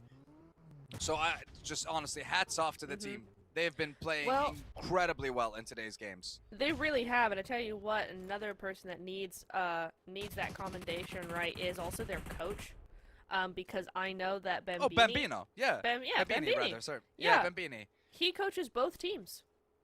I was gonna say it had to be him. Yeah, it is. It had to be. So looking very, very good for sure. Really love what we're seeing from him there, and it's great. Really, really good stuff coming on through there. So, love to see that. I know he's out there watching the stream. So, hey, what's up? Your team's doing fantastically. And can't wait to see more from them in the next day as BigBaby go on out. That's Eagle picking up 5 easy elims coming through. Gonna push them up into 11th place. But BigBaby, they've been just falling down the leaderboards ever since their big win in Game 2.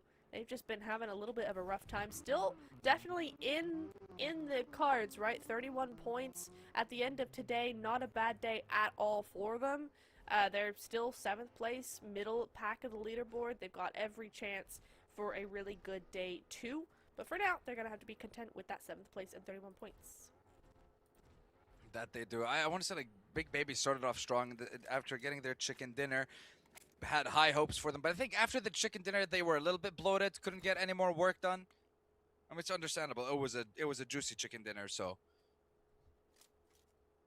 But with 31, they should still be comfortable going into tomorrow's games or the second day's games for themselves. Bros, on the other hand, with the 9 points, I'm not so sure about. Silent. Solo player, managed to get 2 elims. If you can manage to get yourself another one, get to 20. Perfection. Just picking up the slack a little bit. And any point, and trust me, any point you can get will make a difference. Massive difference. Especially with a tournament style where we're taking the top 16 teams. And now, zone, once again, Picado is still there. Beg Esports must be the happiest chappies right now. Boars, though, have a decision to make. They have to take the fight with IDA. You got a 2-2 split, 2 in the compound, 2 on the outside, and Boars are all rushing the team on the outside at the moment. It seems the elimination feed will be lit up in just a few seconds. Because right now we are focusing on ITZ, and they're setting their sights onto Yikes. Aw, one of them's knocked. Meanwhile, IDA and Boars. IDA blows up Boars' car. A lot of damage being done to the sides of Boars. It looks like they might actually go down here. 2 players already down. The third might be soon to follow. But there was a lot of damage also done to the sides of IDA. The elimination feed has been hiding all this from us. Boars actually came out on top in that trade, as one player was knocked and finished. But they still have 3, 2, maybe. Okay, it might go down to 1 now as Eagle comes in with a flank. Ooh, the third party is nasty. There might even be a 4th party here. 4AL, 15th place team. They've been pretty opportunistic. They've been trying to find these moments where they can get an advantage. So, like to see that. That's promising from them, but might just not work out in their favor for right now. Meanwhile, Boars, oh yeah, they're really hurting bad. 9 eliminations on the board. It's still a really decent result. They're still going to be top of the leaderboard if they go out now. But still, you know, that's not the result they want. They want to end strong, at least with some placement points to back up those 9 elims. But we'll see how it goes for now, as Eagle looking to just clean up shop. Last game of the day, they know they need points. They got 25 right now. They're a little bit too low down for comfort here, and they want to make sure that they win big here. So let's see if they can make it happen.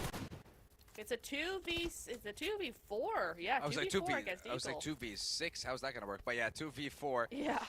Logica, okay, pulling up with the Molly. Now it's gonna be a 1v4. The Molly not gonna do much.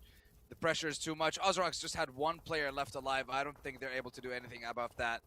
But now with Logica in a 1v4, surrounded on all sides, it is going to be 78 points, no placement points. So there is an opportunity for Vim to still take that away. The question is, will they? They have 3 eliminations. They have a full squad. Whee! And positionally, nice airtime, Kira. Positionally, I can't find them, but once I do, I will let you know.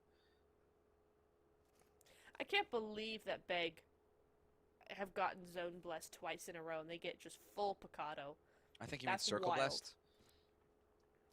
Didn't I say that? I said zone blessed. Yeah. Oh, right. Yeah, circle. You know, it's giving circle blessing, you know? Circle blessing, exactly. That's what a halo is. It's a circle blessing. That is very true. Yeah. So, Beg definitely have halos, as they should. Excellent positioning in zone here. If they use it correctly, right, I don't want to see them just hide away. I need them to use this as a springboard for control in the rest of zone. I need to see them taking those long-range shots. I need to see a split across Picado. Nobody's really going to be moving forward here and really trying to do something. They're not really going to be full sending into Picado, I would have thought, except, wait, we got 2 teams trying to do exactly that. Never mind. Goodness me. We'll be seeing how it goes now. Beg down to 3. Can they get Idana? Hopefully they can, as we're going to be looking.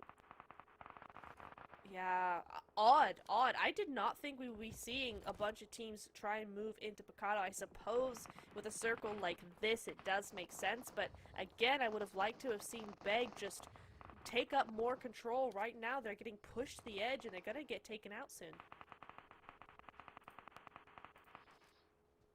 Let's see who will be making it into the next circle. We have 10 squads. We have 29 players. 22 minutes on the clock. Oh, careful, Eagles. Driving a monster truck. You're just asking for attention and asking for all the, I want to say, like, just a hail of bullets flying your way. But right now they're on the very edge of the zone.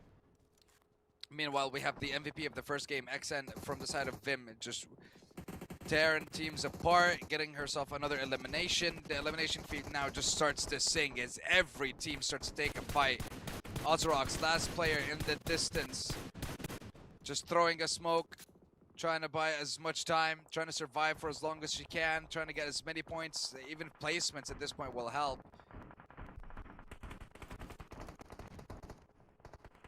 Only 1 elimination was secured by her, or by her squad rather. Gamble. Okay, wow, really teams are going around in cars, trucks, vans, monster trucks. Hella over here, chilling with a camel. I mean, look, listen, as long as it gets you from point A to point B. Camel is love, camel is life. Wait, listen, we love camels. Yeah. Camels are great. Have you ever tried camel milk chocolate? I have That's not. my question to you. No, I haven't. I want It gives kind of an orangey flavor. Orange is in the color? Yeah, no, the flavor, as in the orange is in the fruit, you muppet. What do you mean? Orange is in the color. I was trying to have a blonde moment, but no, yeah. fair. No, fair. Because it's the same energy as, can you spell orange? The color or the fruit? Both! They're the same! I love that clip. That's so funny. It's such a good one. So that so instantly, I was like, is that the energy she's going for? Because it's giving that right now. It's giving energy. It's giving circle as the circle is closing in 2 seconds. Vim down to just 3. Still have that opportunity though. Ooh, Vim on the outside. Actually, this is a really good position. If you see straight down to the south side, there's that little bit of that high ground potentially, or right over where Yagi and crew are, that duo over there, that's also a possibility. Just to sneak inside zone, because in a zone like this, all you need to do is sneak in on that side and chill and not do a darn thing, because look at all the teams on the north side. They're going to be looking at each other. Yes, they're going to try and look at you as well, but, you know, these teams need to be paying attention a little bit closer to home than all the way over there, so hopefully they'll be able to have a safe passage into zone, I guess. I am noticing, though, Cesar, that Eagles are up to 10 eliminations. Where were they? You know, the rest of the day, they've really popped off in this game. A lot of teams seem to be popping off, but none more than Eagles with those 10 elims. I mean, hey, they needed to make up for it, and you know what? I'm eating my words right now. I said in the last game they didn't have to keep. No, Eagles. Oh God. Oh, no! God. How did that happen? We need a replay. Sheesh. Council, we need a replay. No, brother, I need to no. know. No. Oh, Okay, hold on.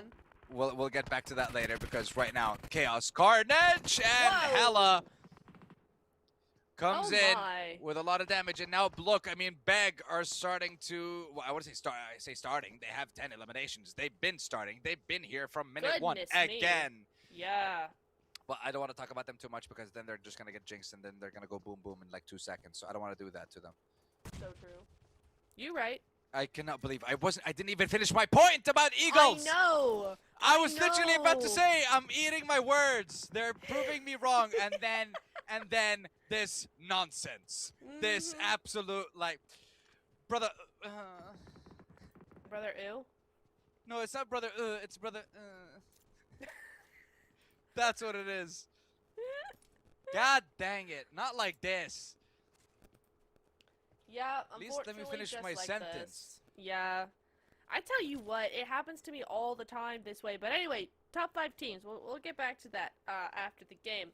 Top 5 teams, here we go. Beg, 10 eliminations. Full squad coming through. YKS as well. Only 4 eliminations, but still that full squad. That's going to be so helpful to them. Vim did manage to make it inside a zone.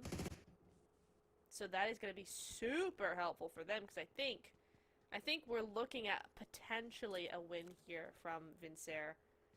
And if they win, then they are looking at regaining that top place. That was your prediction as well, wasn't it? It was, actually. Oh, yikes.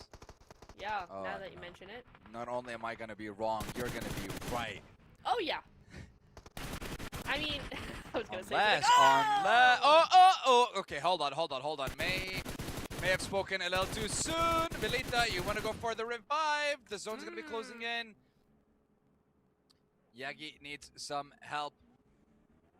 The thing is, well, at least they're in the zone, it seems, so they don't have to move for now. But it is going to be another team that has to move from the north. Shizuka peeking a little too long. And the MVP of Game 1 finally starts to chime in a little bit more, alleviating some of that pressure by getting the knock. Nade, again, decent damage, but we are looking at Beg Esports right now. Idana, Hella, Sasha, and Pride. Let's see what they can do. Melita secures the elimination onto Leora. Now Yikes only have 1 player left standing. Mizu with a ridiculously deadly angle right now.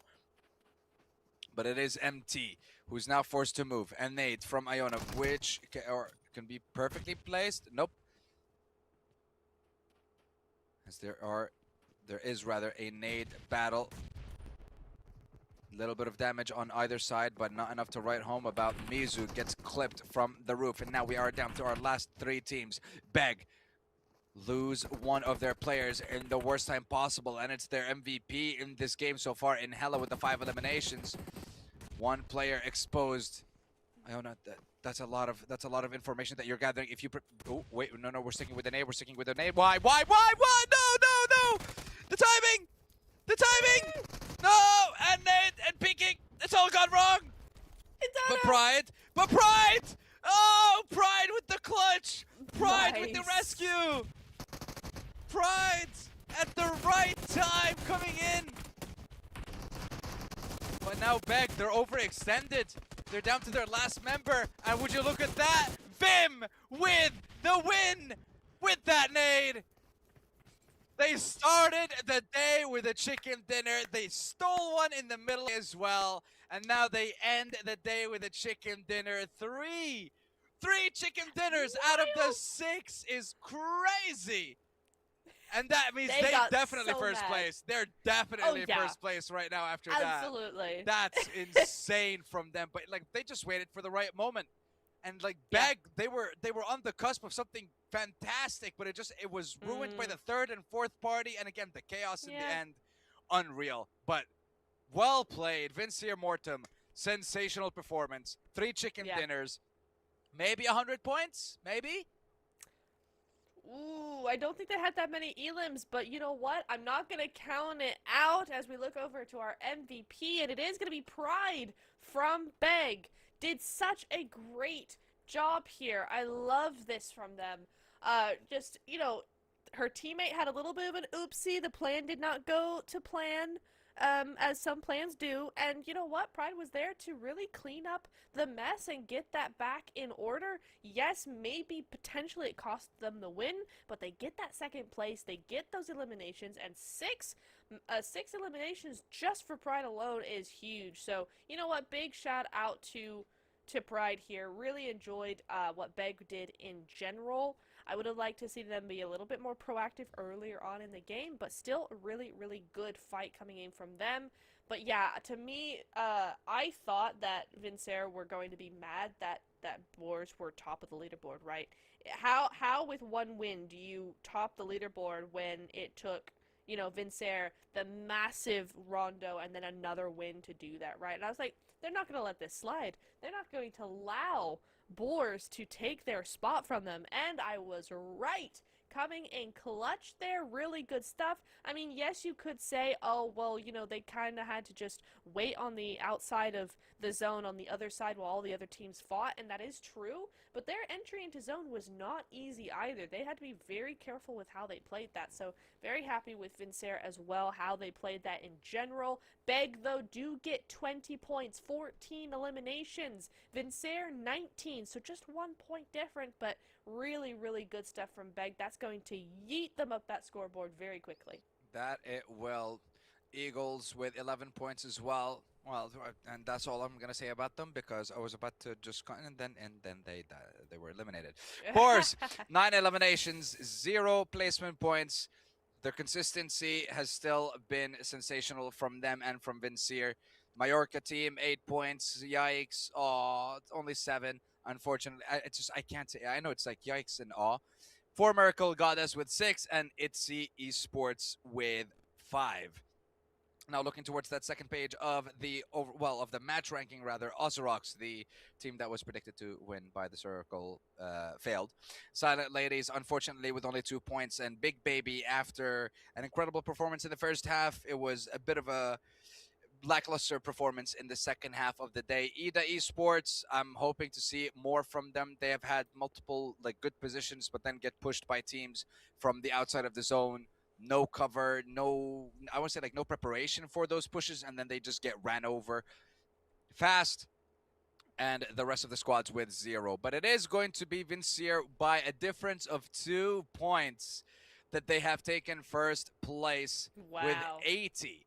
78 points for the side of Boars Gaming, and Majorka in third with 50. And again, it's just the difference is insane. 2 points between first and second, 28 between second and third, which is crazy. And then we go, wild. I mean, remember, I would say after game 3, after game 4, so I would say after game 3, the difference from third till 14th was 14 points. Now we're looking at a difference from third till 8th, and it's 19. But the second page of the overall ranking is going to be the crazy one, though. It is, because remember, all these teams still have stuff to play for, because we have another group joining us tomorrow. It's going to be Group B versus C. So these teams here, I mean, 30, 30, 29, 28, 23, yikes. Looking very, very close indeed. Still, all these teams have something to play for, you know, tomorrow or Sunday. So definitely not all done yet. Even Bros, right? When we talk about having another group come in, that's another 8 teams that might take up the bottom 8, right? I mean, obviously that's not going to happen, but it gives Bros a buffer. So yes, they've only got 6 matches to get a bunch more points than they already have, right? But they have that buffer of another group. This is not the final standings. This is not the final list of teams. We've got 8 more joining us tomorrow. So, you know, still a lot to play for here. Still quite a lot. But ooh, actually, yeah, that's a good question. I'd say, who's the MVP? That's gotta Matesha? be Matesha. Today's MVP. Today's MVP is Matesha. I would say either Matesha or XN from VIM. Oh, you've got a good idea right Oh no, there, it is but it's Matesha. It Matesha! has. She's too Woo! good. She's too good. Also, shout out to the player that or the person that told us how to pronounce her name correctly. Thank you very much. Yes, thank you. Yeah. Thank you. Well, But 24 points. turns out, best player of the day. Yeah. I mean, we saw her just pop off time and time again, honestly. 24 eliminations on her own. On her own. Nearly 4,000 damage as well. So, some really, really good work being put in here by Matesha for the Boars. I mean, we had to know, right? I mean, I want to say that we saw Vincere do a lot of work, particularly in the Rondo, right? But even though they were able to get all of these wins, the elimination count was really more of Boars' thing, right? The Boars They were have getting more eliminations very than consistent. Yeah. Than them at the point. Exactly. At this point, So it makes a lot of sense that Matesha is going to be that MVP, because the Boars were just fragging out constantly, and she was fragging out more than everybody in Boars. So big GG going over to her. Today's MVP for day 1 of the semifinals is going to be Matesha from Boars. Love to see it. Oh my goodness me, a great day had by all. Sandstorm, I believe, if I'm hearing my counsel correctly, that we are going to be going to the end of show in a few minutes. But what have you been your thoughts for today? You know what? Very happy with the way the day went, except for the Wheel of Names, except for talking about Eagles and then them getting eliminated, and then talking about Boars, and then also them getting eliminated. So yeah, outside of that, but when it comes to the gameplay, it's been a lot of fun. I'm loving seeing how aggressive these women have been playing in this competition so far, and I want to see what's going to happen in day 2 and 3. Who's going to make it? What kind of changes teams are going to be making overnight? What kind of plans they're going to have? Because that's always something that I like to focus on and see, like, do the teams actually adapt, or do they try to just do the same style but actually try to make it work, or do they actually change it up? That's what I'm looking forward to. Yeah, me too. I'm very excited to see how Galatasaray is going to shake things up. They are big winners, they're big fraggers, very aggressive team. So I'm super excited to see how B versus C are going to be going forward tomorrow. But that's for tomorrow. We're going to be going ahead and ending show here. So thank you very much to everybody in connection with the show, the players, the teams, the production, everybody, you as well, Sandstorm, for joining me on day 1 of the semifinals. We will be back same time, same place for day 2, Group B versus C. So stay tuned for that and make sure you are tuned in there. Until then, we will see you tomorrow. Have a good night.